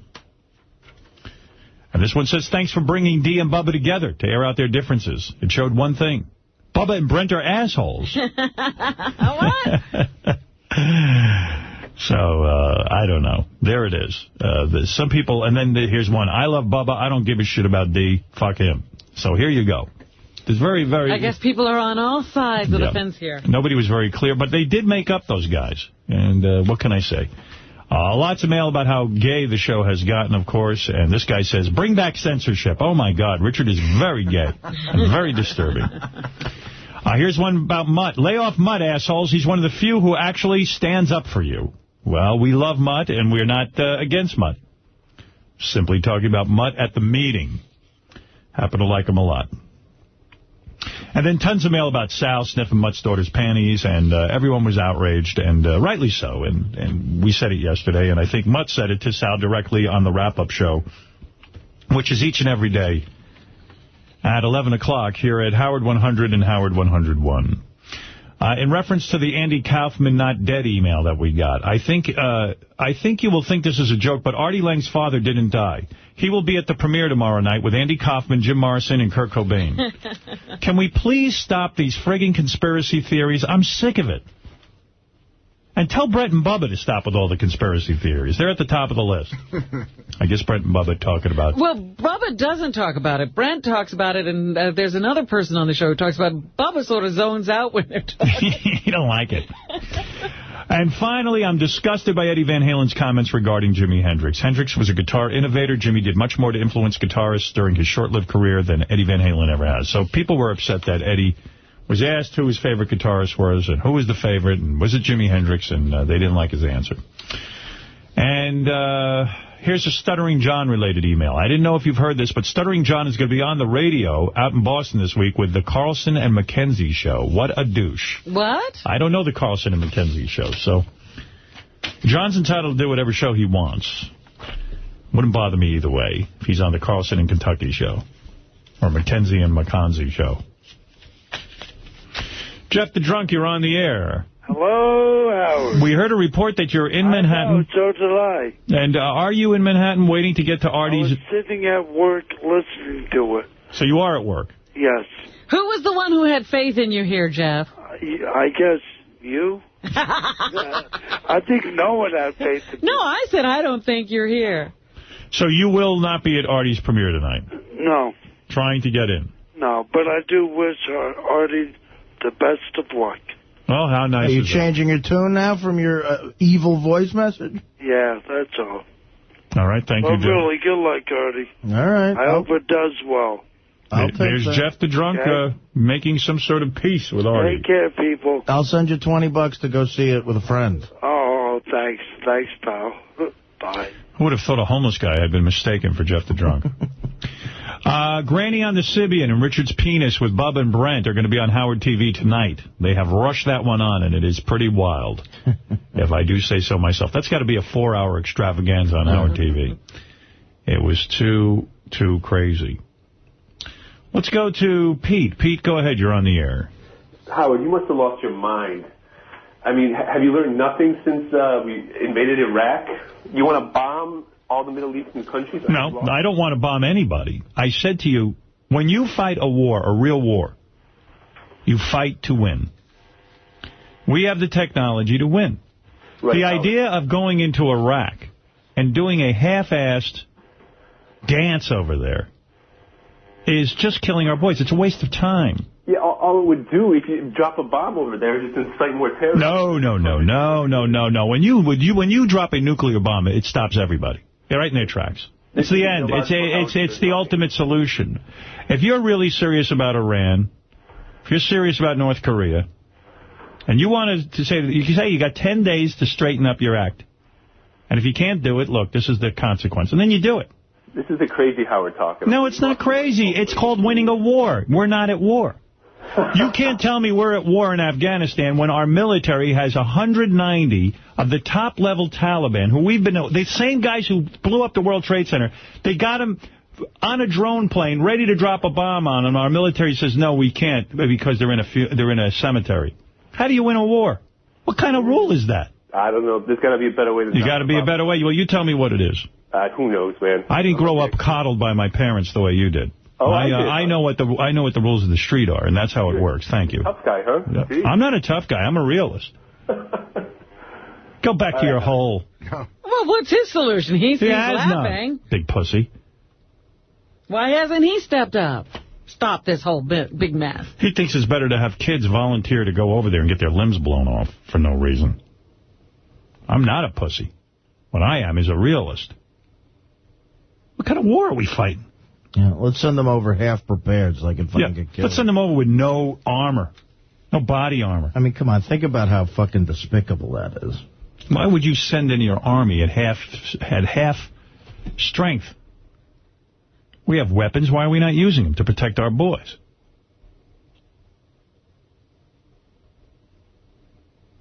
We never should have gone into Iraq in the first place. That's my point. I'm not a hawk. I have a nose like a hawk, but I'm not a hawk. I'm a peace-loving man. But war is war, and you fight it a certain way. You fight to win. What, you go in a boxing ring and hold... You think Muhammad Ali went in a boxing ring and held back his punch? Yeah, he put one hand behind his back. Yeah. He gave a slight advantage to the other guy. What kind of war are we fighting? Some war? We can't blow up the Taliban because they're in a cemetery. Right, that's the perfect place to blow them up. They don't even have to have a funeral. They're right. There's a big hole right there at the cemetery. Just fill it in with dirt. No, I mean, these guys are animals. They're fascists. They tell people what to wear. They tell people what to think. Blow them up. That's it. Well, excuse me. I made a mistake. I didn't realize you were in a cemetery. Pardon me. Best place to blow a person up is in a cemetery. That's where you're supposed to be. That's where you don't have to do anything. Right. They're right where they're supposed to be. Put a big headstone right on the hole. What is this? What kind of war are we fighting? I mean, we're repeating Vietnam, which was the biggest rat fuck mistake ever. We're doing it again. Of course. 30 years later. I don't think I'm a tough guy. I think with... your other solution is just pull out. Yeah, get out. What are we doing? We're not winning. We're not going to ever win. It's never going to be settled. It was a mistake. Cut your losses. Or blow the whole fucking thing up. Which is it? One way or the other. There's no middle ground on that place. I'm just pissed. Bunch of 190 Taliban right in our sights. Who knows? Osama bin Laden himself could have been in that group. Pop him. Bam. No. We have rules of engagement. The World Trade Center blew up. What rules of engagement do you need? Rules of engagement. I shoot my load on the rules of engagement. My disgusting, smelly load. Take a big shit. On the rules of engagement. Yeah. Thank you. Now you want to see Artie's somersault? Is that it? Huh? What? It is embarrassing. I got to watch that. You should. It's. Do they have that? Hey, you want to hear something sad? Yeah. So I was talking about this guy the other day, Mark McEwen. Yeah. Who is, you know who he is. He was on CBS News. Totally know who he is. I know he was the morning weather guy on their morning show for years. He's one of the first and survived several incarnations of that show. He's one of those weather guys you just like. Yeah, he's a nice guy. No, he looks like a friend. You know. I knew the guy, and it was amazing because I replaced him in Detroit as the morning man. And it was unusual because he was a black guy. Back then, black guys didn't get on progressive rock radio stations. You know, rock and roll radio stations. They only had all white guys. So I thought it was impressive that this guy broke that color barrier and, you know, whatever. And then he went into television and blah, blah, blah, blah, blah. And I know him, I see him around here and there, but I never knew what happened to him for the last couple of years. Evidently, he went over to some market, like somewhere in Florida or something, and I guess he was going to be the morning anchor there. You know how TV guys hop around. And he had a stroke, young guy. So he was on CBS Morning News. Yeah, they interviewed him yesterday. Did you hear him? He sounds terrible. Sucks. Well, he said it. It hit the center where, with speech and walking. He's had to relearn everything. Last November, Mark suffered a massive stroke. It almost killed him. How are you? I remember I looked up and saw my father, my brother, both my sisters. That's when I knew. He was very, very close to death. The diagnosis of basilar artery thrombosis is a very, very poor prognosis. For 4 days, Mark hung near death. The blood clot that caused the stroke had blocked precious oxygen from his brain. If and when he recovered, he'd be starting over. Boy, I was in a bed. I couldn't walk. I could barely talk. I talked slower and higher. Yeah. And you couldn't walk? No. First, he was confined to a wheelchair. Then, he moved to a walker. A young guy. Wow. How old was he? He's your age. What? He's your age. What? It's a young man. You're young? Yes, I am. Okay. I look like I'm 30, for Christ's sake. Look at me. Gorgeous. Yeah, I mean, you look better than Mark McEwen that looked, Right.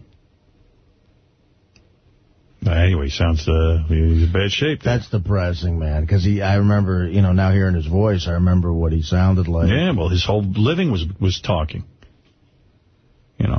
Guy was a disc jockey. What is the most important thing you want people to know about what you've been through? Well, I want to do for strokes like Lance Armstrong did for cancer victims. Right. I want people to know that this doesn't discriminate, but I want people also to know that you can come back. You can come back.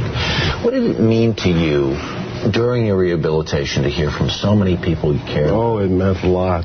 And I want to thank my wife, Denise, Tony, everyone. Oh, boy. Anybody want to jump out the window with me? Huh? I just think about how, he was very fast on Jeopardy! Well, he's not so fast. I played against him. You lost. I did lose to him. That's right. Yeah. You lost. He beat me that time. I bet you I could beat him now. I bet you could. Oh. I would like you to go up against him now. There's a game show. That'd be great. Could beat a stroke Celebrities victim. versus stroke victims? Robin versus any stroke victim. Stroke Jeopardy. Stroke Jeopardy. And like Fred versus Kirk Douglas, maybe? I'll hammer him. Yeah. I'll take that for 200. What? I'll take that for 200. I'm thinking of the same guy, heavyset guy with a mustache, right? Yeah, good guy. Mark McEwen, In fact, I saw him at my gym a couple of years ago. He was on the exercise bike. He was barely pedaling. I said to him, Mark, he goes, I'm in great shape. Look at me. I was a little chubby. Now, he's a heavyset guy, Yeah, right? he thinks he's thin. He goes, look how thin I am. I go, you're not thin. Better pedal. Put some pressure on those pedals.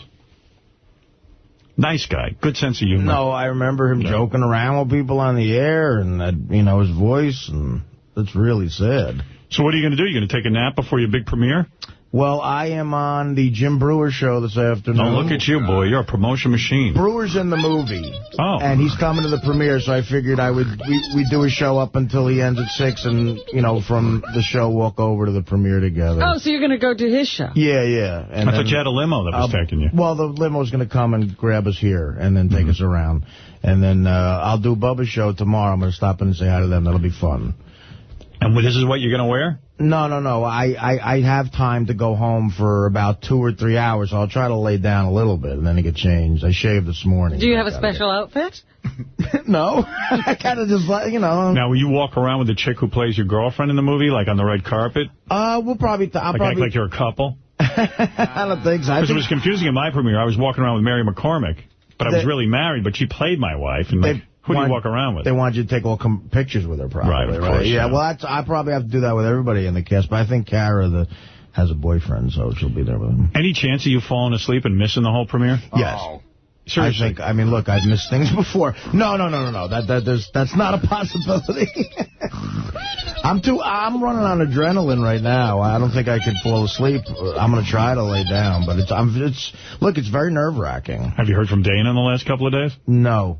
Really? It's been a solid week. Really? No contact? No, solid week.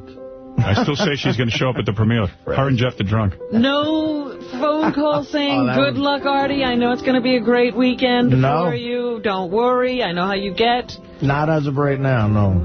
Artie? Just want you to know I'm thinking of you. Other than this phone call I'm getting right now.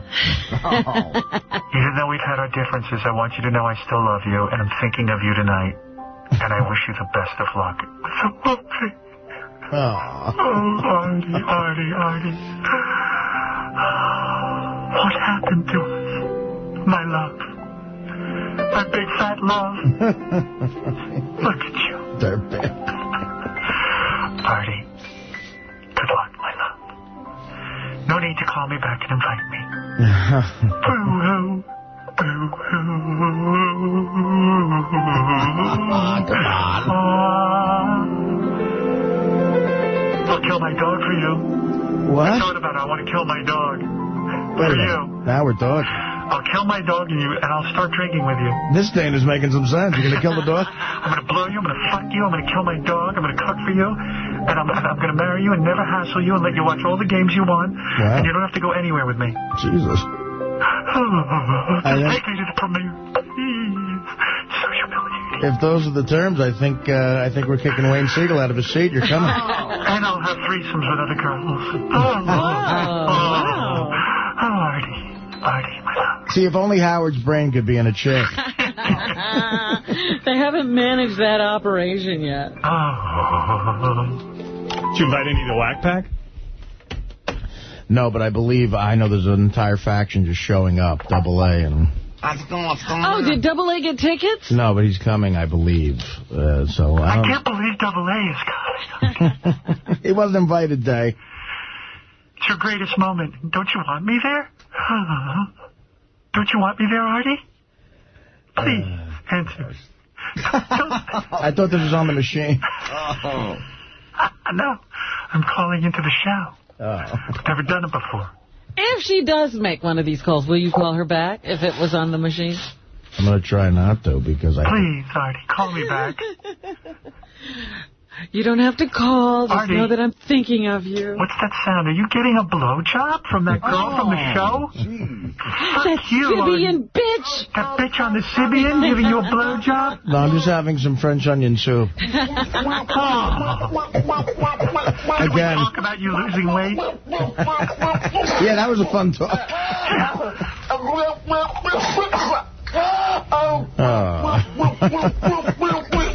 Is that the chick in the Sibian?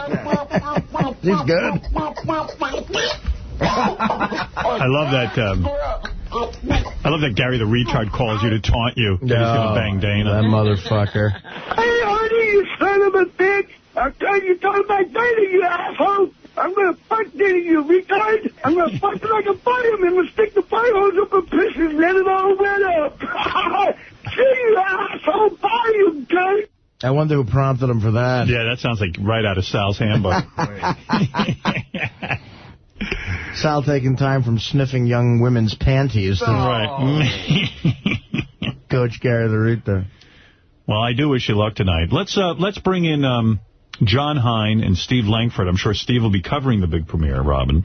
Oh, yeah. Of course. Artie's movie. He loves Artie. He loves Artie. Steve was all over me yesterday again. Yeah. Steve loves covering you. I think you always think he's going to be nice, and then on the report he just nailed you with some sort of backhanded, like, he called me haggard looking. You're tired. A haggard Artie Lang. Steve, what are you following in the Howard 100 newsroom? Just some of the stories we're working on in the Howard 100 newsroom. The premiere of Artie Lang's Beer League. Howard 100 News going balls to the wall with coverage of the big night tonight, 7 p.m. Eastern on Howard 101. So you're saying the news department will be doing this live at the premiere? They'll be covering it? We will be on the air live at 7 p.m. Eastern on Howard 101 with full coverage. Wow. All right, very good. Exclusive coverage of the arrivals at the prestigious Ziegfeld Theater here in New York. And remember, Beer League opens Friday in New York, Philly, and Cleveland. Okay, there it is. Also, Artie Lang on Late Night with Conan O'Brien. Howard 100 News takes a look at how he absolutely killed on Conan, all part of Artie's major media marathon. A lot of pressure on Artie, yes. Now, did you hear Dana just called in? Yeah, it went great. They had a good conversation. She says she's going to kill her dog for Artie. And you know, blow me and let me watch the game and threesome. My God. We're going to get some coke, some whores. It's going to be great. Just want to make you crazy. You're going to make you crazy. Dana's not, she doesn't have Howard's brand, she has Pat O'Brien's brand. Yeah, Pat O'Brien. Oh. Dana O'Brien. I miss you so much.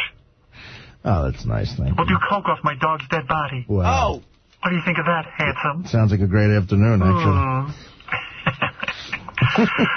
Hey, Artie, I'm here with Dana. Yeah.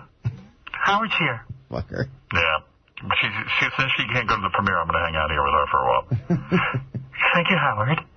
Jerk off. Sure you don't want me to come? Let's hang up, Dana. Come on. Okay, goodbye. That hurts. At least it's not Gary the retard. Yeah. Yes, Steve, anything else? Now, get this. Negotiations reportedly underway here at Howard 100 to sign former Stern Show intern Steve Grillo. Right. Oh, there's a negotiation? Wow. Yeah, well, everyone loved his show. You said you wanted him on the air, so I'm doing but you'd think he'd jump at anything. What's the negotiation? He wants to get back into the business. He is said to be considering an offer to do movie reviews for Howard 100 News. Yes. But the demands, all of Grillo's requirements we can fit in a Howard 100 News brief. Really? How much? What's he asking? There are sources who say that Grillo wants to be paid. Paid? That ain't great. I want you to pay Grillo, you motherfuckers. Artie, I'm here at Dana's, too. Oh, hi, Ted. This is Ted Kennedy. What's he doing at Dana's? I don't know what he's complaining about. Her dog is cute. I'm taking Dana for a swim. We're going for a swim, Artie. Catch my drift? And I'm taking the dog. I'm going to drown the dog. Good move. Yeah, He's going to help you out. I'm going to help you, Artie. I want to thank you for all those nice impressions of me you've been doing. Here's a big fuck you. Ted, what are you doing? Come back here. I got to go. Good luck at the premiere. Hopefully Ted will show up to the premiere. Right. Compared to you, Dana thinks I'm anorexic. I'm a hefty guy, but you take the cake. I've got a smaller head than you. Yes, Dana's quite impressed with the circumference of my head. Anything else, Steve? Yeah, anything else? Finally, page 69. Robin's assistant, Carrie, cashes in big time at the casino. Carrie's joined Artie's ranks as a high roller after her recent trip to Vegas. That and more from the Gossip Guys, Jason and Will. Oh. Carrie, huh? We're doing stories on Carrie? She's gambling? Gambling. Anything else? Those stories and much more coming up on the Howard 100 Noontime News, weekdays at noon Eastern, updates every hour. All right, thanks, Steve. What is it, Fa-Fa Flo Fly? I don't know if this might be a news story for Steve, but, you know, Jessica that sat on the Sybian this morning? Yeah. You know, she's still here because she's waiting to figure out the details of what's going on. But she said that she thinks that her vagina had a weird reaction to being on the Sybian, that her lips have all blown up and swollen. I don't know if you wanted to talk to her about it. Yeah, it's called an orgasm, honey. Maybe she's never had one. Does she understand what happened? Do you want to talk to her, or is it not necessary? Are her bigger than yours? I didn't see them. Looks like she has Angelina Jolie in a leg lock. Let's talk to her, see what's going on. Yeah, maybe if they're extremely large, maybe we need to send her to the hospital. Didn't she say she has OCD and all that kind of stuff? Did she? I don't know. Yeah. Didn't she say you have OCD and all that kind of stuff? Didn't you say you were not? Germs. Yeah, you're like me. Whenever I do something, I think it's like... You're going to die? I'm going to die. No, it doesn't hurt or anything. There's no pain whatsoever. Looks like somebody took a little air pump and pumped up my lips. Let me see. This is not how it's supposed to. You saw it before, naked. It looks exactly the same. No, it doesn't. You're out of your mind. It's huge. It's all blowed out. It's hardly Don't huge, puff out. my dear. It's ugly. It ain't supposed to look like that. Anyway, why don't you come over to Dana's with us and show me, Ted Kennedy. Just want to make sure that I'm, of course, the only one that had that happen, so. What? I don't know. Nobody's complained. No other girls before. have, okay. Everyone else has been fine. Nobody died from the Sibian.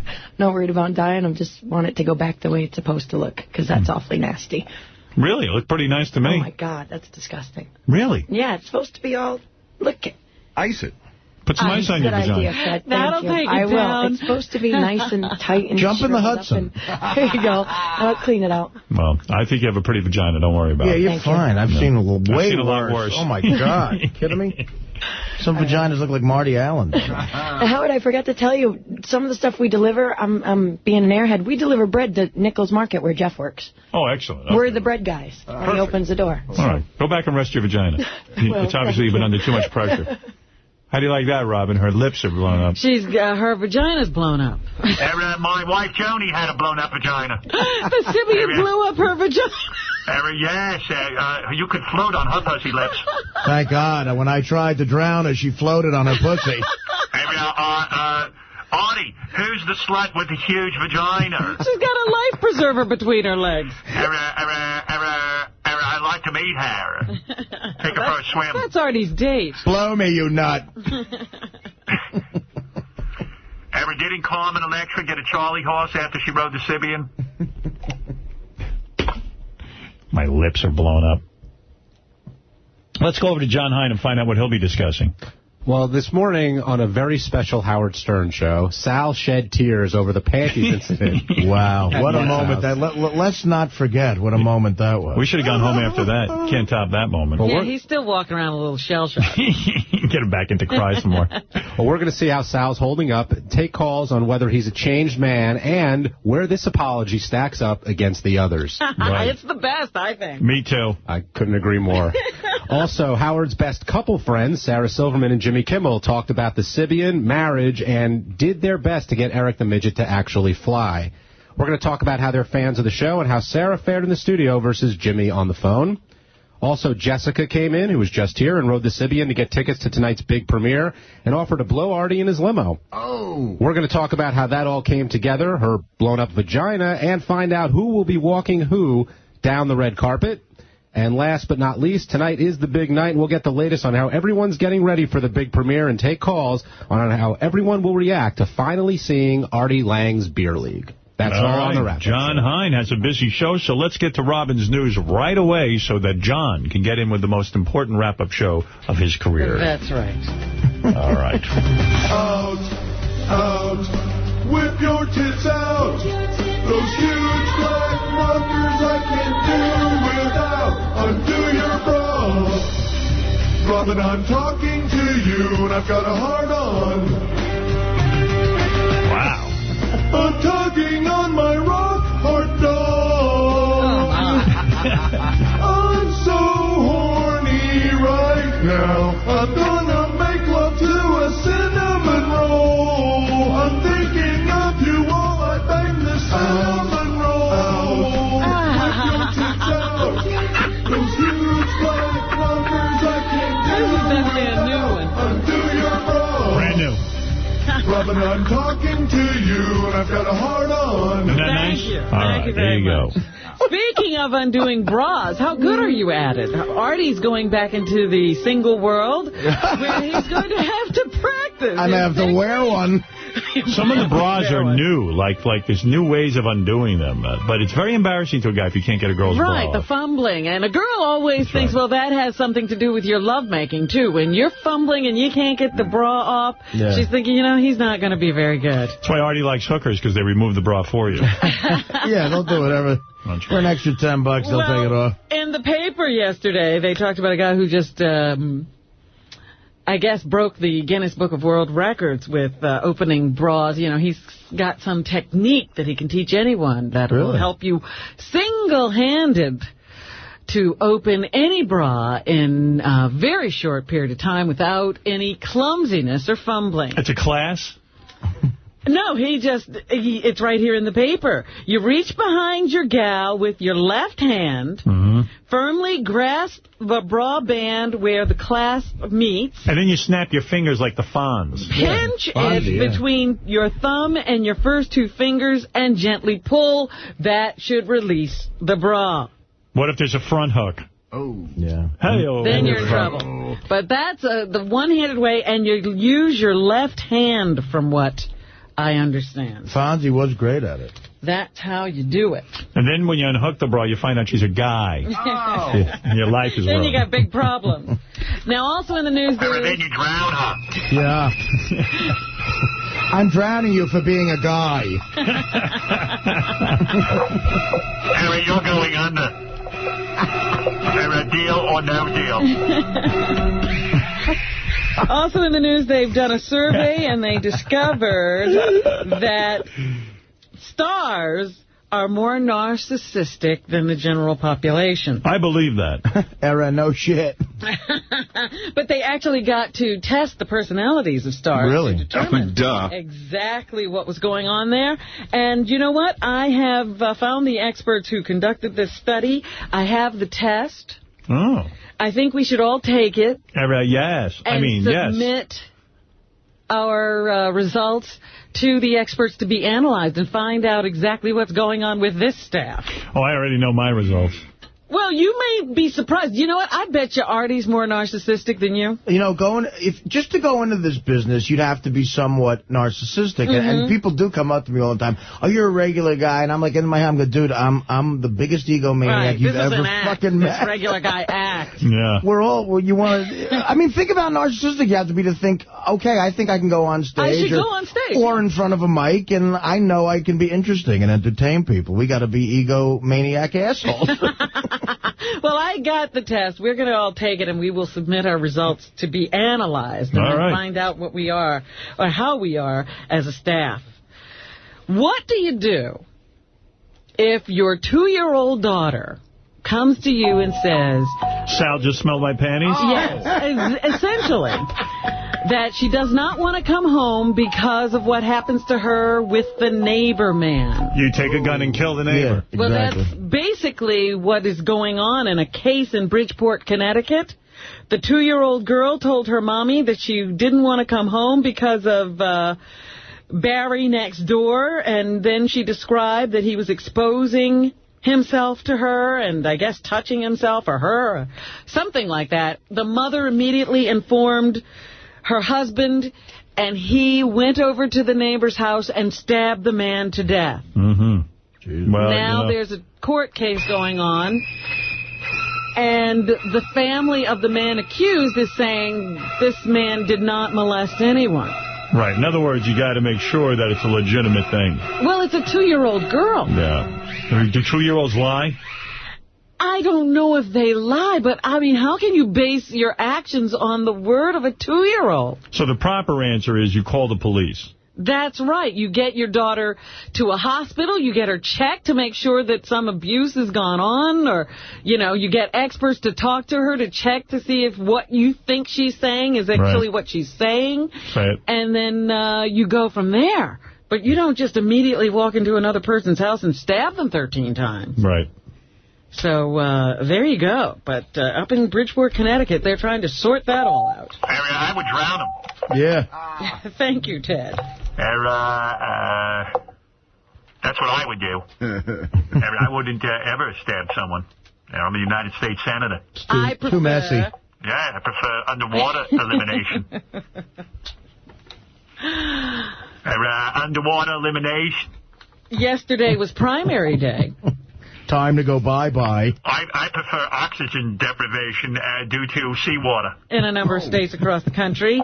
And you'll be glad to hear, Senator Ted, that Democrat Hillary Rodham Clinton easily beat her opposition to be the Democratic nominee for the Senate here in New York. I would have been president of the United States if I hadn't accidentally drowned someone.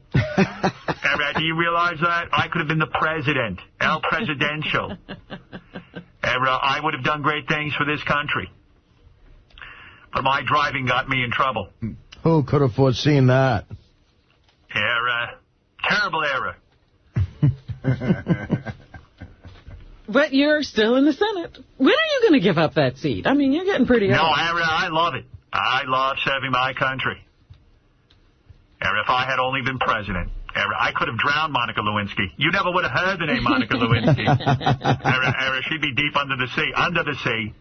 You know, that's my favorite song, Under the Sea. Under the sea. Under the sea. Everything's better when you get wetter. Under the sea. I don't know that song. A beautiful song. They wrote it for me.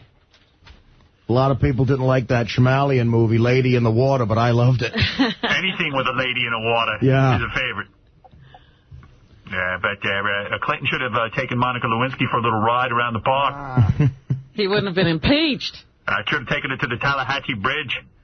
Yeah, but now he let her live. Someone's fat ass is having an accident. Another question. I'll even ask you, Ted. Do you think... Every guess.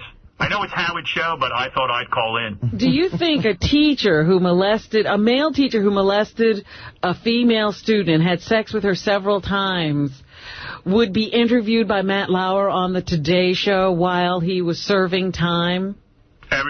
No. That's right. But I think we're taking it very lightly, these women teachers who are molesting their male students. Because it's different. What's different about it? It's different when a hot, blonde teacher makes love to a 16-year-old boy.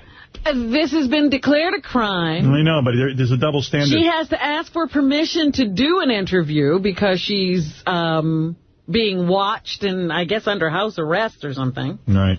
And on probation. But she gets to sit down with Matt Lauer and do an interview on the Today Show and say, you know, really, I'm not a sex offender. I'm bipolar. She's right. She's hot. If you're hot, it's different. Right. So if it's a good-looking man, you don't think that... No, a man and a woman would be different. A hot blonde teacher with a male is all right. It's different. There's nothing different about it. If you've committed a crime, you've committed a crime. I don't think they should be making light of it with interviews. I've just introduced legislation on the floor of the Senate on the Today Show. To do away with all criminal charges against any hot teacher. Deborah LaFave was interviewed this morning by Matt Lauer. Call me a liberal, but I think hot women should be able to molest 17-year-old boys.